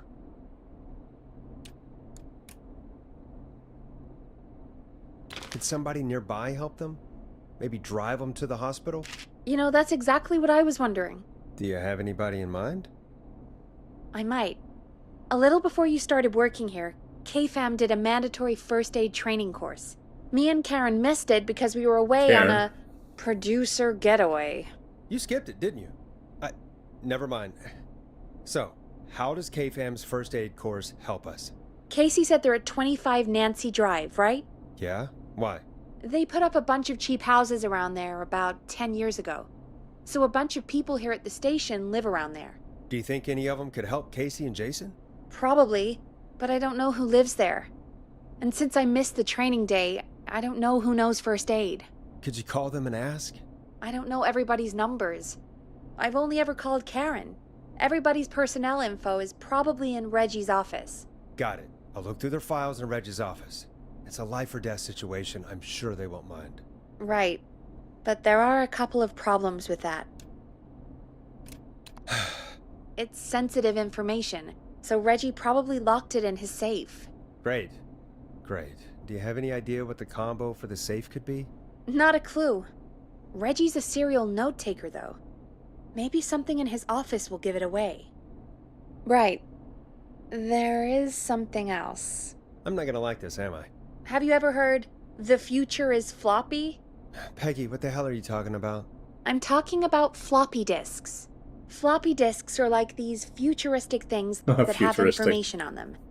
You put them in a computer and they do something. Peggy, I know what a floppy disk is. Anyway, Reggie decided that the future is floppy and started phasing out our physical records and replacing them with these floppy disks. I imagine it's the same for our personnel files. That's good to know. Since we haven't heard anything from Casey, I'm guessing Jason's okay for now. I'll check out Reggie's office and see what I can find.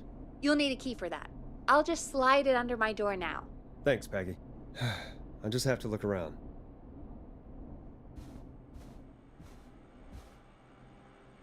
Good. I'll patch my mic down to the office, so you'll hear me over the intercom. Fantastic.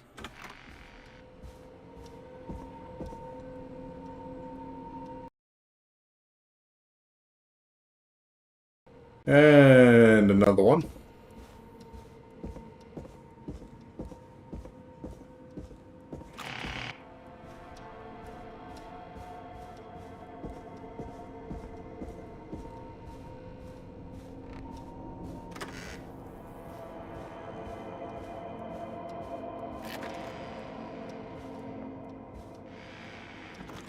Looks like I need a 4-digit code.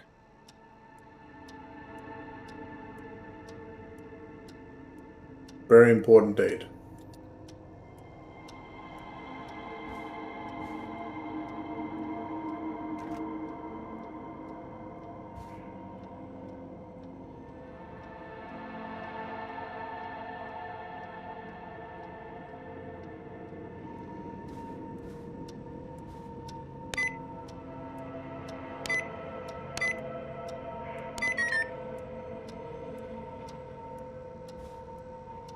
Floppy disks. Okay.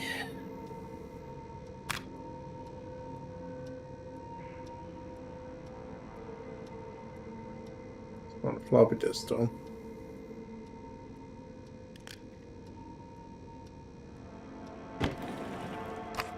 This is good riddance, man. Could this be it? Pizza delivery killer who kills with a pizza cutter. Free slice on me.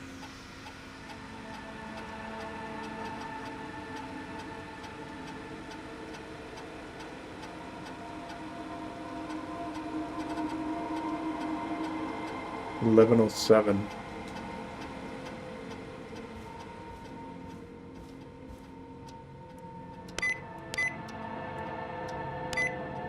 Nice.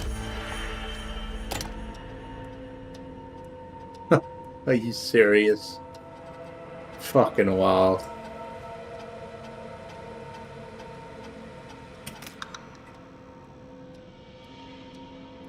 Eat this fucking shit, dude.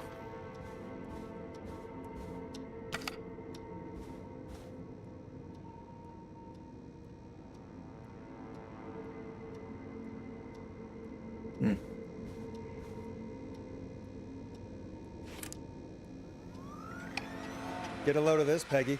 Apparently, I'm a lone wolf type. Forrest, what are We have a man literally dying on the line, and you're more interested in you. You're right, I'm sorry. I need to focus on possible candidates. I can read the rest of this later.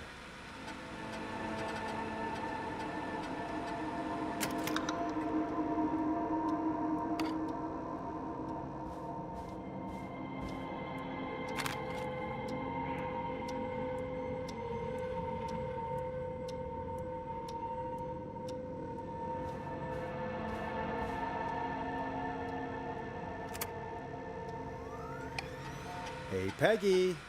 I think Reggie's on to you and Karen. Maybe don't bring those little drink umbrellas into work for a while. What? Why are you reading my file? You need to find someone who can help Casey. We already know I can. Don't waste time. You're right. I'm sorry. I need to focus on possible candidates. I really shouldn't have read both. We're in a hurry.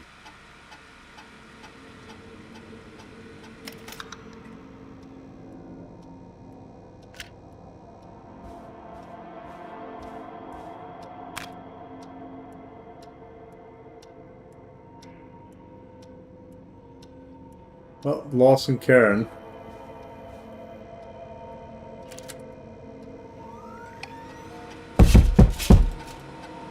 Fuck. Bitch. Karen has really stepped up. I do this in recent blah blah blah. Phone number 5421408.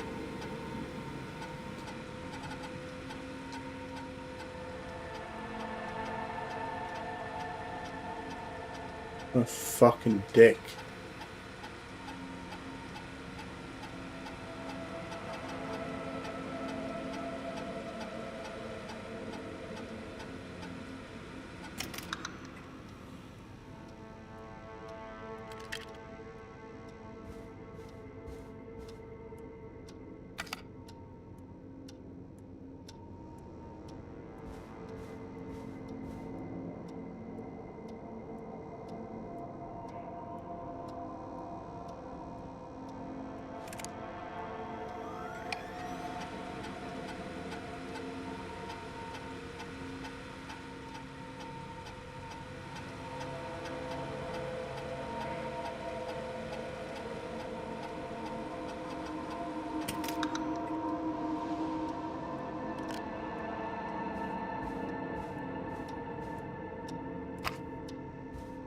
Sounded like somebody was like banging on the window.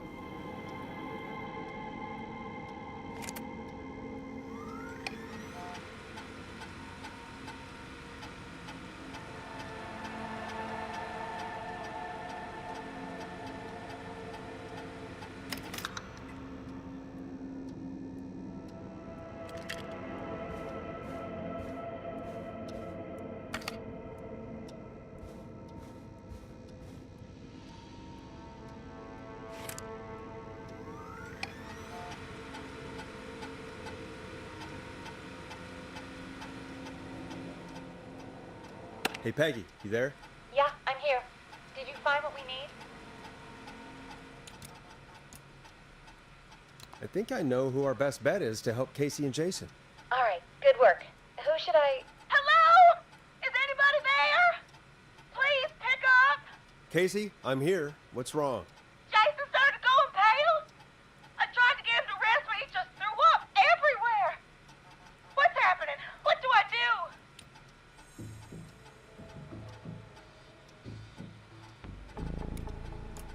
God, it sounds like he's going into shock.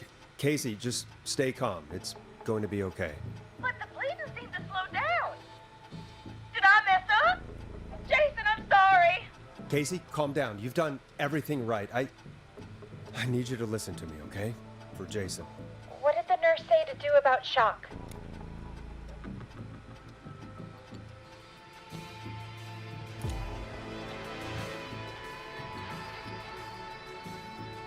Thanks. Casey, I need you to elevate Jason's legs. We need to get the blood flowing to his vital organs. Got it. Jason, stay with me. I'm just gonna move you. This might hurt. Okay. I brought this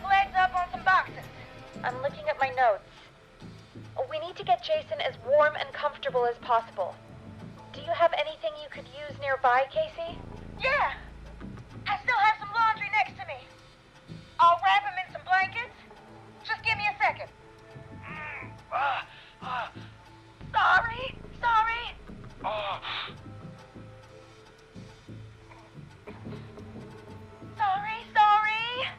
I'm done. You're gonna be okay, Jason. Just relax now, okay? Boris, I'm scared. He's not doing well. Is he gonna?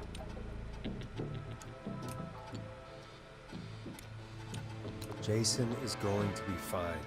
Just make sure he knows he's going to be okay, okay? Okay.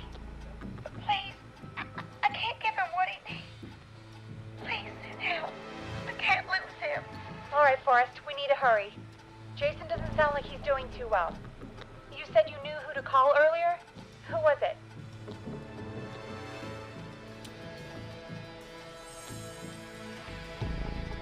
Well, Karen is obviously not the one, so... And I don't want to fucking read it, so let's just go Brad's for our it. best option. He lives on Axdown Lane. His number is 542-4298. Brad?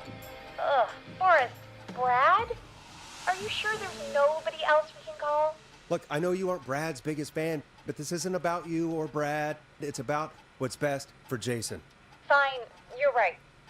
I just need to remember this is for Jason and Casey. Jason and Casey. Peggy? Yeah, I know. Calling now. Bradley, it's Peggy. Something's happened and I need you. No, I don't need you as in... Bradley, quit being an asshole and listen to me. Shut up for once and listen! Somebody has been stabbed and they need your help. Yes, stabbed. At 25 Nancy Drive. There's no ambulances. They need help ASAP or they won't make it. Bradley, yes, I know you're just a food critic, Bradley, but, I'm here with Forrest, and he said you were our best bet. You were at the K-Fam first aid session, right? So you at least have some training. Sure, but even still, you're our best bet. Thank you. Remember, you're looking for Jason and Casey. Well? I don't know. He was pretty upset about a fight with Barbara. But at least we have a volunteer. All right. Well, we better let Casey know what's going on. Hello, Casey. Are you there? How are we doing? Bad. Jason seemed really weak and then just started thrashing. What about now? Is he still thrashing? He's passed out. Please tell me you found someone to help. Casey, help is on the way. My colleague will be there soon. You hear that, Jason?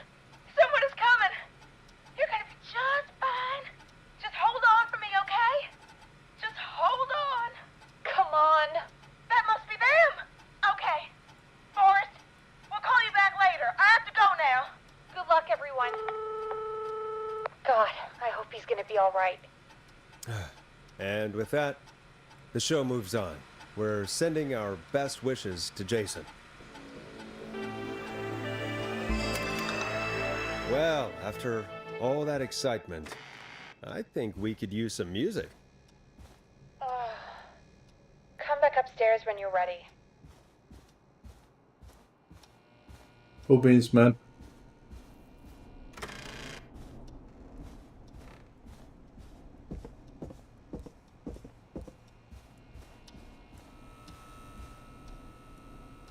Not really that scary anymore because you know it's a girl, so just a crazy ass fucking girl.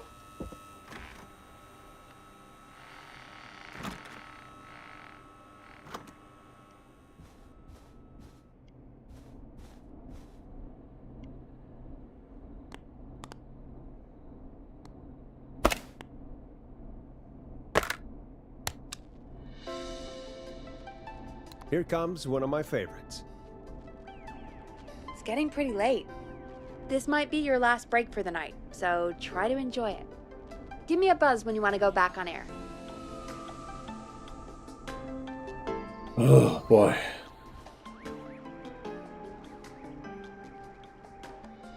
With 4 hours, man. Yeah. Alright, let's finish the goddamn game. Let's roll. You got it. We've got another call coming through, too. Okay, Forrest, shut the music off. Oh, we have another call coming in, but hang on. What's up, Peggy?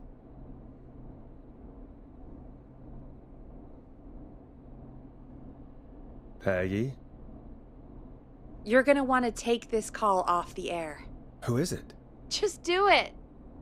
All right, folks, it's time for another track. Here's one to help you sit back and relax. We'll be right back after this. I hope this is good news, Peggy. Who have we got?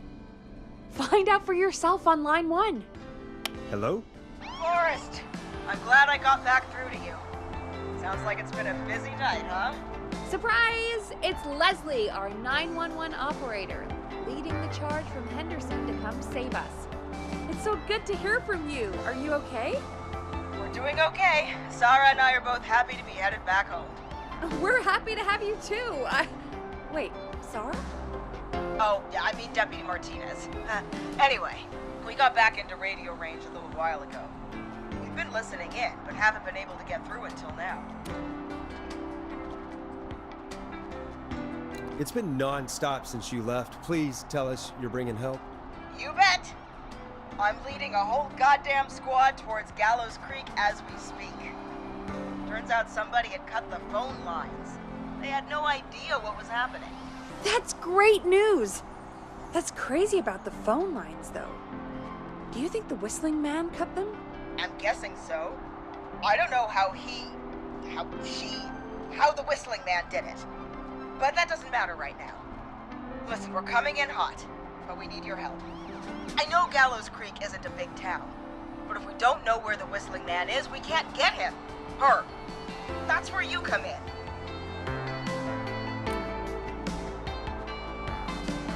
You can count on us. What do you need? It might be a long shot, but here goes. The Whistling Man already called up a few times. I bet she calls again. We're still a little ways out of town, so if she calls, stall her. Buy as much time as you can. Realize she's listening in, right? And while you're talking to her, try to figure out where she is. God We'll be damn it. listening in, so once her location is known, we'll head straight there and end this nightmare. I'll do my best. I know you will. Heck, I can see the headlines now. Forrest Nash's interview of a lifetime. Anyway, I'll radio the other cars and tell them the plan is a go. Hopefully the next time I see you, it'll be with our killer behind bars.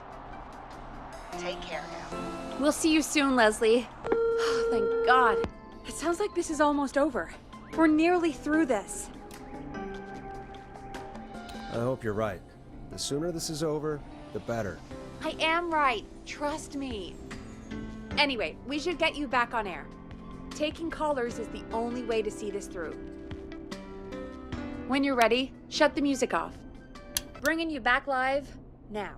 Welcome back to The Scream with me, Forrest Nash. The line is lit up, but before I get to our next caller, I just want to say, things are looking up. It's almost over. But for now, let's bring in our next caller. Evening, caller. This is Forrest Nash. Forrest? Casey, is that you? Are you all right? Forrest, it's Jason. What about Jason? Is he okay? He's gone. Oh, Jason. Your friend. They tried everything they could. They said he just lost too much blood. Are they still with you? Can we... Your friend? No, they just left. They seemed really shaken. I'll have to call them up tomorrow. I can't believe he's gone. Could I have done more? You did everything you could have done. You both did. I'm sure Jason knows that. Thank you, Forrest. I really hope so. Hey, guys, I'm really sorry, but there's a call on the other line. I just need to make sure we don't have another situation brewing. It's all right, Peggy. I understand. Do what you need to do. Thank you, Casey. I'll be right back. Boris? Yes, Casey? Before Jason passed out, I asked him who did this, and I think he knew who attacked him. Are you serious? Yeah! He said it had to do with a boy named George Barrow? He mentioned him, the boy who drowned. I guess that's what Jason said. He said that George died during, God, what was it? Whistling night? Some kind of prank night. And that the person who stabbed him wanted revenge for George. Casey, are you absolutely sure this is what Jason said? Yeah, I think so. Jason still seemed with it when he was telling me. So I don't doubt what he said. Did you say Jason told you who the Whistling Man is? He did. He said it was a woman. They went to school together. Somebody called What? What happened? Are we still on air? No, we're not. Seems like the power is completely gone. How do we get it back on? I don't, we can use the emergency generator down in the basement. Reggie picked it up a while ago in case we ever needed to do an emergency broadcast. An emergency broadcast? Emergency? You know, nuclear war, alien attack, broadcasting a serial killer's location to the cops so we can end this nightmare. Fair point!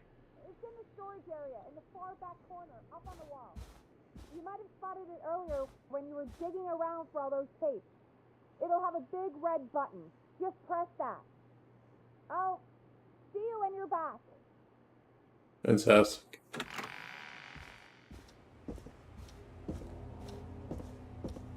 Alright, killer, come and kill me. No, that's what you're gonna do, because that's why you're here.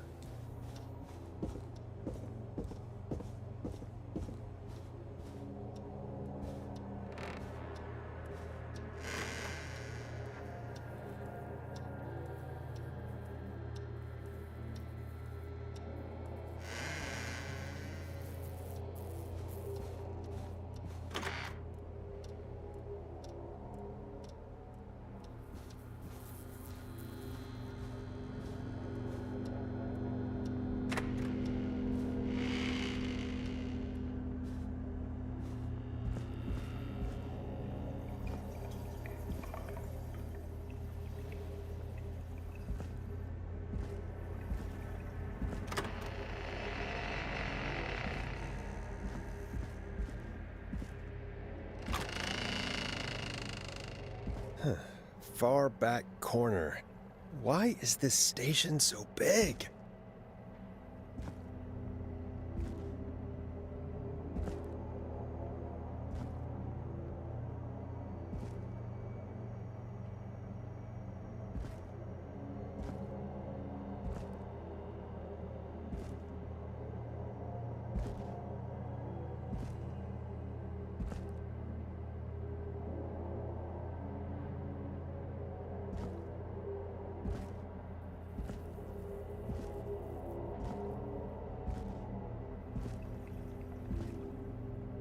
That must be it.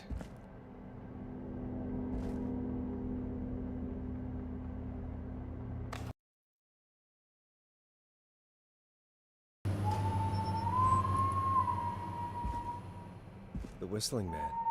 I need to warn Peggy.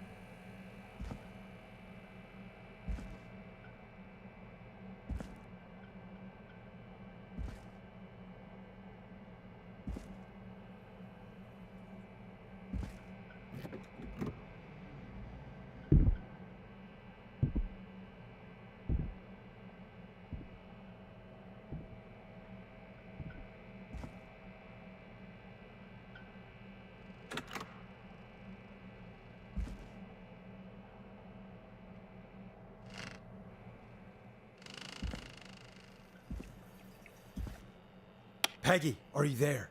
Are you... Peggy? I need to get back upstairs.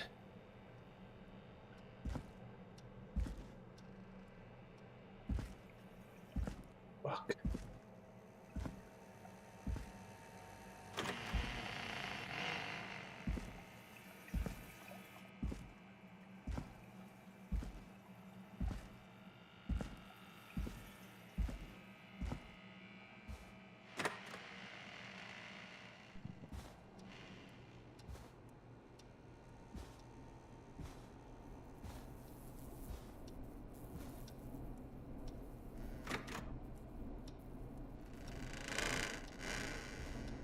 What the hell?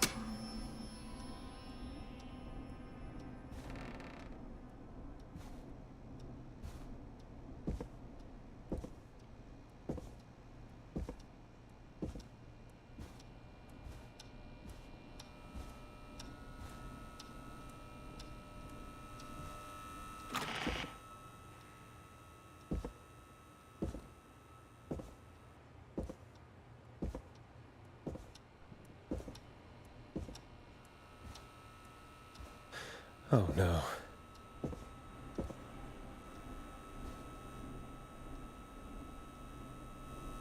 Peggy! Where'd you go?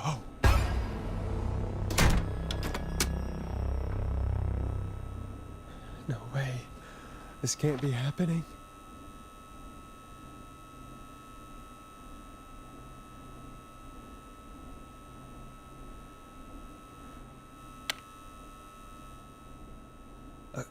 A call.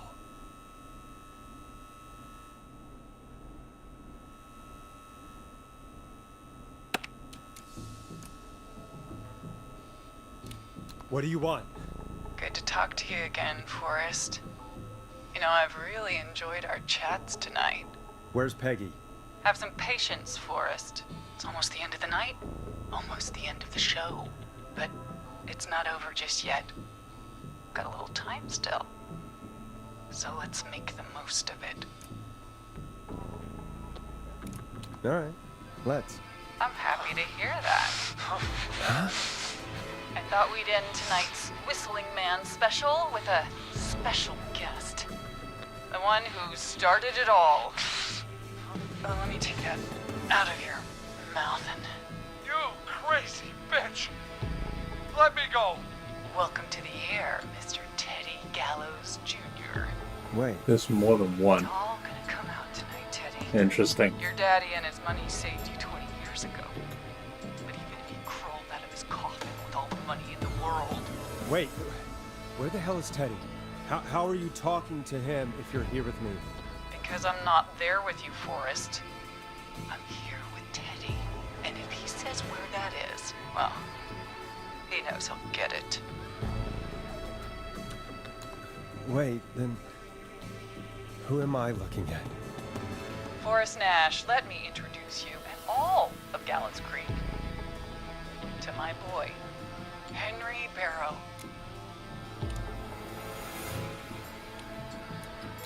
Your son? You mean you... Wait, that he... Yes, Forrest. He and I had a son. So there were the true whistling men tonight. Of course! That explains how you were always able to get around town so quickly. Hang on. Did you say Barrow? Then are you... Let me just get this mask off. Damn uncomfortable thing. No wonder Mooney went crazy wearing this. There we go. Marie Campbell? George's old girl. Oh, well, it sure has been years since I last saw. Oh, God damn it.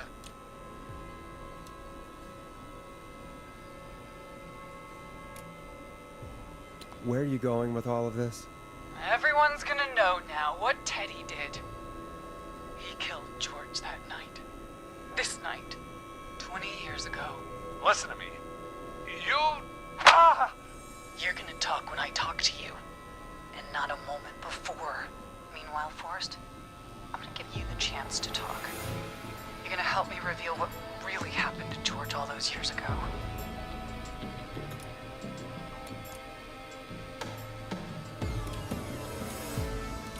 Why should I help you? Why should I play any part in this? Because I think you believe in justice. You think this is justice? You have no goddamn idea, Forrest. These people you've been trying to save, they were all in on it. They all knew George was murdered, but... Murdered? Listen,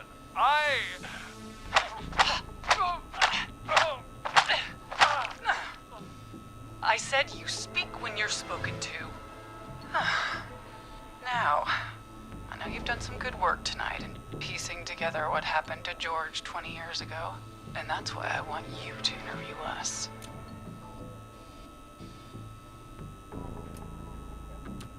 Are you serious? You want me to interview you? Am I serious? After everything tonight, you really have to ask me if I'm serious. Do a good job. And hell, you might be the only one to leave here alive.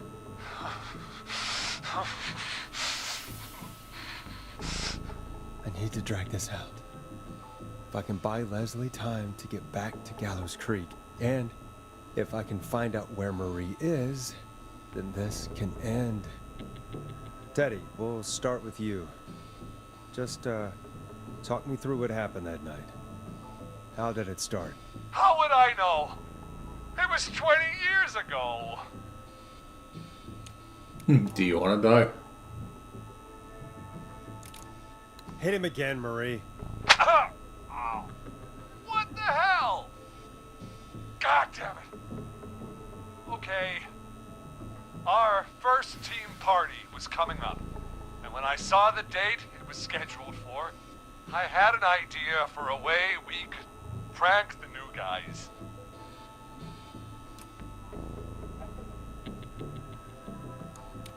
I understand that kids in Gallows Creek know tonight as Whistling Night. I'm guessing that's what you mean? Well, we didn't have a name for it then. It was just the night that Mooney went missing. But Whistling Night is what they'd call it later. Wait. You mean this was the first Whistling Night?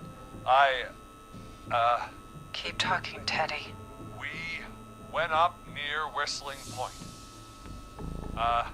God, who was there? Me, Jason, and George, of course. But George didn't come alone. He brought Marie. About midway through the night, we put the prank into action. We looked up at the trees and saw Jason there. Bloody, like he'd just been stabbed. And the Whistling Man screaming. George and I and Ricky, we got left behind. Wait. Ricky was there? Roller Ricky? He was. And he was in on the whole thing.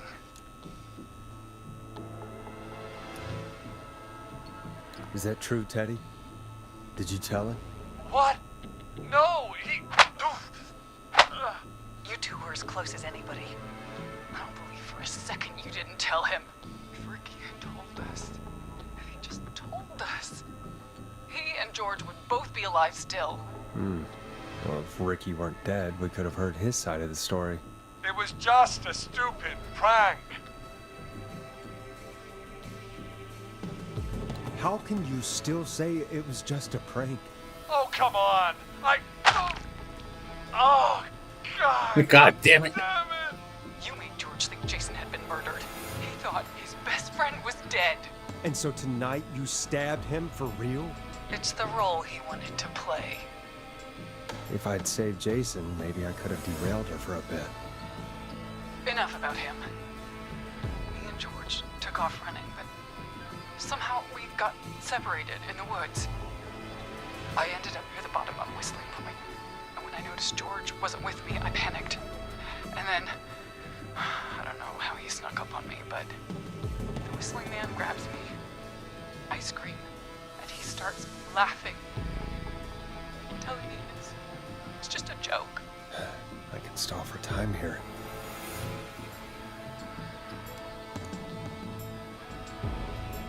How did you feel in that moment? I felt like nothing was real. I felt small and confused. And Tell me what happened next. I suddenly recognized it was Chuck. Chuck Brody. Chuck Norris. Laughing away. But then he stops. And he's looking up at the top of Whistling Point. What was he looking at? Teddy, what happened next? Nothing. I mean, it was just... Teddy? George fell off Whistling Point. How do you know what happened? I saw it. You pushed him.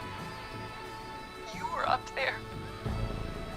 You were dressed as the Whistling Man too, and... I didn't push him, God damn it!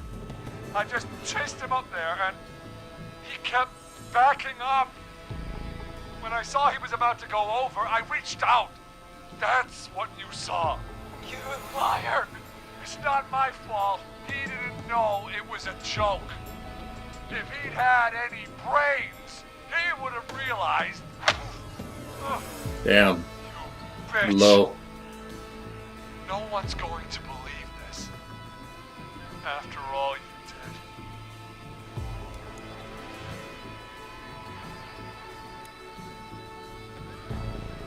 If she's lying, why the cover-up? My future was at stake, Nash. You know what it's like. People like us are bred for bigger things. I'm going to be the mayor of this town, Forrest. Doubt that. And then, who knows? What happened that night was tragic. It should never have happened. But it was a mistake. It was just a stupid joke gone wrong.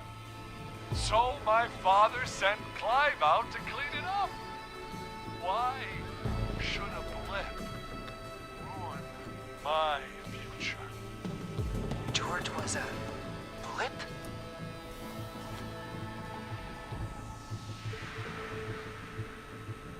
He wasn't a blip, Marie. His father covered it up from there. I searched for George's body all night, but... You never found his body, Marie? I looked all night. Jogger found him the next morning, washed up on the river. Instead of telling the truth, she lied. She said she found him in the reservoir. Our jazz runner, Sandra Sharp. Guess we'll never learn why she lied now. Everyone was in on it, Forrest. Even the coroner wrote a fake report. Said George was drinking. That he just got himself into trouble. And... I saw.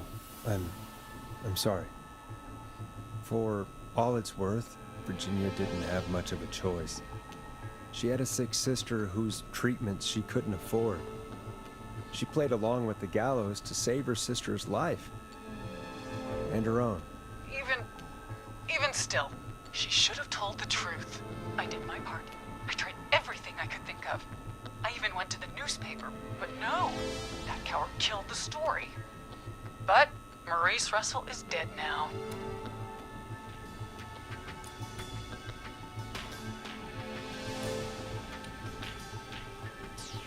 This has to stop, Marie.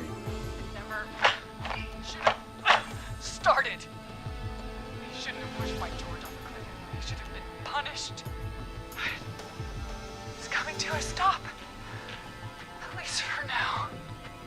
Here, where George and I first met, before he joined your football team. Oh, you're gonna push him into the goddamn fucking, over the edge as well? Wait a sec. Yeah, I know where they are.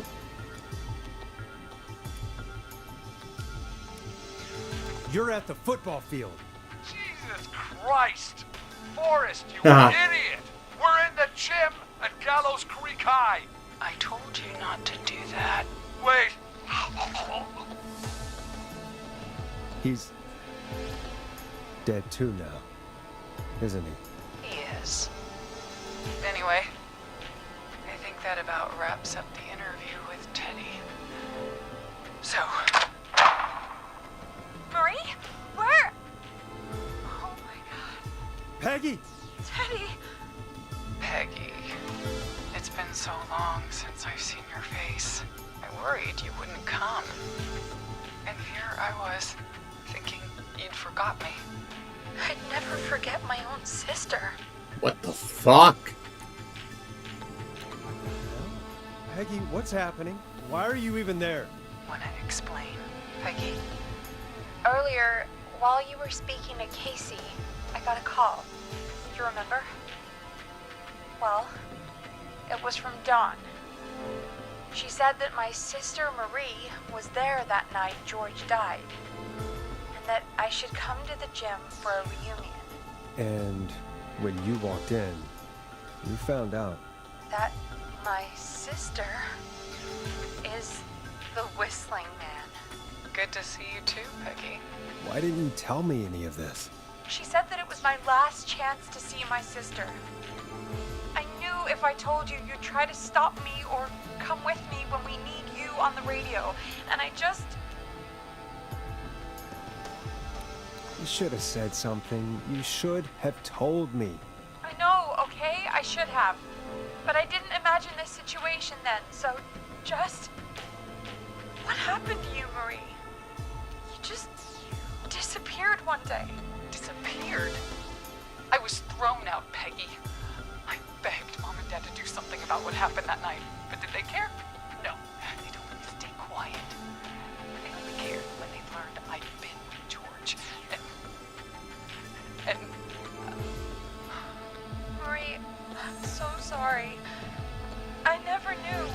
It's not your fault. Really, it's Mom and Dad I should be seeing right now. But since they're dead and gone, well, I'll have to settle for the next best thing.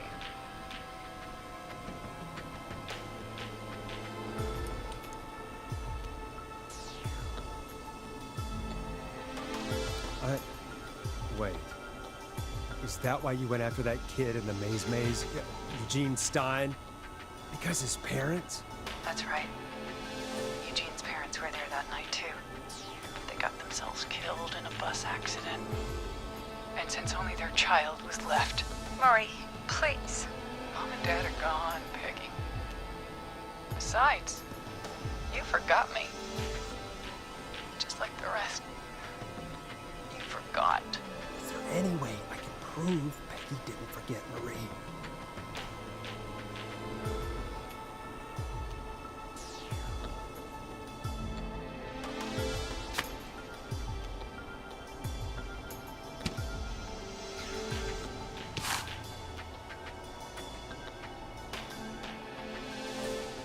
It hurt to be forgotten. I never forgot you. Well, no one's gonna forget now. Peggy! No! Peggy, no!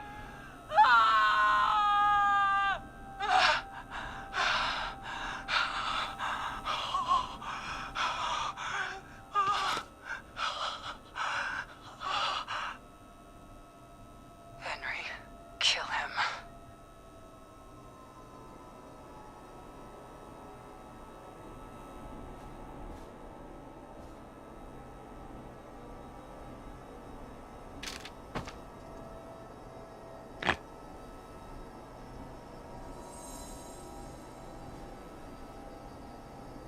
You gonna come in here or what, dummy? Don't have all day.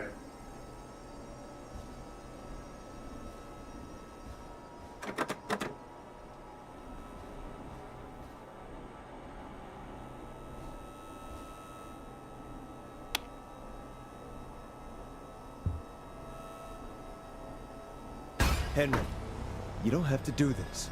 There's still time to make the right decision. Henderson police! Freeze! No! Henry! Get out of there! Henderson police! Freeze! Not safe. Leslie? How's Peggy? Oh my god. Peggy, where's Marie? Gone. Bolted right as we got here. The police are right on her heels. Won't be long now. It's over, Forrest. Didn't even see the birthday card. Rip, man.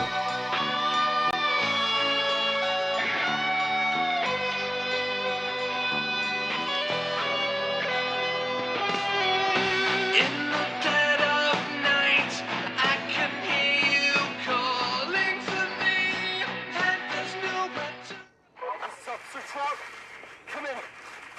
One suspect is in custody. We've trailed the other suspect into the nearby woods. But you're just out of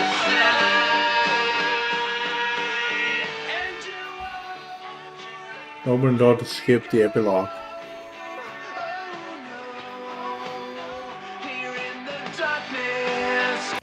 Alright, I'm just gonna turn down the audio real quick.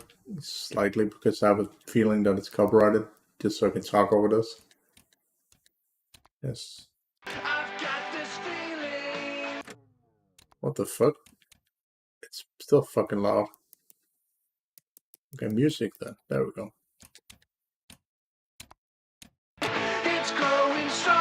And it's not saving at all. I can see that. Sound effects.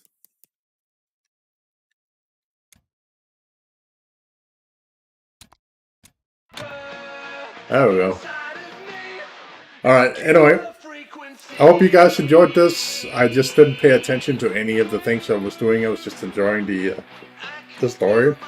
So, yeah. I'll be back with some more stuff to do sometime tomorrow. Hopefully when I'm not fucking too tired to actually play a game. So I can, you know, actually make choices that make sense, you know. So, but yeah, with that said, I'll be off now. So I'll see you guys in the next one. See you.